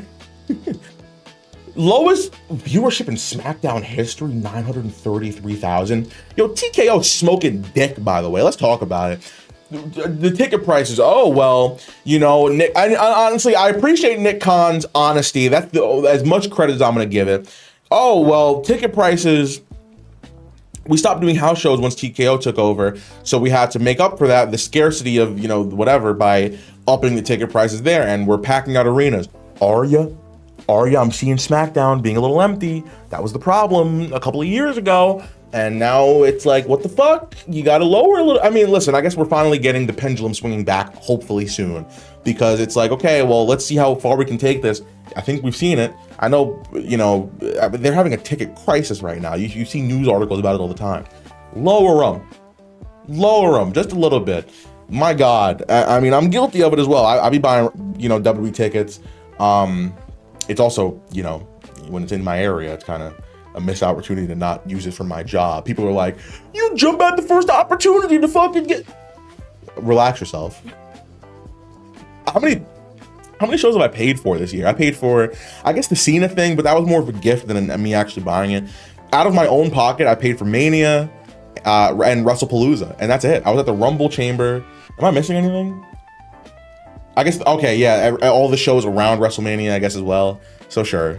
But, you know, content. Actually, I didn't film for WrestleMania this year, did I? I was gonna, and then I was like in between two people, and I was like holding the phone like this, and I said, can't do it for 2 nights. But I was in Brent's vlog for night 2, and that was fun. So it's nice, I guess, not being in control of the vlogs. But going back to this, I mean, the WWE has been a little stale lately. I don't watch SmackDown really ever. I've tried every now and again, just whenever I remember, but you know, it's weird. If it's Monday at 8 p.m., I'm like, all right, Raw's on, let's do it. But I don't have that sense of urgency with SmackDown, and it makes me see some of the SmackDown like matches that they do at like pay-per-views and stuff, and it makes me care about them less. I have this weird thing in my brain where I look at people on SmackDown as lesser important than the Raw guys, and that's not what I should be doing because they're 2 equal shows. I think being on Netflix makes it seem more important, you know what I mean? Also, I think there's a serious argument that Raw has way bigger stars. Becky Lynch, Rhea Ripley, Roman Reigns, John Cena's gonna be on the last couple episodes. Just Raw, by the way. Who else is on there? Punk, Jey Uso. It's like Raw has some fucking heat. SmackDown has Cody, give it to him. And Raw has Rollins as well, by the way. SmackDown has Cody, Randy Orton, who is not currently there.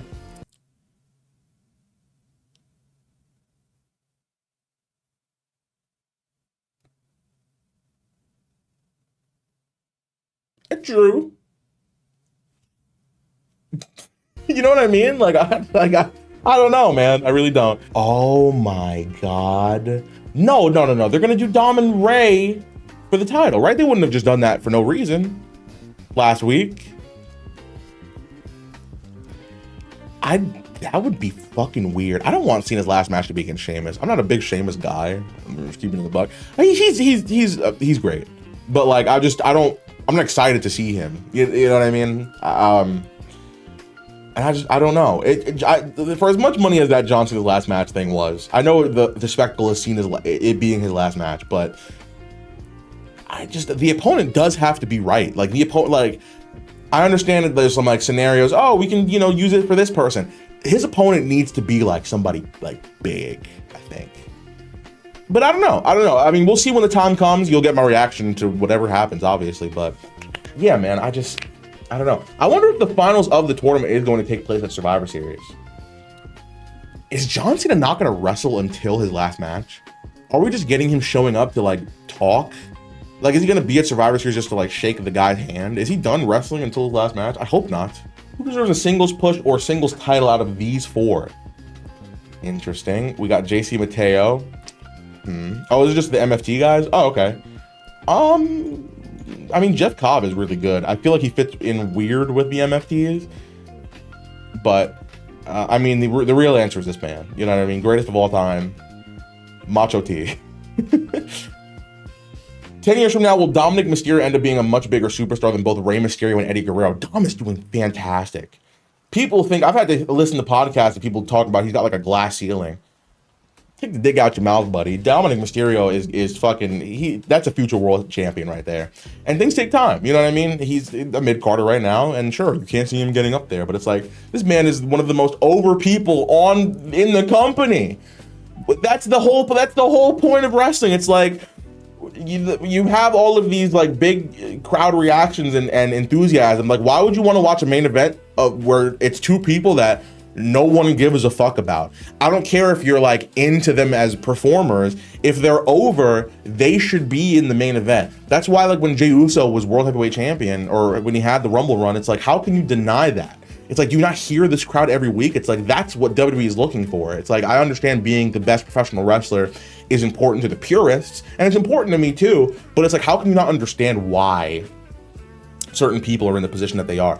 Dominic Mysterio is absolutely in the same ballpark. There is no reason that you can give me as to why Dominic should not have a world championship around his waist within the next 2 years, maybe 3. You know what I mean? Who's somebody else like that? LA Knight is another example of that. I think Dominic is more over than LA Knight, but it goes into what I'm talking about. Penta? I mean, I don't know. Things take time. Penta is still new. I would like to see Penta be Intercontinental Champion. You know what I mean? I feel like he should have won it by now. I mean, this Dominic run though, it's been fantastic though. So who gets? Dominic gets one of the loudest reactions I see ever. You know, you got to take advantage of it when you can. Name a forgotten wrestler. I'll start. Goodness gracious. I know this guy. Is it Bastion Booger? His last name is Booger. It's like, you got to remember, they make these people look gross, I guess. He does not have teeth here. I can fit my whole mouse in between them. Wow. We'll just put that right. Hold on. There it is. No, I can get it better than that. Hold on. Oh. Hey, all right.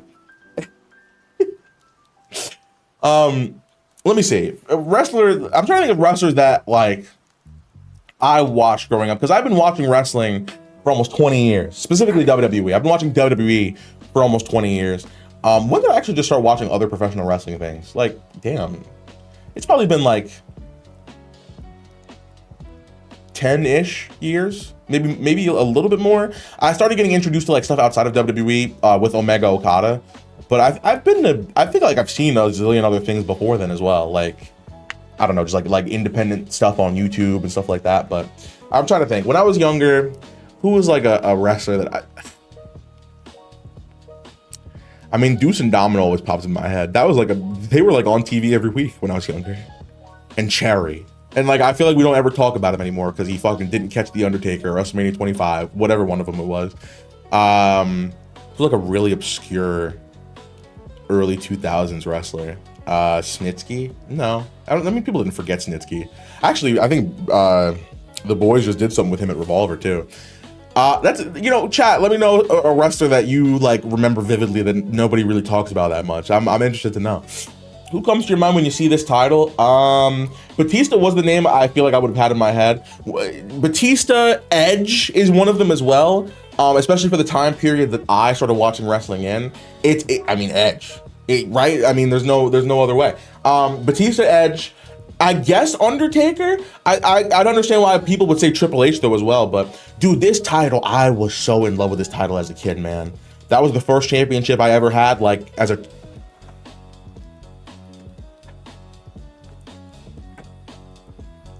Look at that. This is my first wrestling belt ever. And now I'm the Draft Wars champion, baby, huh? That's right. Shout out Rusev. It's actually so weird looking at this. Like, this thing is beat to shit. Look at that. Oh my goodness gracious. It's got like this like weird, horrible textured thing on the back of it. I fucking hate touching that. This thing has been through hell, I feel like. Does it hurt to get hit with? I wonder if like you knock somebody over the head. If it were with a real belt, I'm sure it would hurt. But like this one, hold on, ready? Here we go. Don't try this at home. I fucking hit myself in the nose. Hold on, I'm really gonna go for it this time. I'm gonna go for it.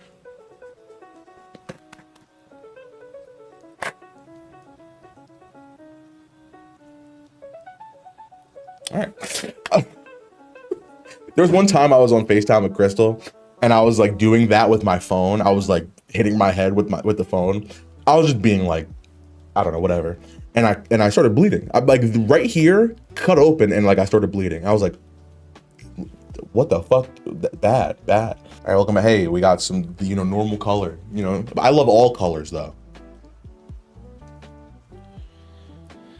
Who do you think will be?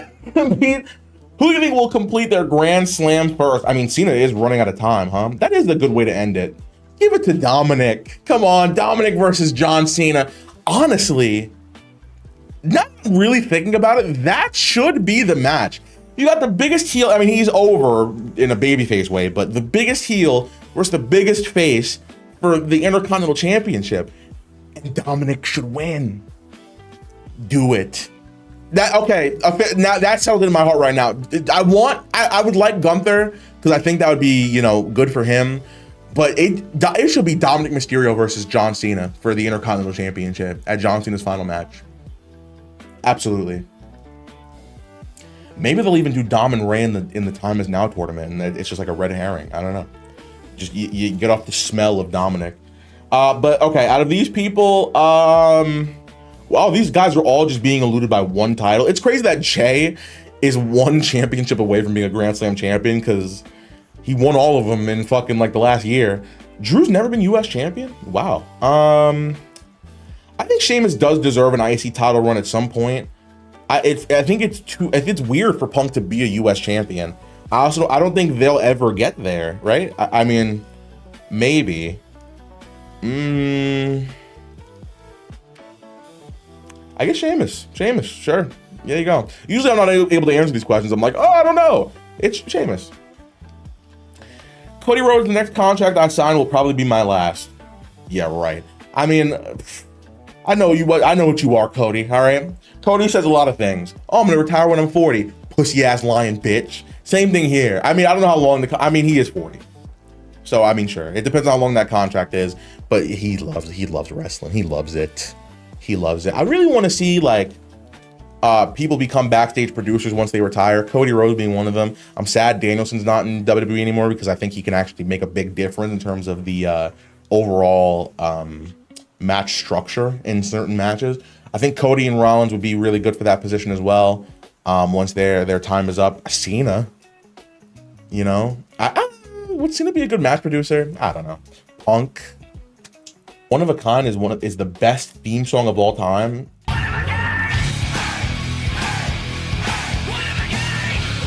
I mean, this song is really good.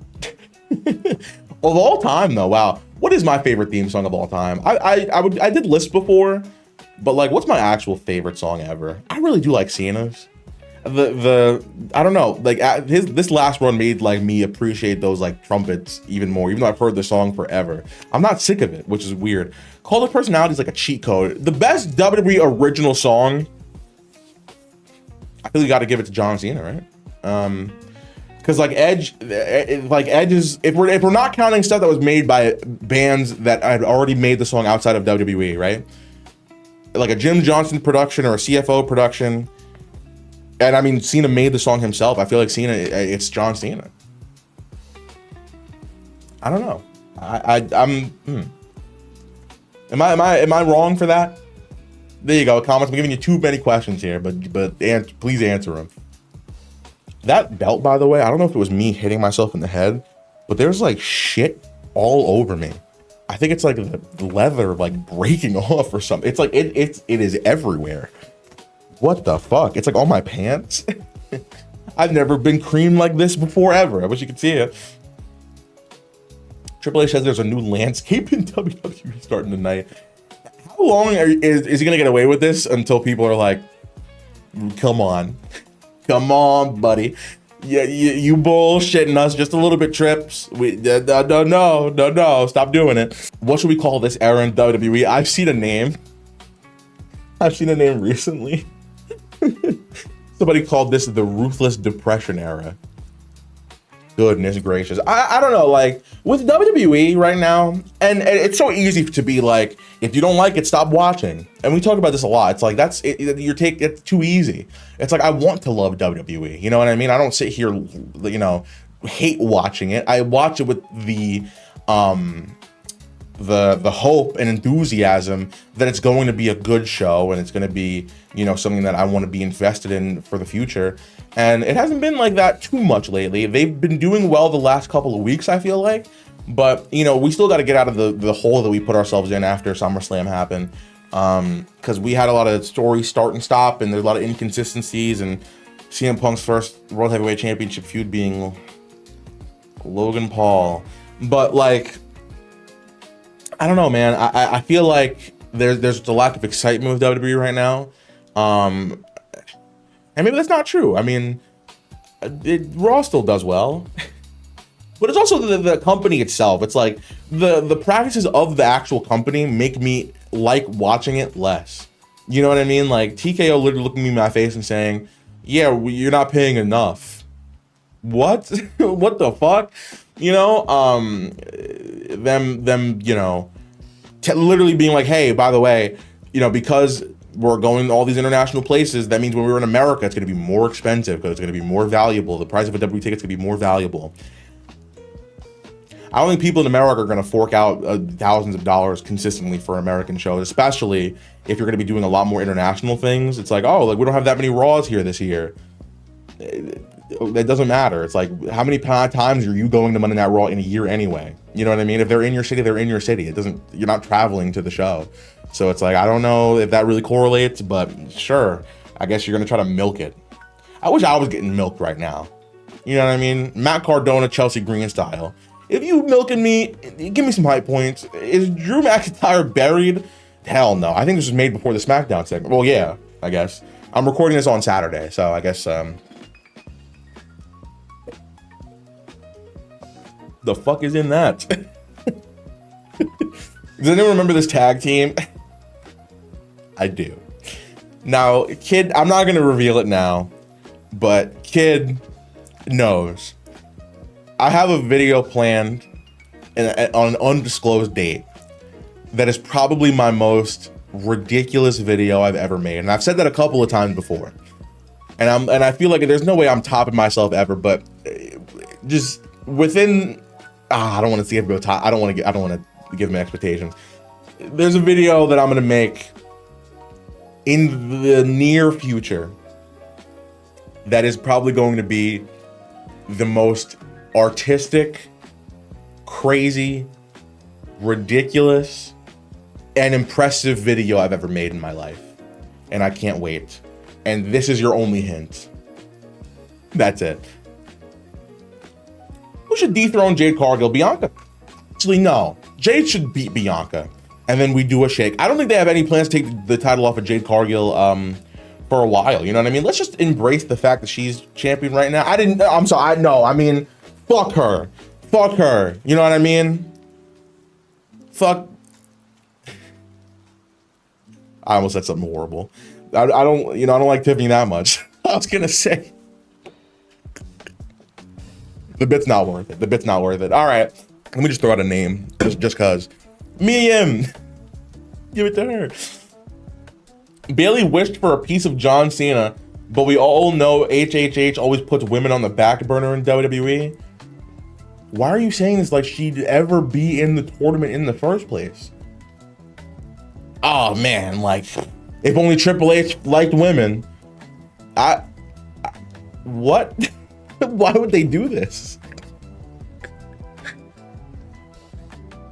I'd like to see John Cena fight a woman on camera.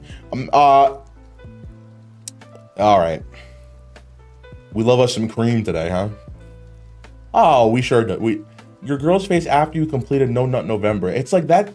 It's like you literally took the joke that she made and you just like made it your own. Like, it's not funny. No. No, matter of fact, fuck you. No, that was so, no. Oh, dude, it looks like there's nut on her face. No shit. I shouldn't be as mad about this as I am, but boo, boo, boo. Anyone interested in Jade versus Charlotte? What happened to Randy? I don't know if it's just me, but I haven't seen Randy Orton in a while. Does anyone know what happened? I mean, he just takes time off, right? He's not a full-time wrestler anymore. I know, like, when he comes back, he'll be a little consistent, but I think he does it in gaps now, you know? He's probably got a limited contract. That's what I'd assume. I don't really know. I'm just kind of speculating because I haven't really looked into it myself, but okay. I guess is it intentional? Right? I mean, I feel like Punk would have won the title regardless. But Jade, Ricky, and Cody, I don't know. I feel weird like, oh, take that, AEW. It's like they're doing fine. AEW is doing okay, you know? I wish I was getting done fine. But no, I'm happy for them. They seem very happy. Watch that hand, Punk. Huh? How come Ricky gets one on the shoulder and Jade doesn't? Hey, Ricky, let me hold your shoulder, but Jade, give me that waist, girl. Come here. Huh? Let me hold you. I'm just gonna put my hand on your belt real quick. You know what I mean? You ain't slick, Phil. Huh?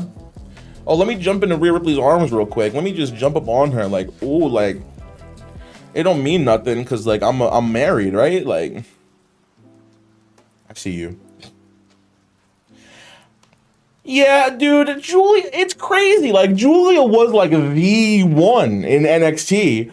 They like strapped the rocket to her immediately, but Stephanie Vaquer got over, you know, for whatever reason. And then Stephanie Vaquer is also fantastic, but it's like they were really pushing Julia to hell or heaven, whatever.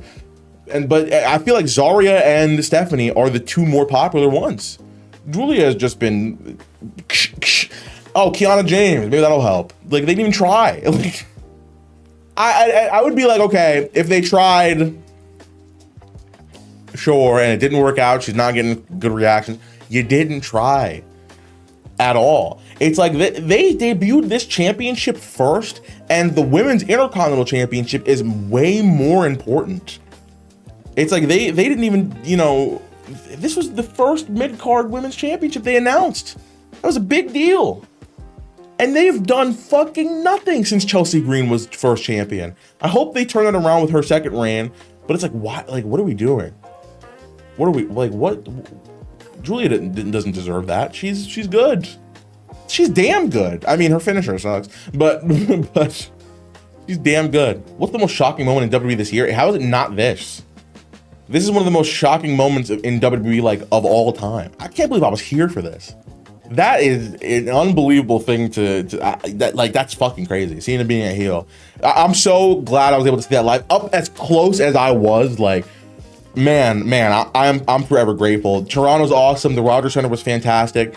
I got to see that with all my buds. You know what I mean? Some other content creators. It's like, wow, like, and it's John Cena turning heel.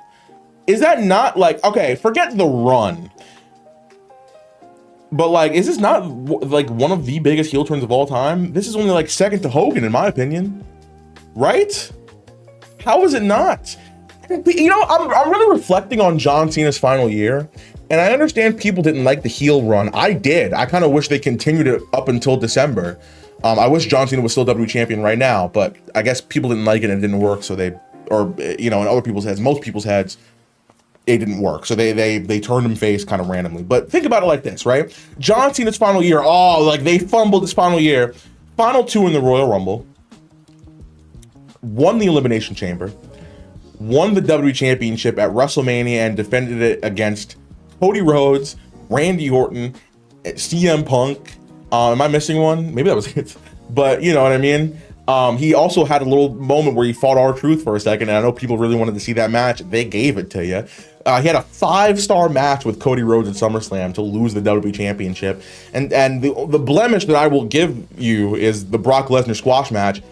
Pointless. They built the pay-per-view off of it, and they had that happen, and it was for no reason. Not even any plans to continue. It was just, oh, Brock squashing, we haven't even seen him since. Shitty. But the Logan Paul match was fantastic, and the AJ Styles match was really good. That's kind of a good year, in my opinion. He won the 17th WWE Championship, and you know what I mean? Like, I feel like we are kind of hating just a little bit on this last run. I don't think it's as bad as it is. But let's actually get back to the fucking the post. I really want to see what they're comparing it to. I'm trying to even, before I even go, what would they even say? What is the most shocking moment besides Cena's heel turn? Jay winning the Rumble? That's a shocking moment. Let's see. All right. Well, now let me try to predict the other ones. Okay, Rollins cashing in, Brock either coming back or squashing John Cena. Oh. Yep. Oh, dude. Yeah. Wow. Yeah. Wow. I can't wait to do my, yeah, sure. Okay. I can't wait to do my year-end list of the best matches, best and worst matches of 2025. You're getting them from me. December is going to be such a fun month. I have every video planned out for December, and I'm so excited. Like, December is going to be a fun month. I just stay tuned. Stay tuned. November is a fun month too. Fuck you. Subscribe. Shocking moment. Oh God, that did happen. Look at Rollins' face in that one. Yeah, I mean, it has been a cool year of big moments, but I really just like to end every pay-per-view with something shocking. Like, hey, WrestleMania, Heyman turns, and then it's Cena and Travis Scott. I guess that wasn't really a shocking moment.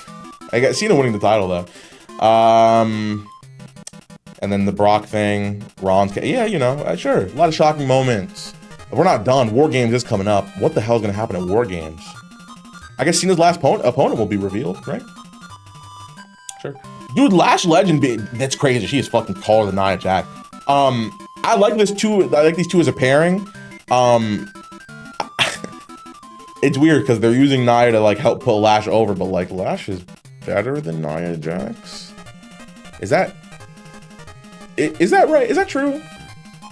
Is Lash Legend better than Nia Jax? I really think people hate on Nia Jax because, like, I don't know, people like picking on her size and whatever, and like she has hurt people before, like I guess like years ago, but like I mean I guess Jade did get busted open recently, but I don't know if that was her fault. But I think Nia's like good.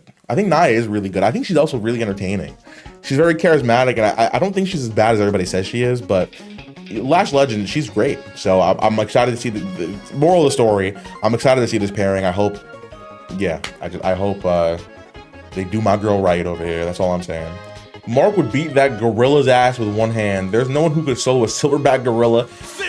I'm not gonna lie to you. This is that racist? Whatever. Mark Henry, I'm trying to think like what wrestlers could like actually beat, like have a chance of beating up a gorilla. If you put like Tozawa in there with the gorilla, that gorilla, he's good. You know what I mean? It's over for him. Mark Henry, I feel like has somewhat of a shot. I feel like he can handle a gorilla, or at least in his prime, he can handle a gorilla punch at least once. One time. You know what I mean? He's got a better chance than the rest of us. You're married, man. Keep yourself together. Your wife is right there, bro. What?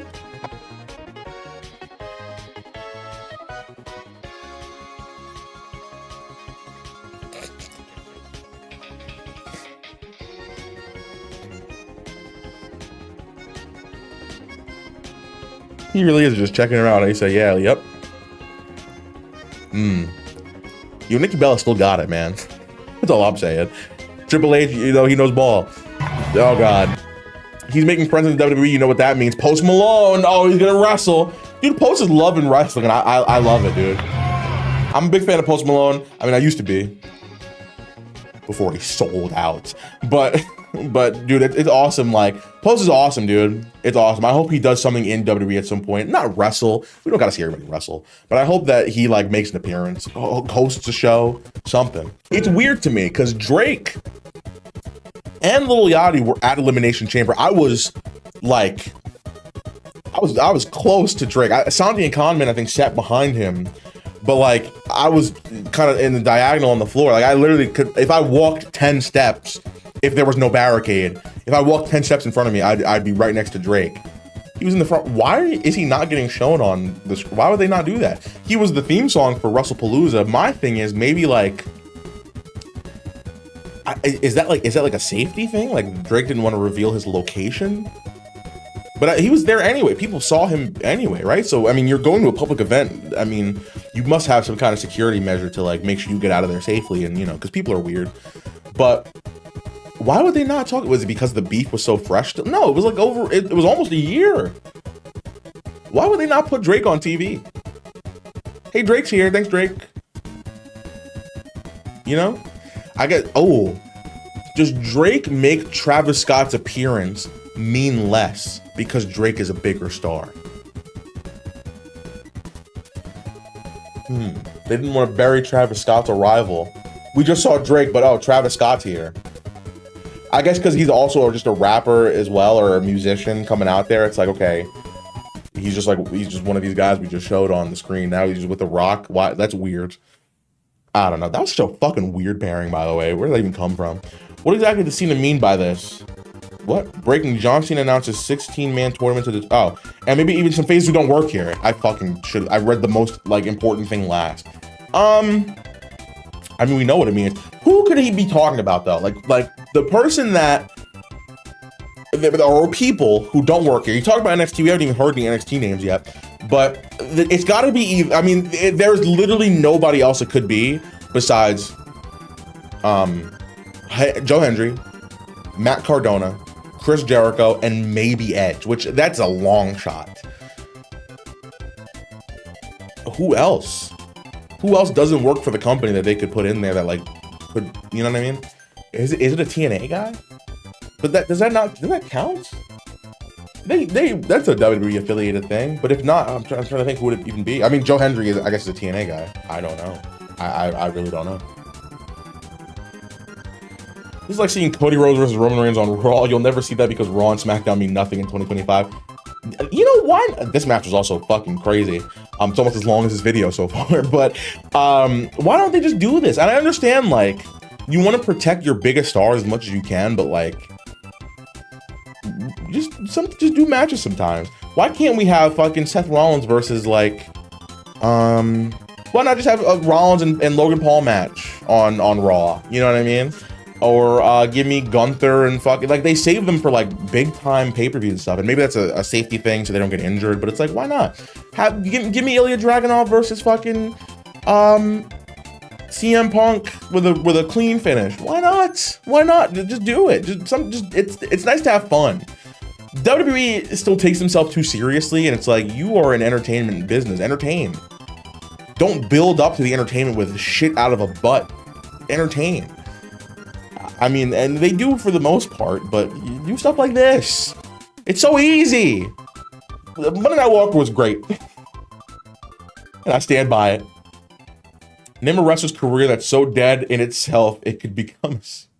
Oh, name a wrestler's career that's so dead it in itself could become a Spirit Halloween. Apollo Crews. Oh, my goodness gracious. I don't even know if Apollo Crews... Like, that career, my God. Spirit Halloween didn't even... That building, they couldn't even afford it. I don't even know. That's mean, though. I want to think of like a real one. Whose career is so dead, it could be a Spirit Halloween. I'm going to go ahead and say, yeah, I mean, Apollo Crews is really, that's a good answer. Damian Priest. I'd feel bad because like I don't think he was ready to win a world championship, and people are like, you gotta push him now, you gotta do stuff with it, you gotta experiment and stuff, but like you also do have to build them up as well. You know what I mean? Damian Priest just won the world championship one day. You know what I mean? There wasn't like really like any credibility in him up until he won the title. Now all of a sudden he's a successful world champion. You gotta make people believe, you know. And I understand. But the thing is, I say that Braun Breaker could have won the World Heavyweight Championship, and I don't think people would have batted an eye at it. You know what I mean? Because I think the moment there was big enough to put the strap on him. But it's like Priest won Money in the Bank, and then like he held it for a long time, and then he just won. Like, you know what I mean? You got to make it believable. So I feel like the lack of enthusiasm that the fans had towards his World Heavyweight Championship run, and there was a lot of support, but not as much as you would see for like an LA Knight or something like that. Once he lost the title, it was like he was just like, that's it. He's just nobody. And I don't see or hear anything from him. He's not on any pay-per-views. You know what I mean? He's fighting Aleister Black on. I mean, it's cool, sure. I feel bad though. Priest is good, man. They even split him up from his best friend. And yeah, he's not getting, I guess, the love I guess he should get. I don't think this works that way. Oh, it's a 2K clip. What? On Reddit? What the fuck? Huh? Oh my god. That's a shame. That's a shame. I mean, dude, this game sucks. OMG, I just met Kenny Omega at Universal Halloween Horror Nights. If you go in the Wyatt 6 thing, you fucking mark Kenny Omega, huh? I don't know. That's cool. Omega is like one of my favorite wrestlers of all time. I wish I could meet. It's cool because like in WWE, I could meet it's easier for me to meet WWE people than it is for me to meet people in AEW. Isn't that weird? I feel like it should be the other way around, but sure. I'm grateful, man. I don't know when I'd ever get the opportunity to meet an AEW guy. I'd really like to meet like Kenny, Ospreay, Hangman, Mercedes, obviously, Willow Nightingale, Darby's awesome. Moxley's cool, you know. I don't know if would Moxley take a picture with people? Yeah, of course he would. He's also from Ohio. Stand up, brethren. Wow.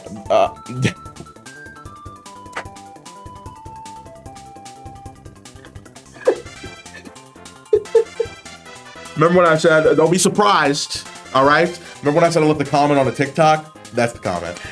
I like how it's got 200.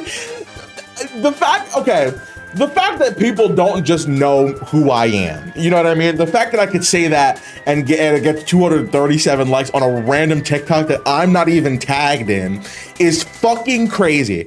But it's like, the fact that people know me, I'm grateful. Thank you. I love most of you out there. So thank you so much.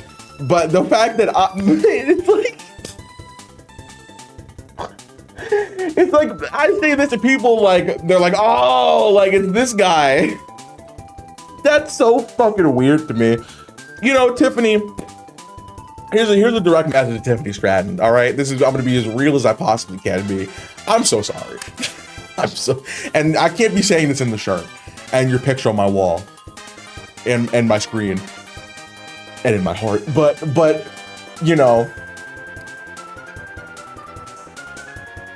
I know she's probably been tagged in or she's probably seen my name so many times,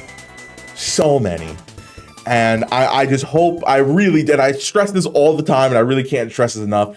I just hope that she like knows that like we're good. You know what I mean? You don't got to worry about me showing up at your house at 2 a.m. being like, Tiffany? Tiffany, it's me. It's the guy from YouTube. Like, hey, no. You know, I like to joke around here. You know, I fuck with you though. You know what I mean? If you're watching, hey, you know. I have a girlfriend. All right, but it's funny. Somebody posted this. Hey, 420 comments. Hey, huh?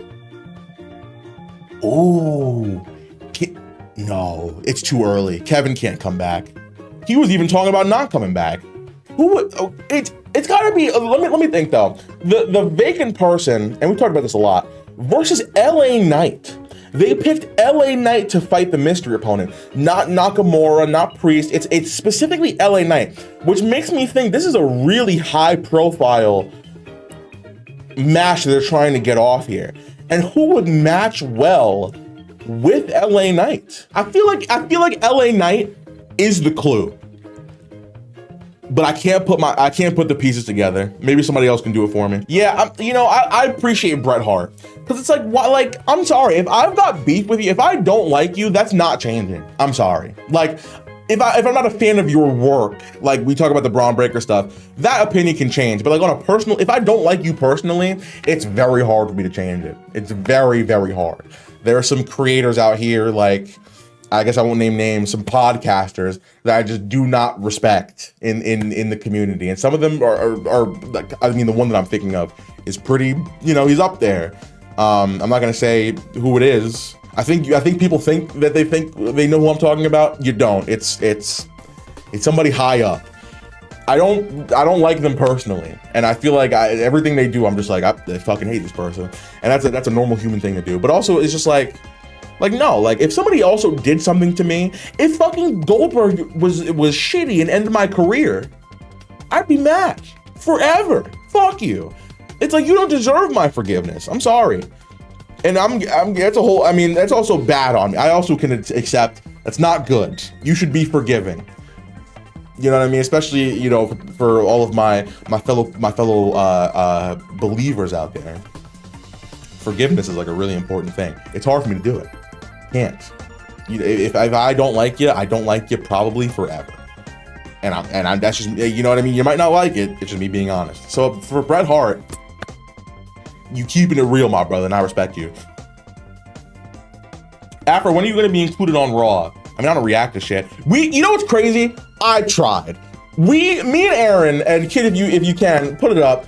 We did the fucking reel of AJ Lee coming back to WWE. We did the reaction for it because we were like, okay, they fucking do this all the time, right? They put content creators up there. So we put our reaction on Instagram of me and Aaron reacting to AJ coming back because A, we knew she was coming back, and B, we planned to skip that whole video. We had it. We were like, we're gonna skip. Nobody else is gonna skip. We're gonna be on Raw.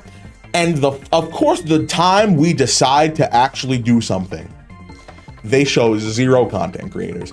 Like, and maybe that makes me feel a little bit better, because if we did that and they didn't put us on at all and they just put on other people, I'd be a little salty. But like, they didn't show anybody. And that's like, what the, like, of course. When I decided to react to content, sure, I'll do it. Maybe I'd probably, if I did it, I mean, like, shout out you guys for being here. I could probably get on Raw, right? But the thing is, like, I gotta like do it often enough to then get to the point where, like, they'll just pick my clip out. I gotta get lucky, I guess. That's cool. You're literally getting canonized on WWE television. Have I ever been on WWE TV? My clip was shown on an episode of Ride Along twice. I was on like some WWE Network original show twice. They showed a clip of me reacting to AJ Styles' return. I don't remember what show it was on. Maybe somebody could find it out there. Something AJ Styles did. Yeah, I was in the clip for that.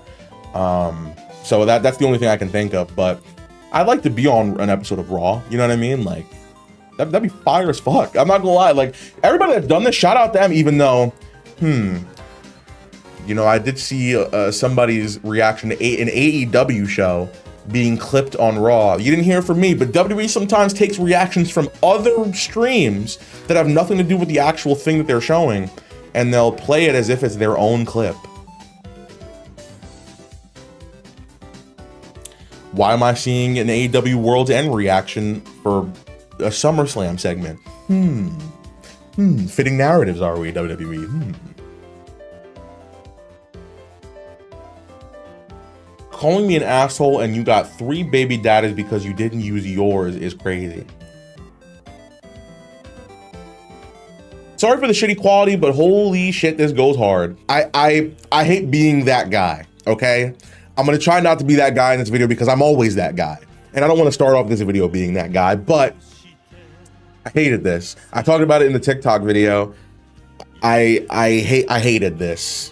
I'm not gonna lie to you, because when I picture John Cena's final match on Monday Night Raw in Madison Square Garden, it's not a 6-man tag. You know what I mean? It's not a nothing 6-man tag where he does literally 5 moves. It's like it's your third to last match ever. And here's my thing: if we're gonna do Cena versus Dominic again, which I'm also not a fan of, but I get it. We're building Dominic a lot. He's getting a lot of exposure here, and he's probably gonna win the title back. So we need to have a rivalry, I guess, in there. So I'm okay with that. But it's like, Cena just won the IC title.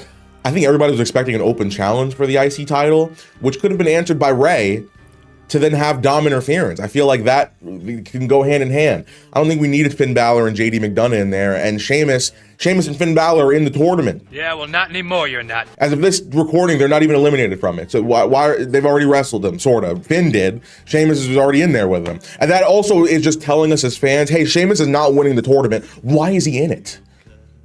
You know what I mean? They're not gonna do this and then have Sheamus win. If Sheamus wins, you can have my take it, you watching at home, but I also don't think it's gonna happen.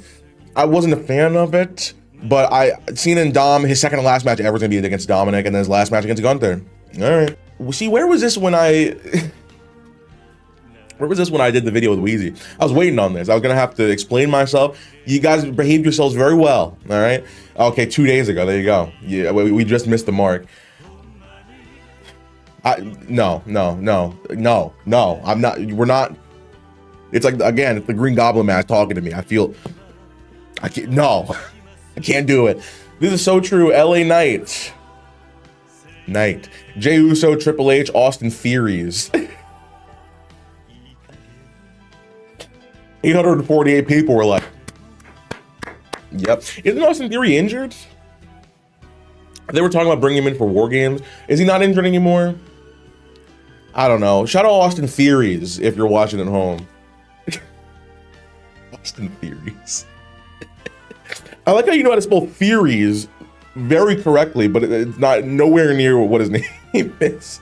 And then we got LA Knight. That's fine. I guess this Raw was crazy. Again, I know this is very outdated for you guys watching at home, but the Madison Square Garden show, I mean, I'm not gonna lie to you, the 6-man did really bring me down.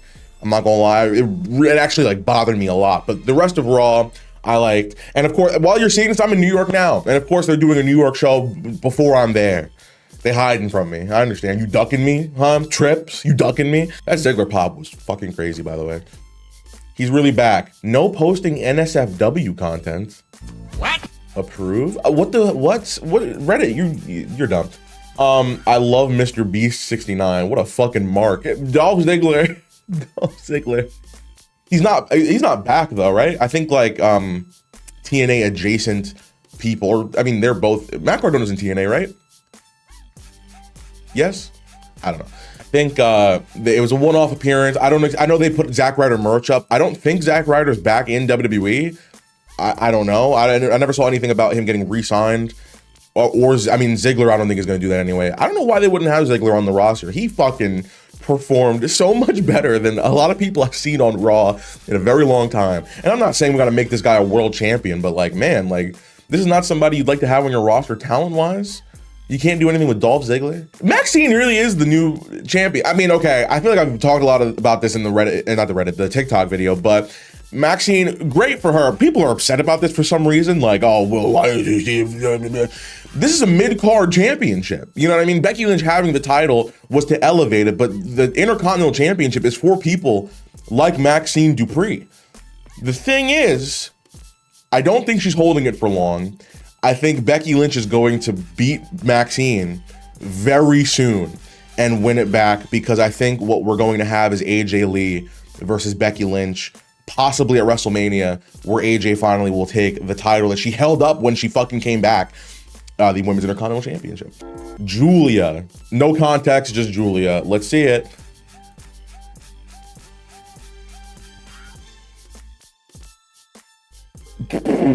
Yo, Julia, listen, you know, it's cool when they do it. It's a problem when I do it. Fuck them. I'm the double standard, it's killing me over here. Hey, you know, Zelina. Yo, Julia, you know, she's a real one, you know? What is this video? What are they even doing? Why is Jordan Grace? This was in NXT. I just put the pieces together. Thank you. They got to push him now. Oh, this is the thing that it solidified it. You got to push him. Here we go.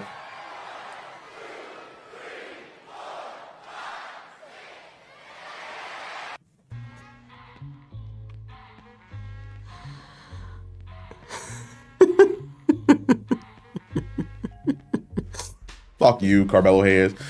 Fuck you. That's actually so funny. What the fuck?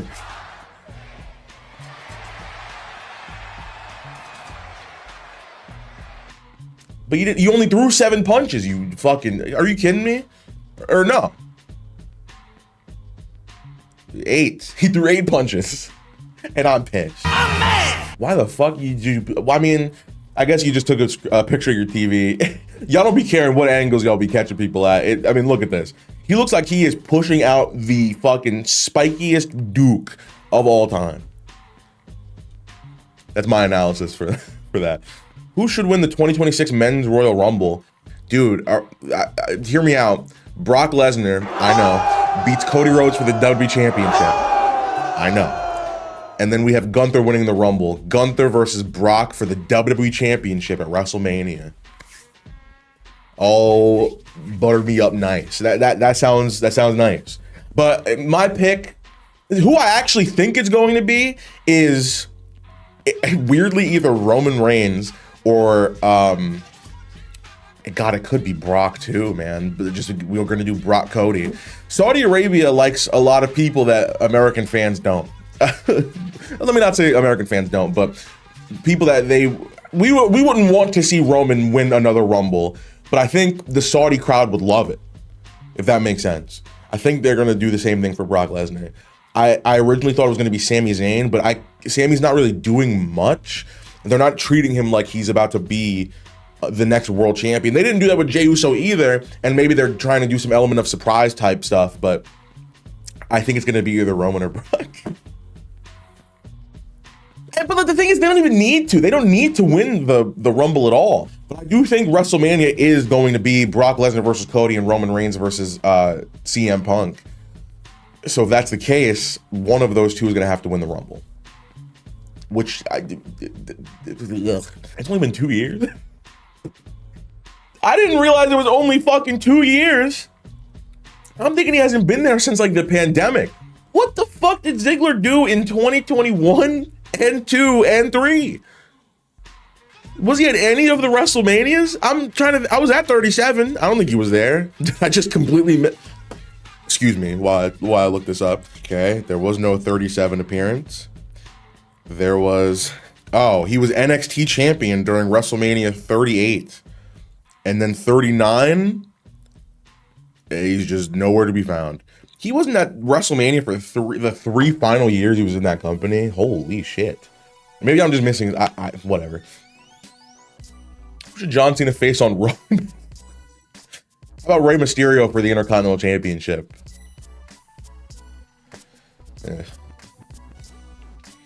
Yeah, me and Weezy talked about this briefly in the last Reddit video that you guys saw, but SmackDown going to 3 hours. Why? No one liked it when it was 3 hours the first time. And it works when you have a big roster and actual stories to tell, but SmackDown doesn't have either. SmackDown for the last year has been shit from a butt. It's been poop from an ass. And I don't know why we would go back to that. I feel like it's not necessary. No one asked for it. Are they even going to like profit off of it? I guess so. Why did we even change back to 2 hours in the first place? I thought the whole point was because 3 hours is not good. What are we even gonna do, bro? Oh, they're gonna add an extra hour of like fucking random ass tag team matches that don't go anywhere. It's the Motor City Machine Guns versus fucking Fraxium. For what? Nothing. I mean, that actually sounds like a good match. But like, God, man. I do not watch SmackDown. I've talked about this a lot. And you know who's on SmackDown. I don't even watch it. If you really know wrestling, let me test you a ball knowledge. That's a sentence. What is the slogan for WWE? The slogan? Like WWE. No. What? Something sports and entertainment. Actually, that's a weird question. Is it? I didn't realize they had one. Oh, don't try this at home. Is that the one? Oh, then now for, oh, that's right. Is there no actual answer? Oh, OP, then now forever together. That's not the fucking, that's the intro to the show. Is that their slogan? Whatever, if it is, I'll shut up. Why are you doing this picture and you're not gonna put him on TV? You know what I mean? He is, man, I mean, my God. You want to talk about spray tans. They sprayed this man like fucking, like a drive-by. Like, I don't even know, bro. Look at him. He, like, compare the two. I think naturally these two are the same skin tone, right? I think. But some of these spray tans, they gotta go, man. Him, Braun, who else? Jackie Redmond, all right, I see ya. I see ya. Paul Heyman.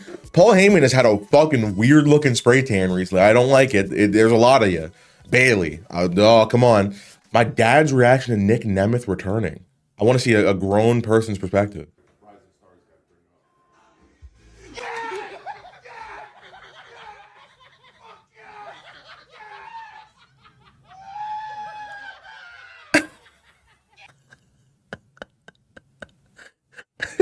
Wow.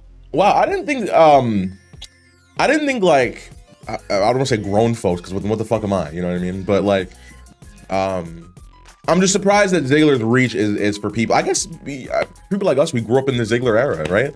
I guess like I'm assuming this person was in their 20s, maybe early 20s when Ziggler debuted. Maybe I was a little younger, but yeah, it's really cool to see that moment happen and like how excited people were about it. Okay, it's only been 2 years.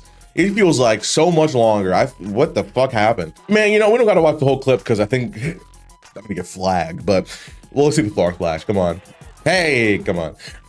Eddie Guerrero, I wish I like not knew more about him, but I wish that I was around in his era. You know what I mean? I started watching wrestling in 07 and he passed away in, I think like literally 2 years before, I think November of 05, right? So I just missed the mark on that. But he like the coolest fucking wrestler to ever live, man. Like he was like, for somebody that is such like who does all these heel tactics to be as loved as he is, it's like that is the personality that comes along with the character. And I mean, obviously he was treated like a babyface a lot of the time as well, but it's like, man, he's just so smooth with everything that he did in the ring. Promos were always really good, and the presentation was fantastic. Coolest wrestler ever, man. I stick by that. Chance Maxine was the title. Slim to none. Jada Parker? Why is her? This must be a battle royal. Wait, yeah, it is Evolution. Aha! I see. I put the pieces together. Top 5 moments of Roman Reigns in 2025. Let's see. Oh, his return. Oh no. Oh no. He fucking does this. He really does do this all the time. He's a return merchant. Oh, he's back. But you know who else does that? Edge. Edge did that all the time in WWE. It's like, oh, he's back now. Because they have a part-time contract. So it's like, if you're going to leave for a month or two, it's got to, I guess, be a return. But it's like, and then I just don't like how every time they do that, like, they like write them off. You know what I mean? Like, oh, you're going to be gone for a month and a half. Now you're injured. What? But like, I think Roman just announced that he's coming back next week. Just announce it. I understand it wouldn't, you know, moments like this is different, but like, come on. I don't know. Maybe I'm hating. Pick one of these wrestling structures to be retired forever, never to be used by WWE ever again. Yikes. We got the Chamber. I can't get rid of the Hell in a Cell, a Steel Cage, and War Games. War Games. It doesn't, like, and it's in a couple of days, right? So, by the time you're seeing this, War Games was really cool when they first introduced it back in WWE. Or I guess in NXT was the first time a WWE promotion did War Games, I'm assuming, yeah. And it was really cool at first because of just like the spectacle of it. But you got rid of other pay-per-views because like getting to it the same way every year was kind of dumb. Why are we having a Hell in a Cell match just because it's October? So they got rid of Hell in a Cell. Why is War Games different? Survivor Series, that in itself is kind of an issue because if you're doing the same kind of storyline with a 5-on-5 situation, it's like, okay, well, it's November, so just good thing we have 5-on-5 people that are beefing with each other. It was different when it was promotional. Raw versus SmackDown, it was like, okay, this is the time of the year where this is going to happen. And that makes a little more sense, like a Rumble, right? But War Games is suffering from what I think Survivor Series suffered from in the past, where it was not too much of a story going into it. The stakes are not there. If the winning team got some kind of advantage in a rumble or a future championship match, or the captain got a championship match, or whoever gets pinned has to then do this on, you know what I mean? If there was something, it'd be a little more interesting to see. But after War Games ends, Monday Night Raw is just going to move on. They're going to mention it a couple of times. Oh, this happened in War Games, and then that's it.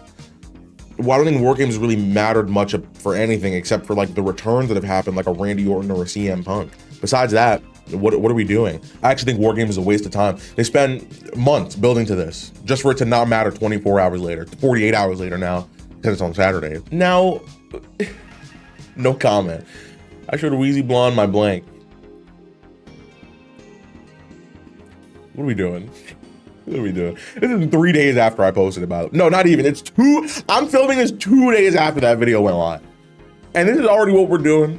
I titled the fucking Reddit videos the same way every time I got a guest on here, all right? Santi did that. And others. but yeah, whatever. Deontay. Calm it down. Why the fuck? What happened? I really do have to like sit here for a week and just and just let the post breathe so that we can filter out all the bullshit. Because what is this? All right, let's see. Pass.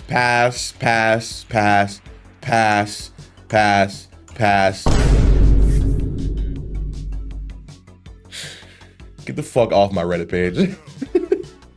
Why does he always have to win at WrestleMania, dude? Like, can somebody else win for once? This is why we can't build new stars. Why is The Undertaker winning world titles in his 40s? This might be the most overrated young star they're trying to make into a superstar. Like, I guess, that's the kind of the point. Why are we listening to like other people's, especially on Twitter? Good God. Like, I feel like it's important that we hear each other's perspectives on certain things.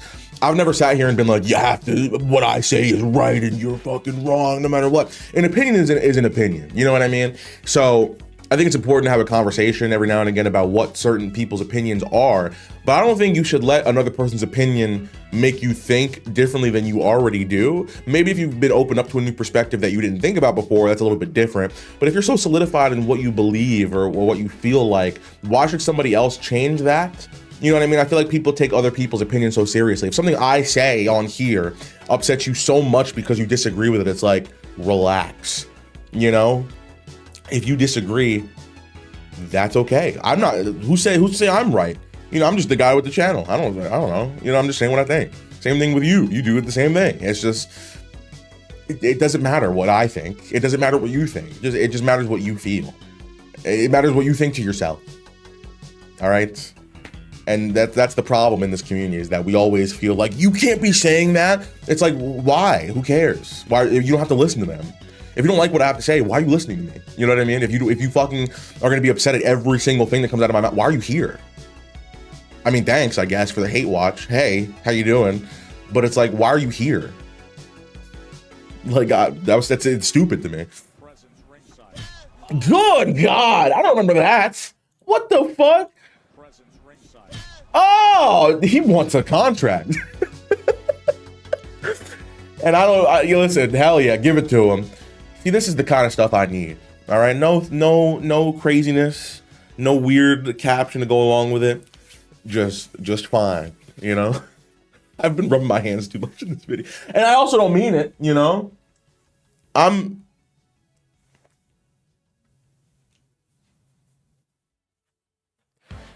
We all bleed red, right?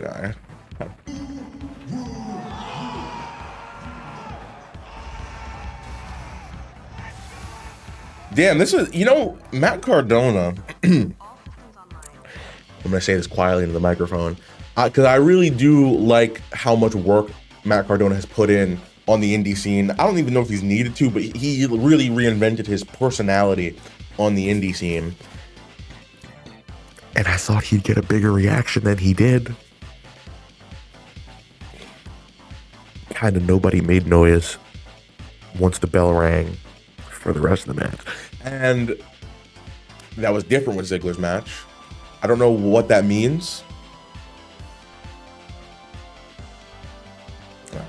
6 years ago, 2K Games Facebook was hacked. Yo, let's get 10K likes, and I'll release Randy Orton gangbanging a whore with Triple H. Why are we calling Ric Flair a whore? Top 5 WWE Women of 2025, in my opinion, from 1 to 5. Also, next month, we got a lot of list videos coming for the end of the year. Best matches, worst matches, and others. There's a lot of, best pay-per-views. Yeah, we're ranking the pay-per-views. We're doing a lot of the year ends. It's gonna be fun. It's gonna be real fun. Okay, from 1 to, so this is the best 1 to number 5. You should have done it in reverse order, but that's cool. Io, sure. Stephanie, okay. I mean, oh, dude, Soul's such an underrated. JC and Soul are so underrated. Yeah, I mean, I put, I honestly think you nailed this list. I might switch.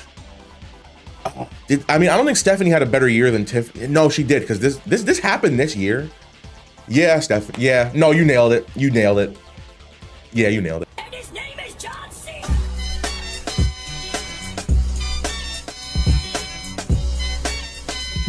What the fuck am I looking at?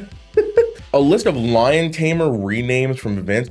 The second list of finishing hold names sent to me by The Office. As bad as the Salad Shooter and Rock and Roll Finisher were, the Whammer Jammer, Y23, and the Embarrasser are much worse. My ideas are written at the bottom. So this is what Vince wanted the Lion Tamer to be renamed to. The Jericho Shutdown, Back to the Future. Is it because of the Millennium gimmick? God. But like, that was a one-time thing to build hype for the debut, that you're gonna fucking do his whole career around that? Twist of Fate? Wait a minute. Hold on. I never thought about this. Why are WWE turning the story of Io and the Kabuki Warriors into how can Rhea and Charlotte coexist? Rhea becoming the main character while Io becomes a side character in her own story is genuinely so frustrating.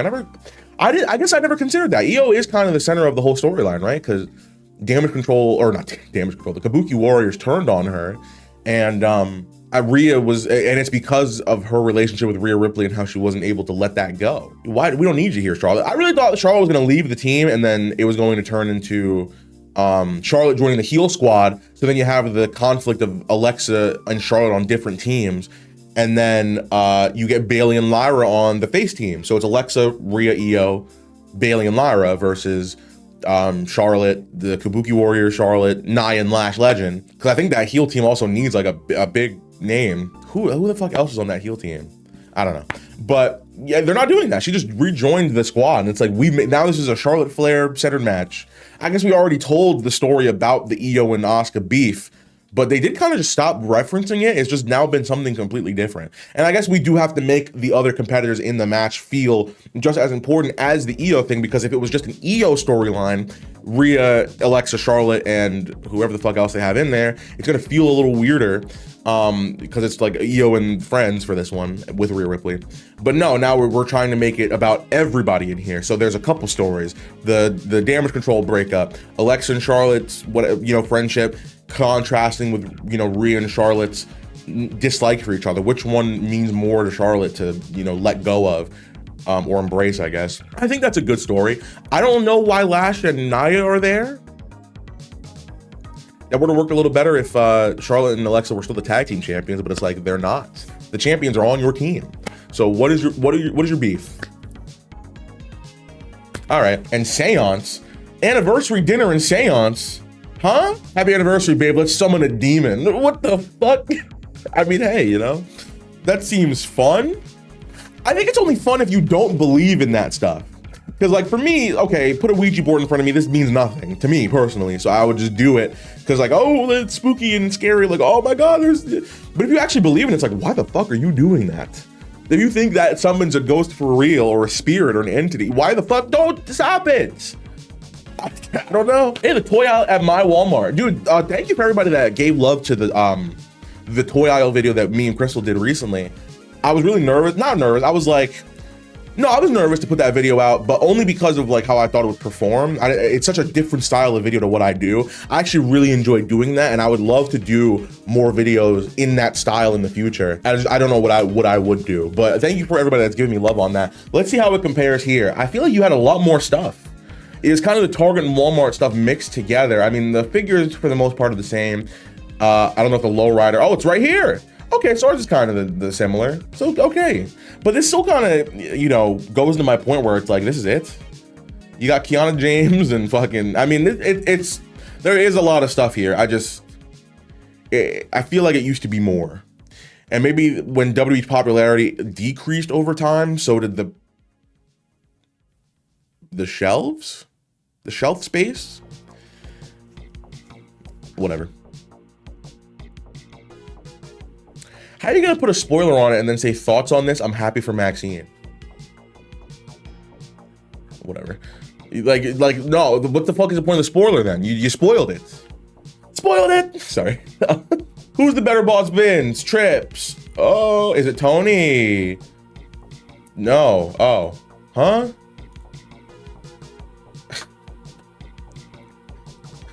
Fuck you. My LA Knight take. My take. LA Knight is winning the last time is now tournament.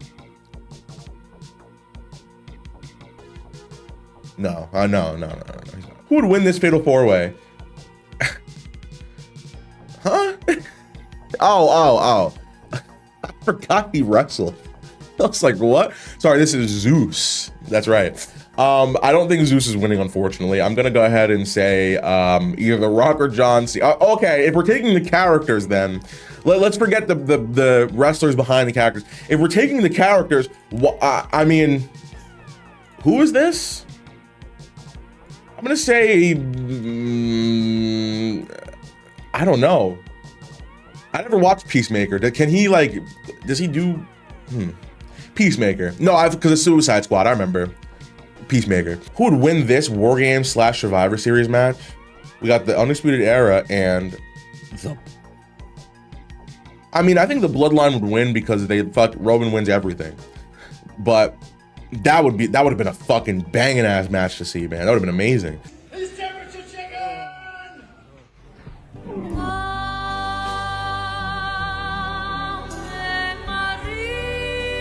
Thankful for Tiffy time. I mean, yep. You know, this is really the cheat code to get on my Reddit, huh? This is like, it's weird because I've seen a lot of people on my Reddit page before being like, Small Afro is a person. It's taken on a mind of its own. People are on here and they have no idea who I am whatsoever, which is weird because what? What? But sure. But it's just the fact that a person like Tiffany Stratton can consistently get at the top of this Reddit page, it goes to show maybe, you know, people just thought, you know, it'd be something for me to see. And you know what? I appreciate it. And I know I love it. I'm 26. You know who else is 26? All right. Oh, God. All right. I mean, I'm saying that like this is like some outlandish picture. Like, oh, God, no, put it away. It's like these, I don't know. As much as the internet would like you to think that I'm fucking putting up all these sexualized pictures of these women, it's like they posted this.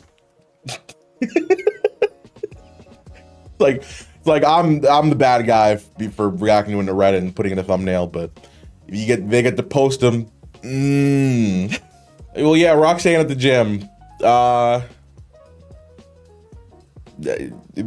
Cool. What? Hey, what exercise do you think she's doing? I don't know. Like, what am I supposed to say to this?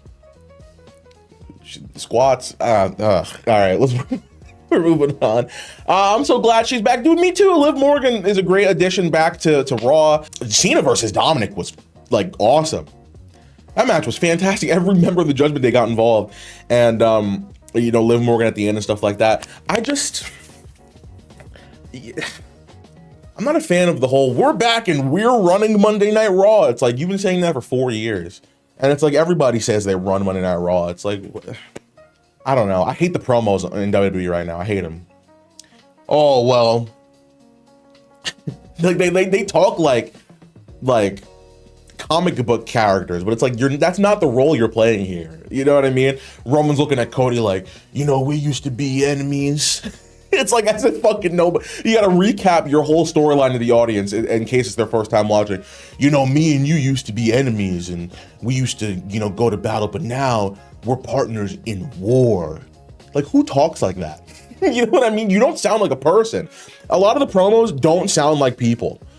And it's bothering me. I don't know how I got here from looking at a picture of Liv Morgan. But there you go. There's my 2 cents. Nikki Bella was the most beautiful woman in the Survivor Series. I mean, sure. I mean, everybody's got, you know, Nikki Bella, she's, you know, hey. I don't like what, I don't know. I mean, she's obviously, you know, beautiful. But I mean, you know, Becky Lynch, you know, Rhea, I mean, no,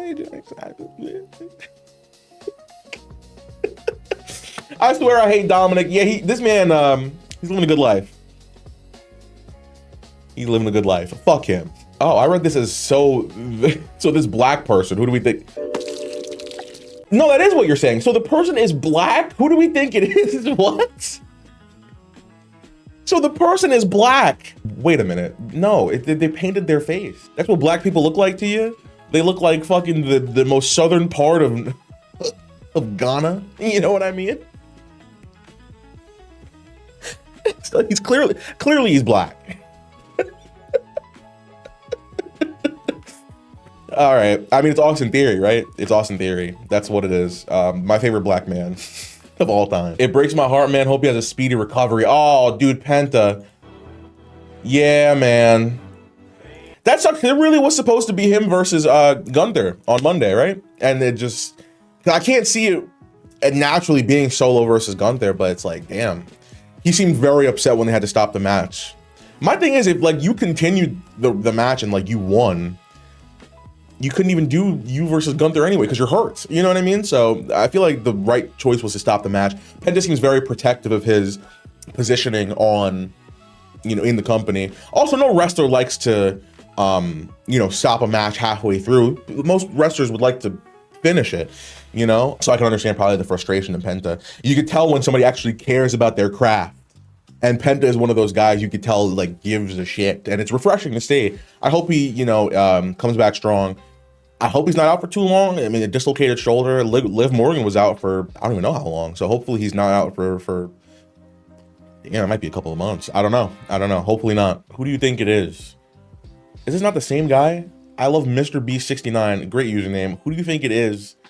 And then he's black. Who do you think it is? Back to back, and 500 people both times were like, yup, thumbs up on that one. Are you fucking kidding me? This is where we are now? So he's black. No, not today. Oh my goodness, great. How many times have we seen this freaking thing? I reacted to this post so many times. This is crazy though. Look, I've never seen Woods. He's like, I wasn't invited. I couldn't get it up. So I wore these red sweatpants for nothing. Everybody else got jeans. Everybody else wearing blue jeans. And he's in these velvety fucking red pants. He's like, man, I've been trying to show off since we fucking got to this locker room, and I gotta see Cardona getting gripped. Are you kidding me? My middle name's Xavier. If that's like supposed to make it better, like, no, he did cost me the Draft Wars Championship, by the way. So, all right. Second week of Jay keeping up his gimmick. Oh, goodness gracious. Oh my God. That's bad. That's so bad. Everybody thinks I have this like Jey Uso boner and like I can't keep it in because I don't understand it. I get that I say more positive things about Jey Uso than most other people, but it's like I like him. I don't know. Oh, you met him and now you can't stop saying good things about him. It's like that was never that didn't change from before I met him. I don't know what we're talking about, but sure. This is, yeah, I mean, sheesh.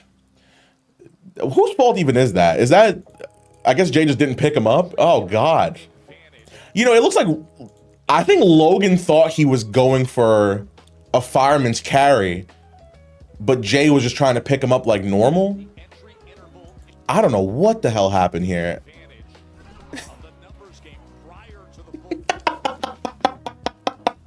He just stepped over. Like, all right, like, come on, we're done here. You know, being back on Twitter, I knew how bad the hate was for Jay, but like, being back on Twitter, I'm like, whoa, like people do not like this man at all, and I can't understand. Like, I can understand not being the biggest fan of him or his character, but it's like, is it that serious?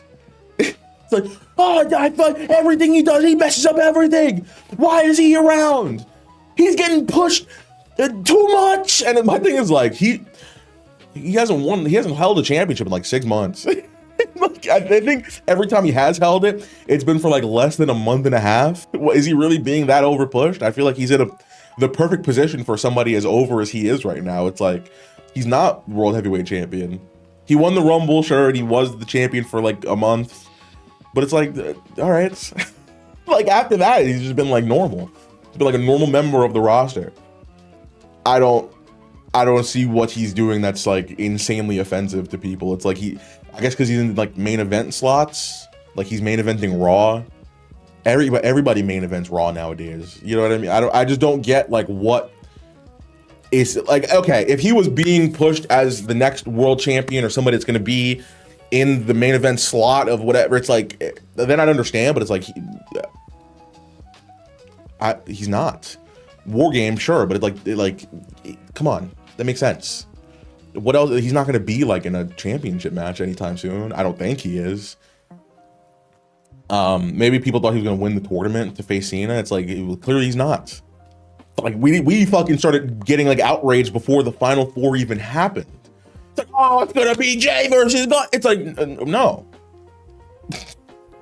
You know what I mean?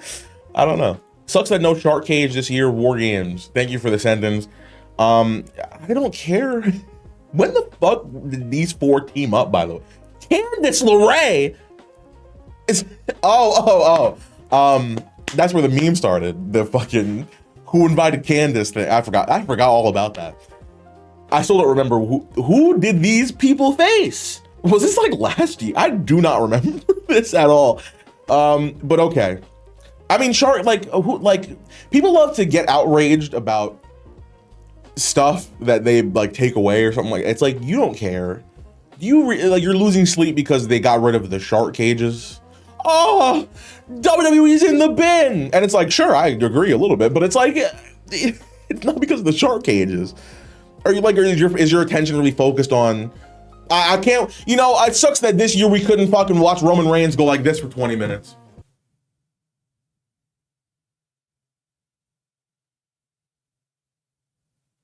It's like, are you missing that much? It's like, I don't get it. You shouldn't even be looking at the cages anyway. You should be looking at the shit in the ring. All right?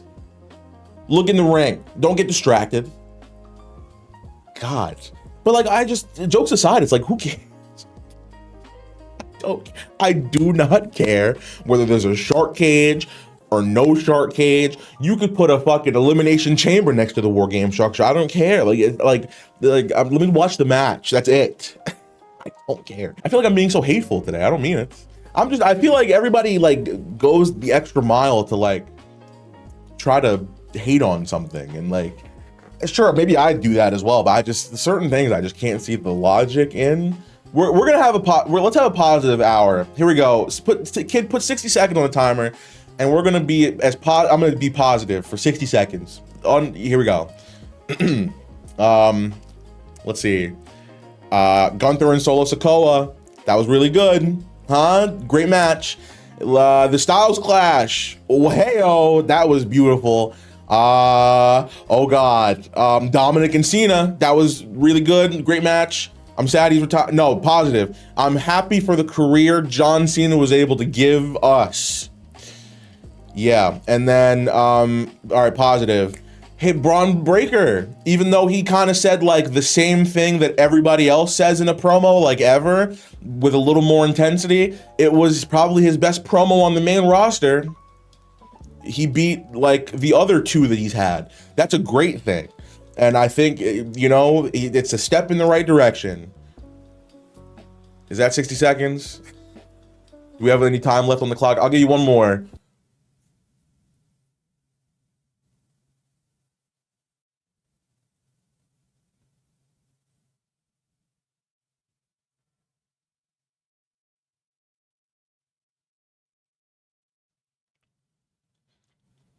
Lives hot. I don't know. All right, let's move on. I find this hilarious because the obvious answer is Cody. Punk's belt was created because Roman didn't show up enough. That is true. Because he was like, oh, that title would look a lot better on my shoulder. Here's the thing. It's been rumored for a little bit now, especially after War Games, that WrestleMania 42 is going to be Roman Reigns versus Cody Rhodes for the WWE Championship again. Ew! And everybody's like really upset about it. And we act like Roman and Cody didn't have two of the best WrestleMania main events like ever, especially in recent memory. No. Oh, they 3 WrestleMania main events in 4 years? Huh? Why couldn't they do a WrestleMania trilogy like Rock and Austin, where they did it 3 times in 5 years? It's like what are we talking about?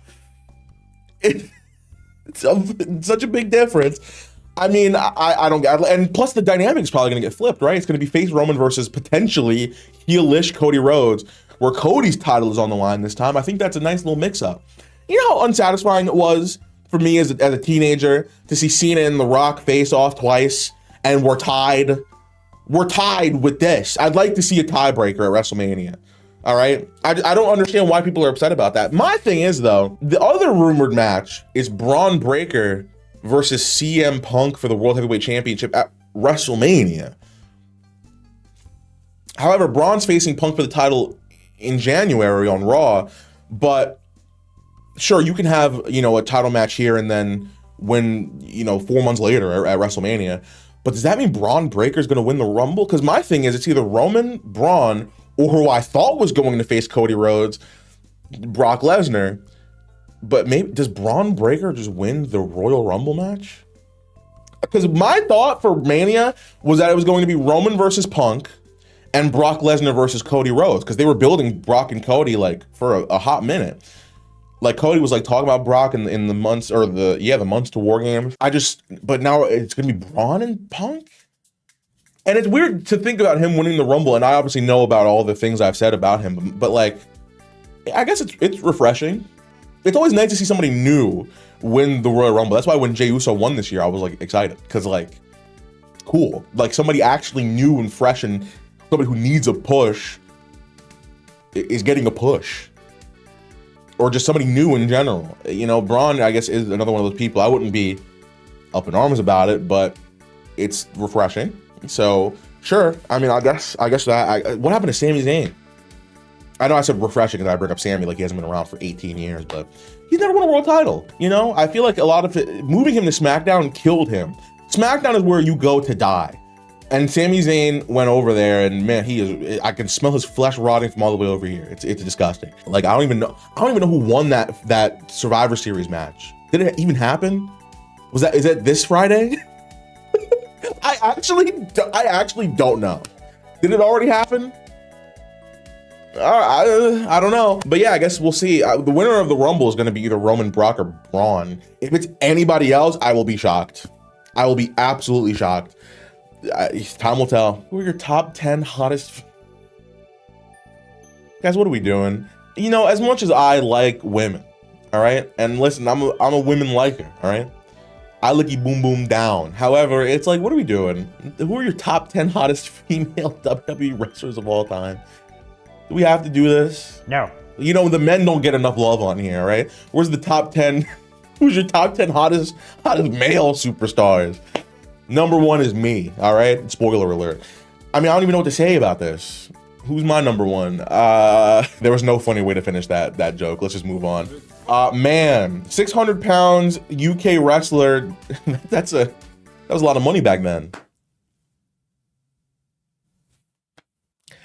Cause pounds, UK pounds. Oh, brother, this guy stinks! 600-pound UK wrestler Giant Haystack giving a stiff body slam to Jackie Fullerton in 1980. Jackie apparently talks smack about wrestling backstage. If you did this in the 80s where you called wrestling fake, like, people just hurt you. You could not do that in the 80s and get away with it. Let's see it.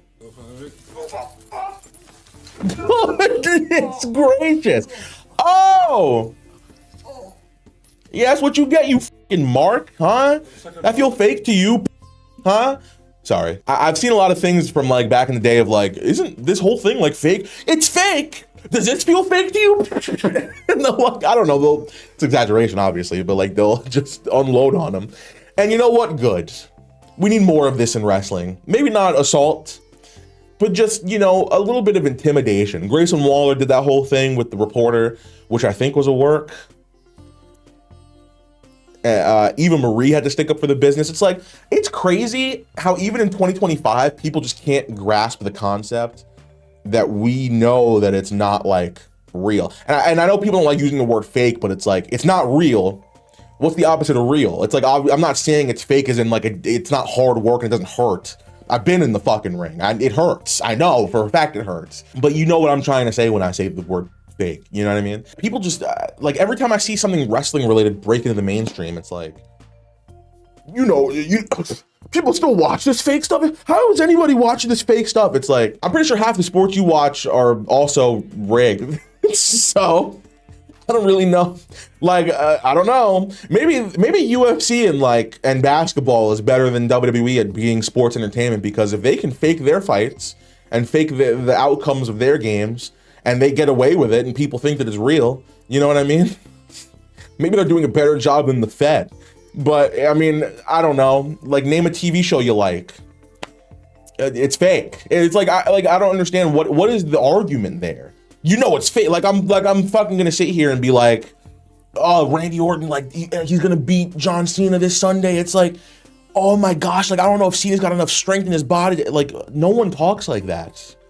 Even when I thought it was real, I didn't even think that hard about it. You know what I mean? It's like, what? Like it's that offensive to you?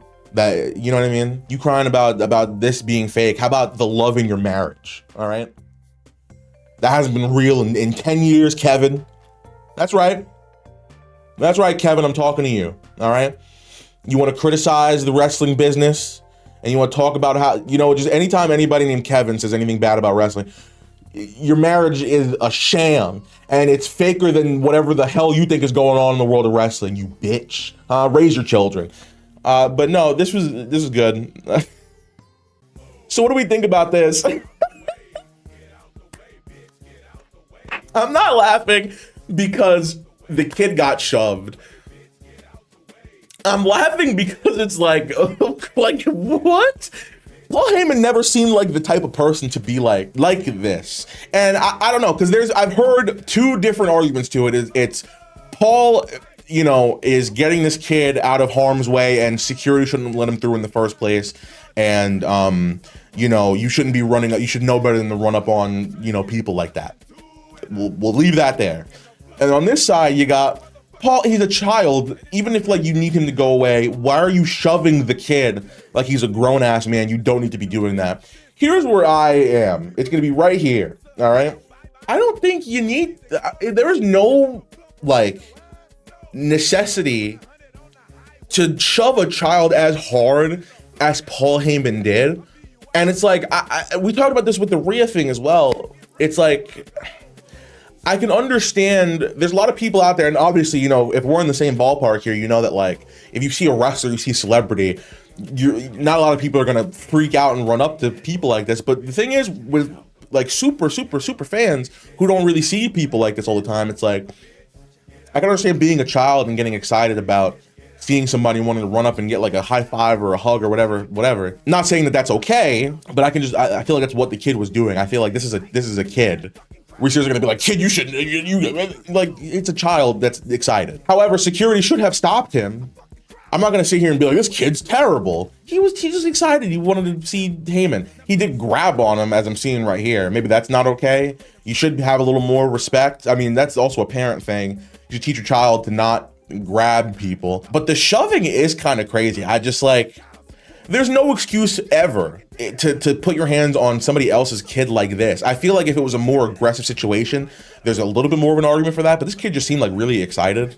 And people are like, Paul Heyman's just playing a heel. No, stop. There's a difference between being a heel and being a dick. You know what I mean? It's like, people say that with MJF all the time. His heel work is great. And I love MJF, but like seeing him at like these meet and greets, like actually being like mean to people is like, I don't know. A part of me doesn't like that because you can't have like, your cake and eat it too. No, if you're trying to keep kayfabe alive, don't do meet and greets at all. What fucking heel in the 80s did autograph signings back then? You know what I mean? Was there a lot of like Roddy Piper fucking meet and greets back when the height of his heel popularity? If there was, tell me. But it's like people are coming to see you and they're excited to interact with you, and you're like in your character insulting them personally and like telling them to fuck off and just throwing shit at them, smacking phones out of hands. It's like, and breaking them, throwing liquid in kids' faces. It's like, you're a heel, but like that's you're bringing it outside of what your character is supposed to be. Like you're interacting like in real life with these people. It's like if you're gonna, I went off a whole tangent, but if you're gonna be a heel and you want to keep kayfabe alive and protect your character, don't sign autographs for people. You can't have both. You got to pick one or the other, because then it's like we're drifting into, you're just like an asshole. Oh, that's the point. No, no, I don't think anybody deserves to be treated that way, especially if I'm giving you money to come see you and fucking buy something off of you. It's like you're gonna throw shit at me. I don't know. But with this, it's like you can't use the argument, oh, he's being a heel, so he can just fucking shove whatever kid he wants. I don't know. I see both sides. I think at the end of the day, it's the kid shouldn't have been able to get past security. The parents should have not told the kid to get past security. And Paul, I feel like, should have de-escalated the situation a little bit better than just absolutely shoving the shit out of a kid. That's kind of my thoughts on that. I really don't know what else to add, because I feel like I'm not even saying what I like, everything about how I feel about it, but it's like that's kind of just what it is. I feel like there's not, in a lot of situations, people are so quick to blame one side or blame another side. It's like two people can be wrong. You know what I mean? And I think that was the case in this situation. I think there was a lot of things wrong. Security sucks. Parents stink. Kids got no manners. Paul Heyman did not need to do that aggressively. I think, there we go. All right. Tiffany official figure looking kind of, what do we mean? What's up with the fingers? Does she even do, oh, because she points at her watch. I see. This is not Tiffany Stratton's face, by the way. Who the hell is that? This does not, this looks like somebody completely different. Do you guys ever cut promos during sex? No.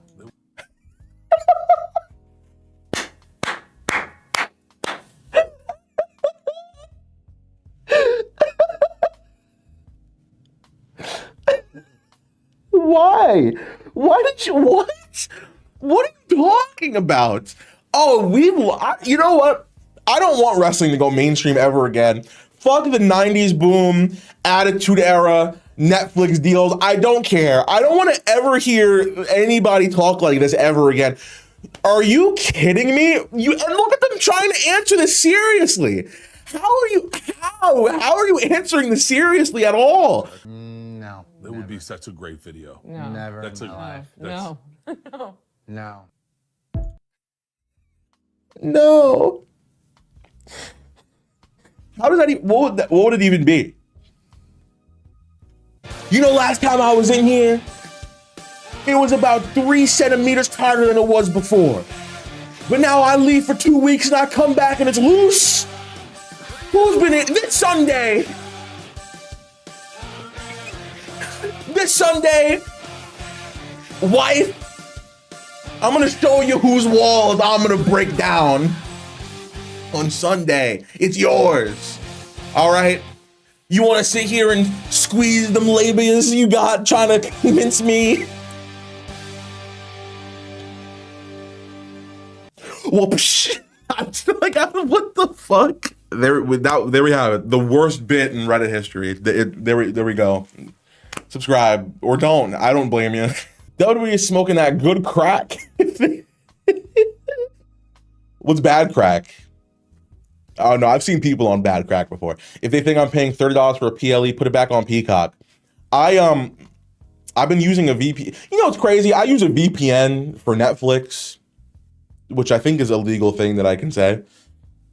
Because on Netflix, you can watch it internationally and just have your standard Netflix subscription. So I pay $10 a month for Proton VPN, and I get to watch Raw without ads and you know, pay-per-views on here. But WWE, they're a little sneaky because Netflix sometimes be like, oh, you're using a VPN, you gotta turn it off. I'm like, War Games started, like the men's match started, and it's like, you got a VPN. It's like you could tell immediately. All right, just let me rock. Let me do my thing. Let me not have to I shouldn't have to refresh every 2 seconds. All right, leave me be, please. And I agree. They're smoking that good crack. I mean, the thing is, like, again, I feel weird complaining about something that's still cheaper than what I grew up in. Because pay-per-views when I was a kid was $39.99 a month. And that was for B pay-per-views too.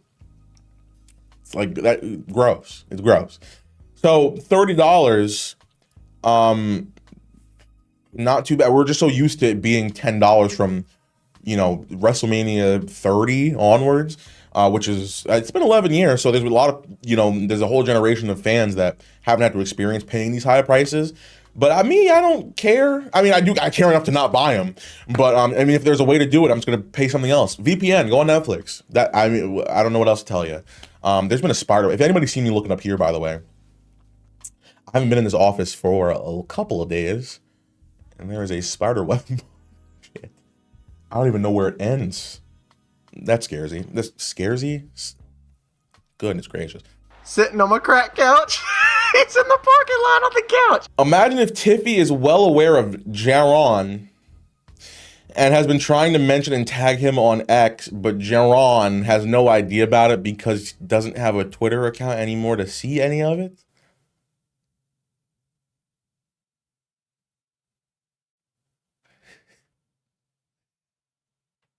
What the fuck? I mean, I can't imagine, all right, let's be real. I can't imagine, at least at this point, Tiffany has no idea who I am. The fact that I haven't had an interaction with her yet does kind of scare me because I really, I need it to be clear at the end of the day that, like, we are bidding. Again, I have a thing for her, obviously, but it's like, it's not as deep as we all make it seem in these videos. But we kind of play it up for the channel. And I hope she knows that. And I'm a little scared that she just sees all the tags and stuff and she's just like, what the fuck is this creep doing? So I'm concerned about that. However, I feel like I don't know if she'd actively go out of her way multiple times to try to reach out. I think even thinking about this is kind of crazy. Like, oh, that's it. That's why he hasn't. That's all right. Let's be just transparent as possible. I'm hoping at a 2K event where I get to play the game early, maybe this year, maybe next year, she'll be there. And maybe I'll do like a short with her or a TikTok or something. People want me to do a Reddit video with her. If I bring my laptop, maybe I could. Can you imagine me doing a Reddit video with Tiffany?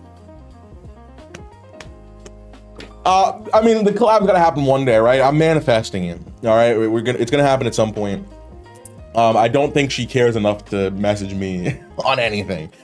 But hey, we're on Twitter now. You put this right before I rejoin, so we're back now. Maybe, hey, you never know. Thanks, I guess. That's crazy. Ew. Was that rude? I'm sorry. Why are his eyes so big here? I feel like his eyes are not real. They like enhanced them. Nice main event you got there. It'd be a shame if something happened to it, LOL. God, please keep The Rock, just stay away. He doesn't finish anything. Nothing. The Cena rivalry. Spoiled it. You know? Oh, Cody versus The Rock. Spoiled it. Bad blood. And he's back. And what does this mean? Spoiled it. He's not finishing anything. Try explaining this. Wrestling picks without context? What the hell? You getting peed on? Oh, it's Prime. This was like after the show. I see. Hey, once we go off the air, we're gonna knock you out and pour some liquid on your body. Oh, yes.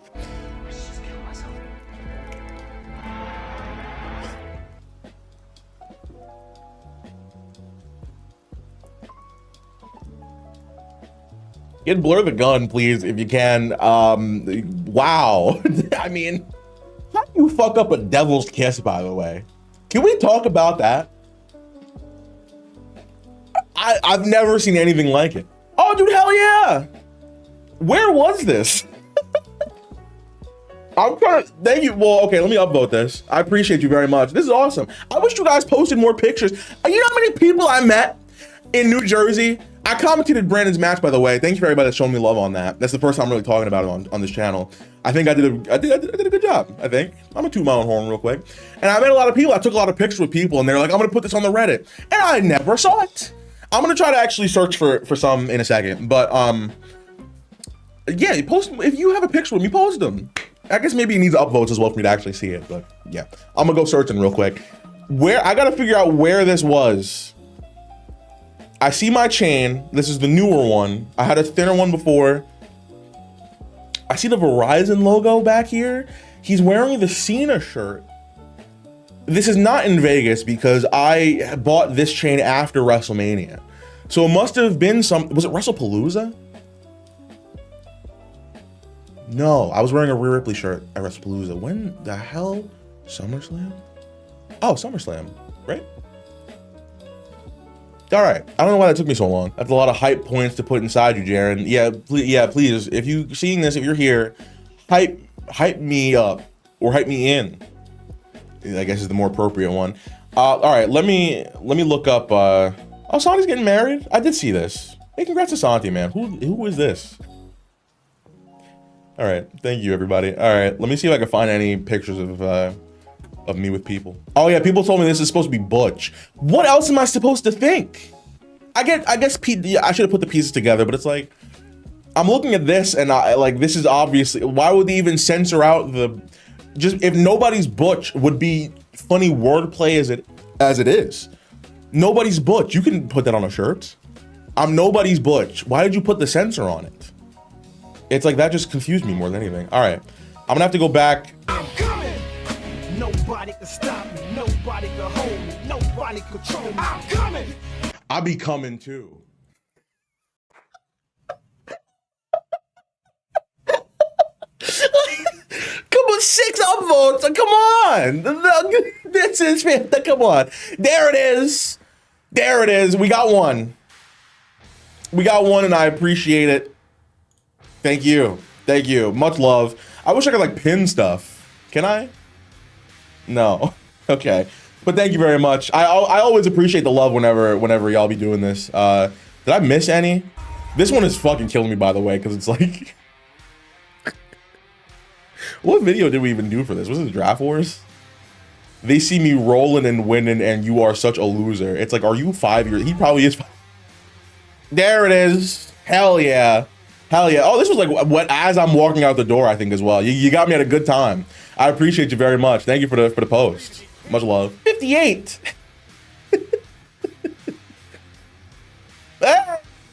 Dude, this kid comes up to me and he says that we were like from the same hometown. He went to a different school than I did, but no, much love. I appreciate you. Solrook, oh God, Solrook. All right, Solrook reveals she is healthy and ready to kick Bailey's BBL ass on Saturday night's main event. That's a sentence I just read out loud. Wow, 2025 is fantastic. Hey, Solruka, how you doing? You know, Aaron did a video with her this year, and fuck Aaron. Was it ever explained to us why they suddenly decided to paint up their faces like members of Slipknot? They look like Kiss if Kiss like kissed each other.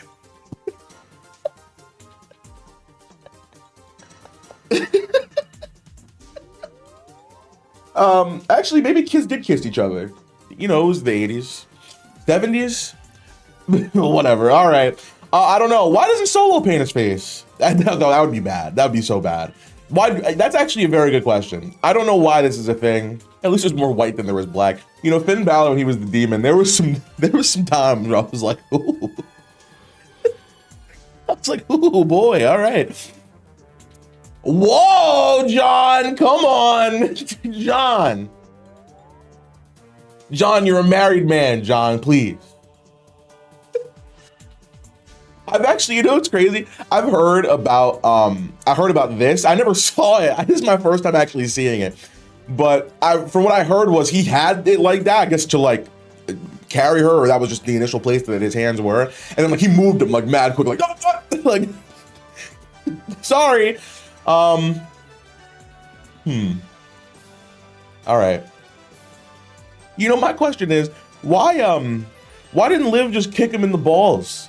You know, why did she have to slap Dominic and then mount him? You know? I guess it's for the suspense. That's, you know, it's like asking, hey, why did they open that door in that movie? We wouldn't have a movie, I guess. Come on, John. He got the ring on. He's got his wedding ring on. Denim on denim. All right, Batista, huh? I mean, I feel like I know what I'm about to see, but how am I about to see it?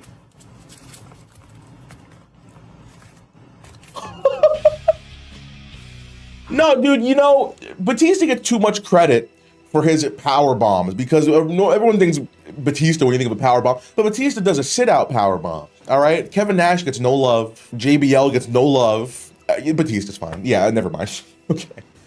This got awards? For what? Get the hell out of here, bro. Cena's last opponent isn't Gunther, and I'm willing to die on this hill. Oh, brother. And this was after Gunther won. You're huffing that. Wow, that copium is hard. So I've been thinking we're getting closer to Cena's last match. I'm actually unwell about it. And this whole tournament has been fun, but I really don't think Gunther is going to be the final opponent. Cena's been saying the same thing this whole time on my last day. I want to face whoever is willing to step up and seize the same kind of opportunity I was given on my first day. And yeah, Gunther would be an insane opponent to send Cena off with, but I don't think that's the match we're getting. What? Maybe I have too much faith in WWE's booking right now after the chaos this year has been, but hear me out. Gunther doesn't need this match. The man's been a world, and then it just cuts off. I don't need to see anyone. Trick Williams? 547 people were like, this guy's on to something. No, it's John Cena versus Gunther.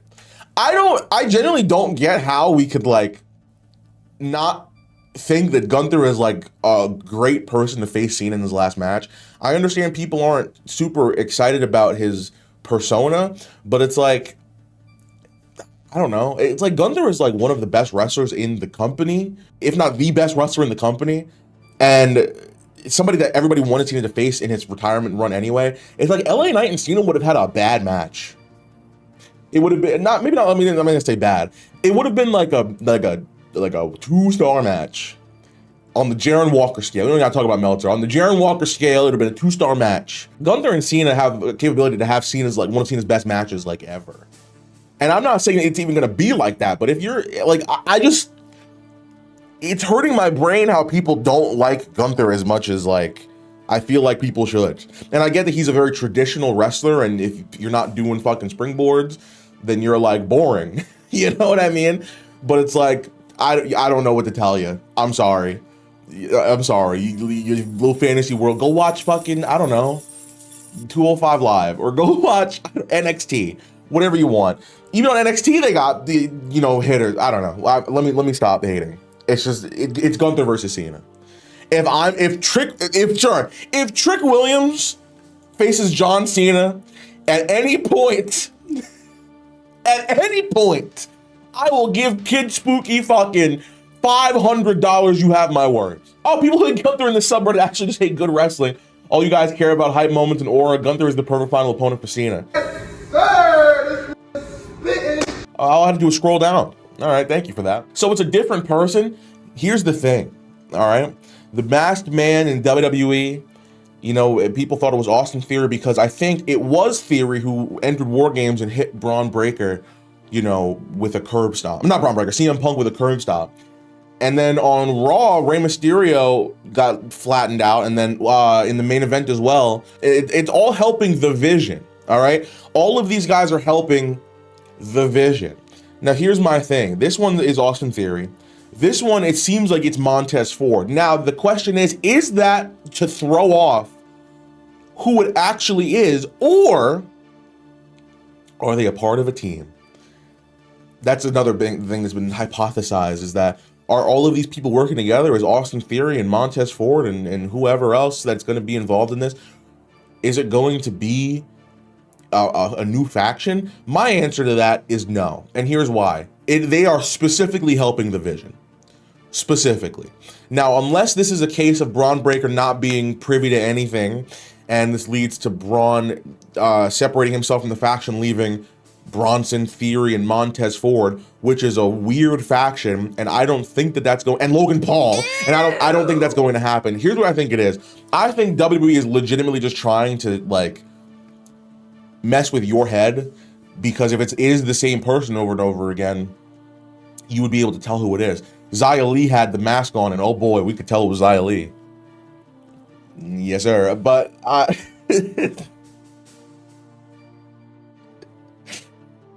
and people were like, that's Austin Theory's tush. I know it's Theory. But then Montez Ford, I assume it's Montez Ford's getting in there, and he's doing stuff. Now, here's my thing.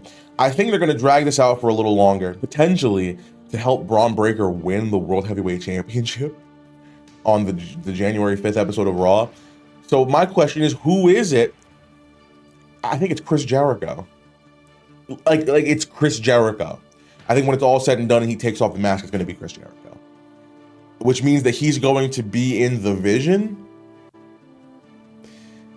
I don't know. I just can't. At this point, if it's Austin Theory or Montez Ford or anybody else that's like an active wrestler, that's not an exciting surprise that you drag out for weeks. Okay. I thought this was supposed to be a thing that was answered on Raw. It was not. It wasn't even answered on last Raw. So it's got to be somebody big. It's Chris Jericho. I think it's got to be. And the only reason it's not actually him is because he's not, I think he's still under contract until the end of the year. I think Chris Jericho is the man under the mask. What that means for the future of anything, I don't know. But man, Chris Jericho loves himself a disguise. And but then that also means it's Jericho, Braun Breaker, Bronson Reed, and Logan Paul in a heel faction. Jericho's coming back as a heel. It's weird to me. Or it could be all of them taking off the mask and it's like, we're all part of this thing. But they're helping the Vision, so I think it's one guy, and I think it's Chris Jericho. Here's your crush. Oh, thank you. Let's see. I guess. Thanks. Why are you looking at yourself in the mirror? Why wouldn't I?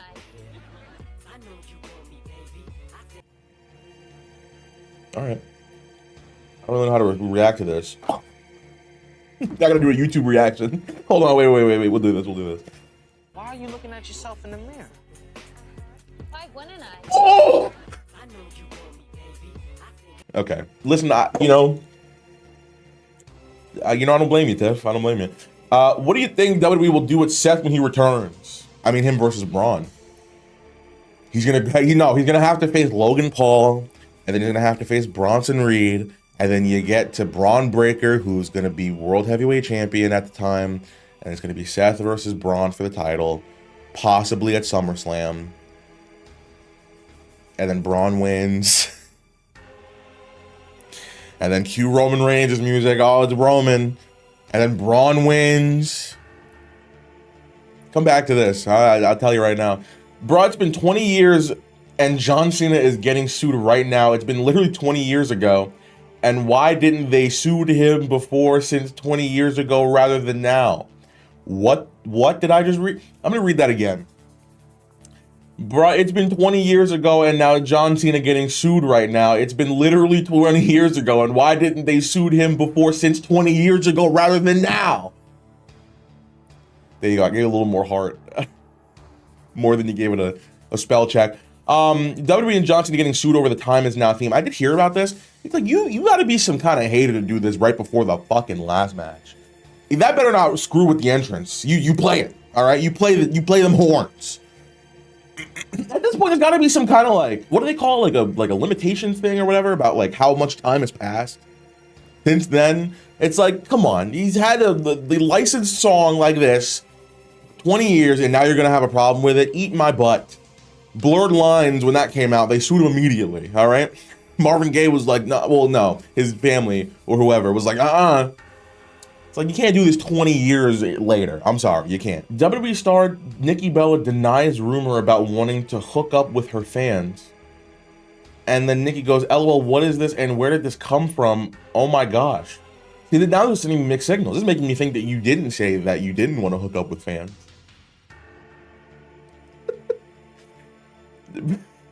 Or are you just saying you didn't say that because it wasn't ever a rumor in the first place? This is giving me more questions than answers, Nikki Bella, and I'd like to have an answer, actually. So this match is going to be so good. Who else is hyped for it? Dude, the Saturday night's main event card is looking... I was going to say I wish they had one more. I would, honestly, I'd really like Kendall Gray versus either Lyra Valkyria or Becky Lynch. I think that would, oh my God. Or even like Charlotte or something. Can you believe I'm saying that? But I think 4 matches is perfect because I think the last like hour should be dedicated to John Cena. All right. No, let's not cut him off early in a speech, or there better. Well, I'm not gonna have to worry about it, but there better not be like a commercial break. I know in the old Saturday Night's main events there was like commercials, but now it's like it's not on NBC anymore. It is exclusively on Peacock and YouTube. If you show one commercial break during this show, and I'm not even gonna be watching on TV, I'm gonna be there, but I'll be mad. I will piss all the way from my section. I will piss down into the ring and ruin the show.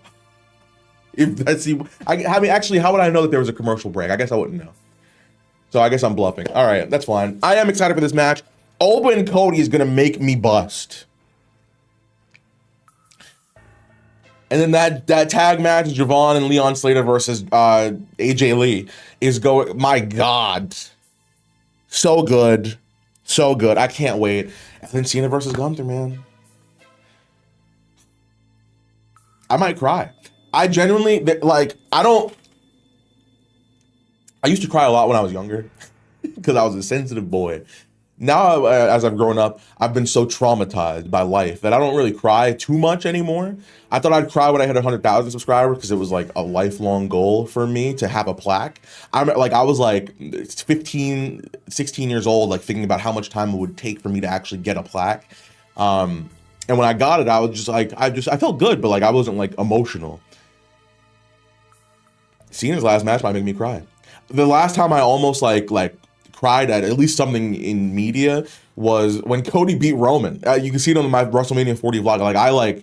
I felt it because not only did I see the culmination of a 4-year storyline, it's like everybody in my childhood ever showed up here in like one of the biggest grand finales of like a WrestleMania or just a wrestling thing I've ever seen.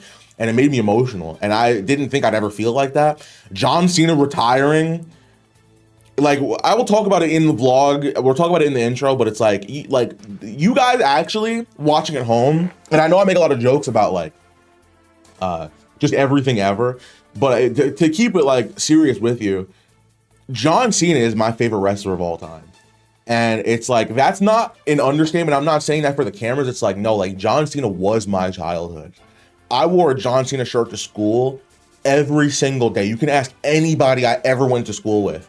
I was the one that wore a John Cena shirt to school like almost every day. It's to an embarrassing level, to the point where I get flamed for it all the time. People are like, what are you doing? Like I'd wear the Rise Above Cancer shirt to school, and people would be like, what is, like, ew. You know what I mean? Like, I was one of those kids. And it's like, I was able to start watching Cena from when he returned in the Rumble in 2008 all the way up until I get to see him in his last match. I got to be there for a lot of things. I got to be there for Cena versus Styles at SummerSlam. I got to be there for a lot of Cena matches before. I saw Cena and The Rock wrestle at WrestleMania. Not the good one, but regardless, 13-year-old Jaren didn't care about the quality of the match. I got to see John Cena win 2 WWE championships in my lifetime, one in that match, and then the 17th one, I got to see him win and lose the same WWE championship. Like, the whole run, I saw it begin and end. That's a privilege. And it's like, it's crazy that like 8-year-old me was so excited at the prospect of seeing John Cena wrestle, and now I'm sitting here as a 26-year-old man about to see him retire, and I might cry. So tune in. Maybe it'll happen. Poor Finn. Wait, what? Because Finn wants Dominic? Because on the show, Will wants Mike. But no, Mike wants Eminem over here, but fucking Finn Balor, I guess, wow. Everybody just wants Dominic nowadays, even Finn Balor. Can you believe it? I do think people are like Gunther. The worst take I ever heard, by the way. Oh my God. And I'm not going to say who's. If you guys have seen it, you'll have seen it. And I'm not going to call anybody out because I don't like doing that and like sending people a certain way. I don't really like, you know what I mean? A YouTuber. Let's just say it like that. A YouTuber. I was listening to a thing that they were doing, talking about the Saturday Night's Main Event show, and they said, "Oh, I'm way more excited for Bayley and Sol Ruca than I am John Cena versus Gunther."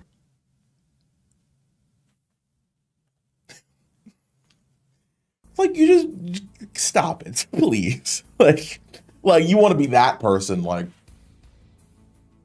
no, because no, never mind. All right, no, I'm sorry. Oh boy, but Cena should tap out.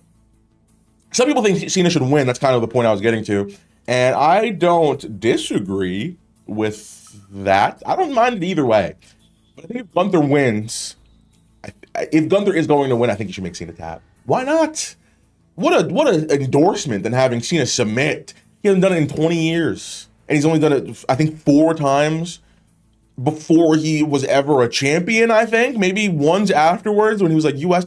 It's like, that's crazy. If he taps, Mr. Never Give Up tapping out. Man. Oda's just in the back with the photo. Oh, is she just wearing a belt? It's like... Hey, these are my pants. You know, I'm not complaining. Actually, I am. I'm sorry. You know, put some clothes on, right? There's only room for one blonde woman. Should AAA and TNA be included in the Rumble? Mr. Iguana is going to be in there, huh? And I don't hate Mr. Iguana, because I think he's insane to watch when he's actually doing moves. But when I have to see him play dead and Ethan Page like spin his body around, I guess it's a very inconsequential spot. But like in a Rumble, that would work. So let me not talk. But sure, TNA. I guess Leon Slater. If he's gonna be in Saturday Night's Main Event, why not?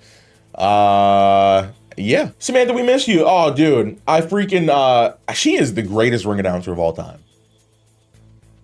I'm sorry. Like, I know she was there for like a cup of coffee and like, you know, she did leave very abruptly, but like, dude, she is the best I've ever heard. She was not only like, she was charismatic in her, like people thought she was doing too much because she was like kind of, and like enunciating, is that the word? Just saying different people's things, like Chelsea Green, or like the way she said Gunther. I don't remember how it was, but you know what I'm talking about. It's like the inflections that she would do. People were like upset about it. Like she had emotion in her ring announcing. It's like, is that not the point? Do you know what I mean? It's like she was fantastic to listen to. And I'm actually really sad she's not there anymore. I think she's under a no like work clause for like another year, which is like, geez. But that's the consequence for you leaving early, I guess. But yeah, I don't think she'll ever be back, but I'd love to see her back. He's Randy Orton, but without the ability to hear voice.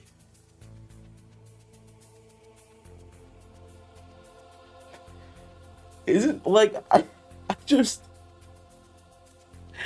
It's funny because like he does give off Randy Orton a lot, but it's like the fact that everybody just likes making deaf, like even on NXT themselves, Lexus King is like, deaf people aren't real. It's like, damn, like he must be okay with it. You know what I mean? Because I think he can hear to a certain extent, right?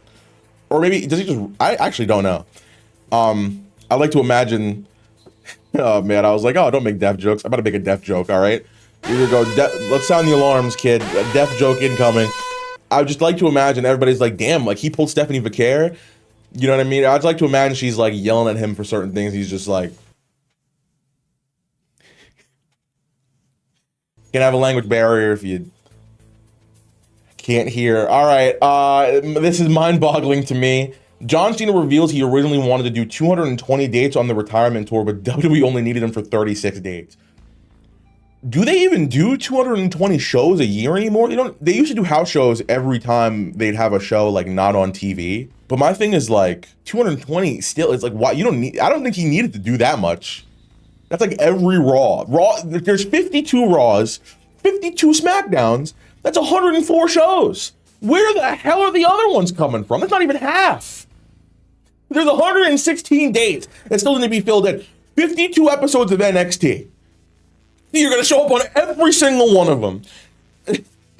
That's 156. We still got 64.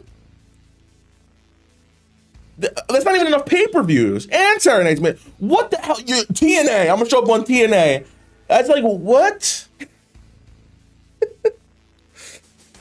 I don't know. All right, I don't know. Whatever. Sure. I think this is capped a little bit. 220 is definitely capped, but I mean, 100 would have been nice. No. 67. I read it like very quickly. Me in the trenches in the middle of World War III, and Jey Uso decides to run it back.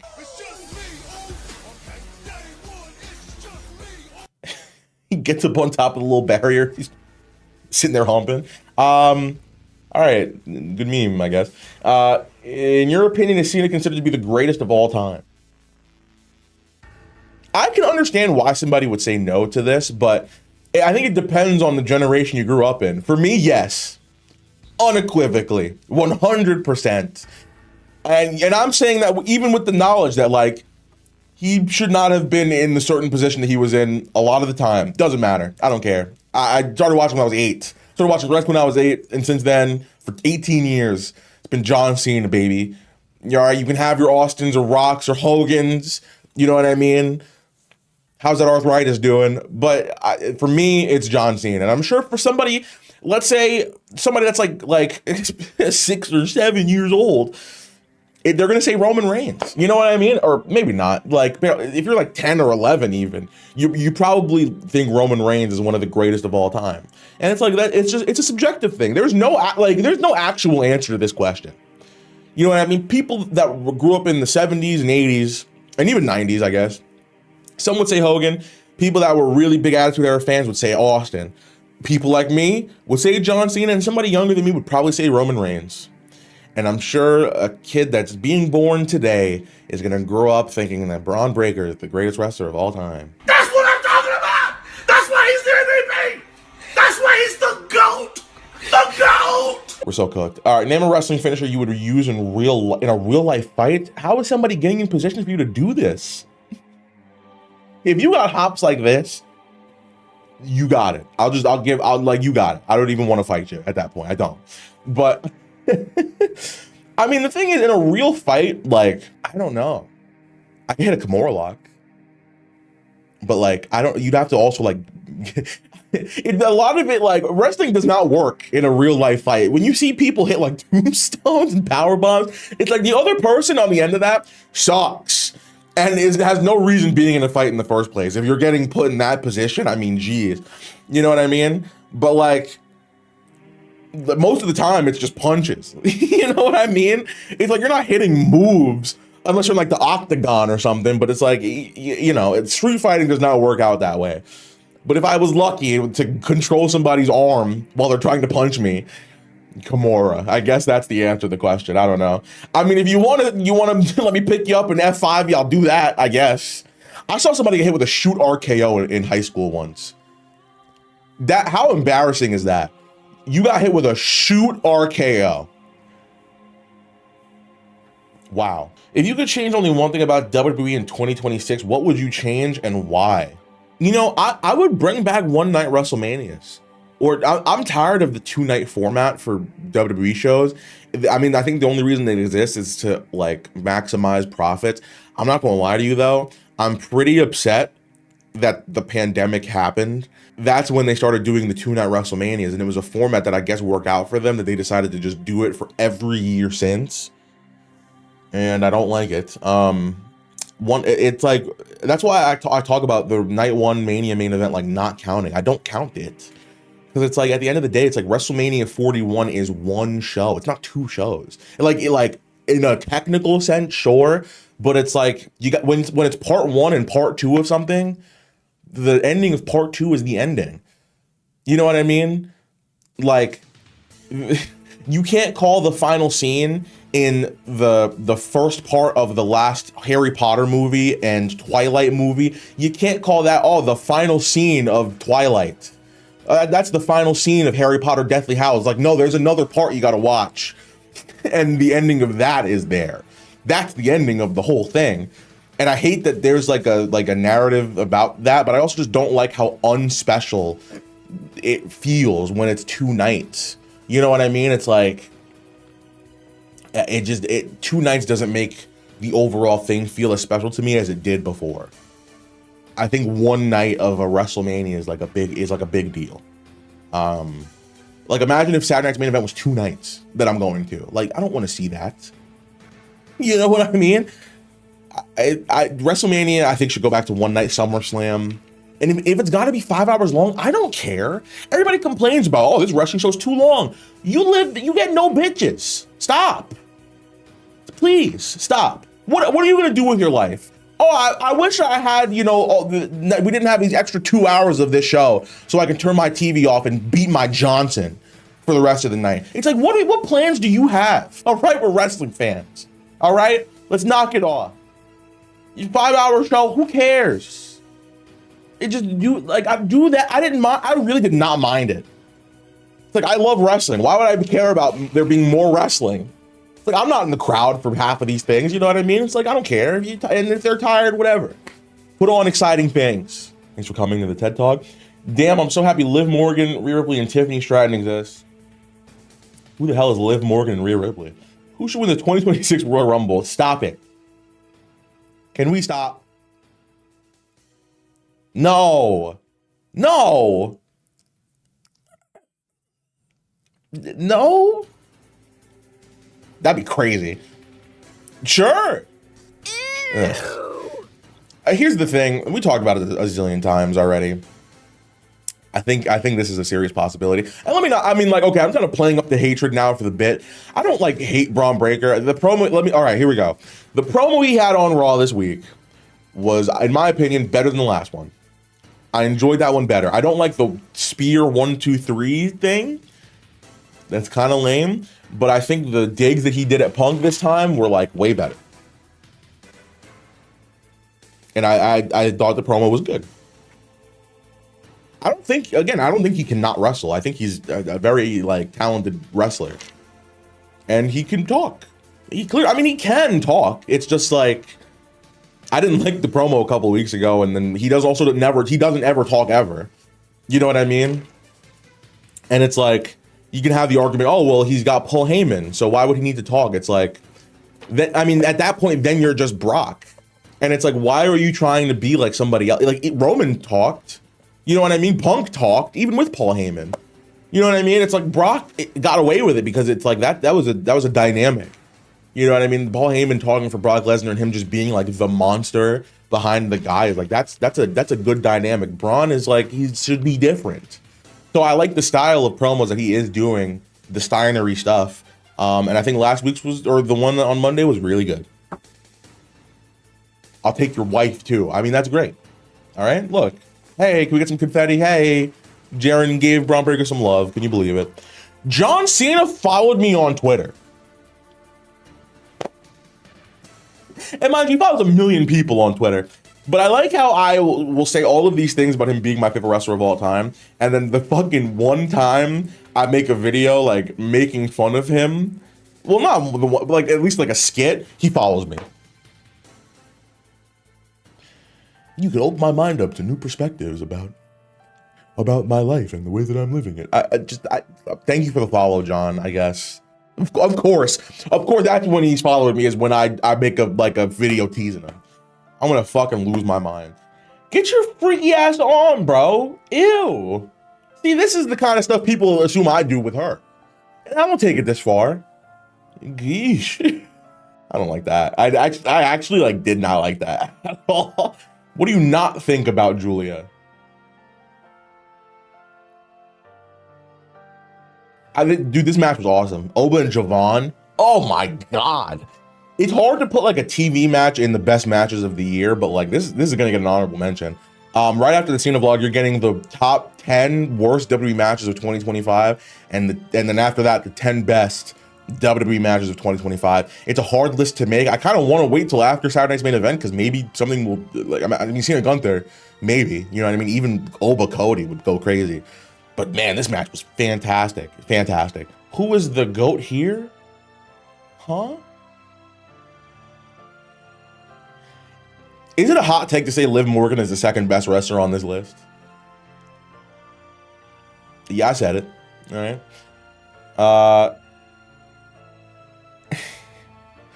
Who's the best talker here? I mean, yo, I'm not gonna lie to you. AJ Lee, like, since she's been back, and I love her, she made me a man. All right. But like, she doesn't fit in this era, I don't think. Like her, like everything.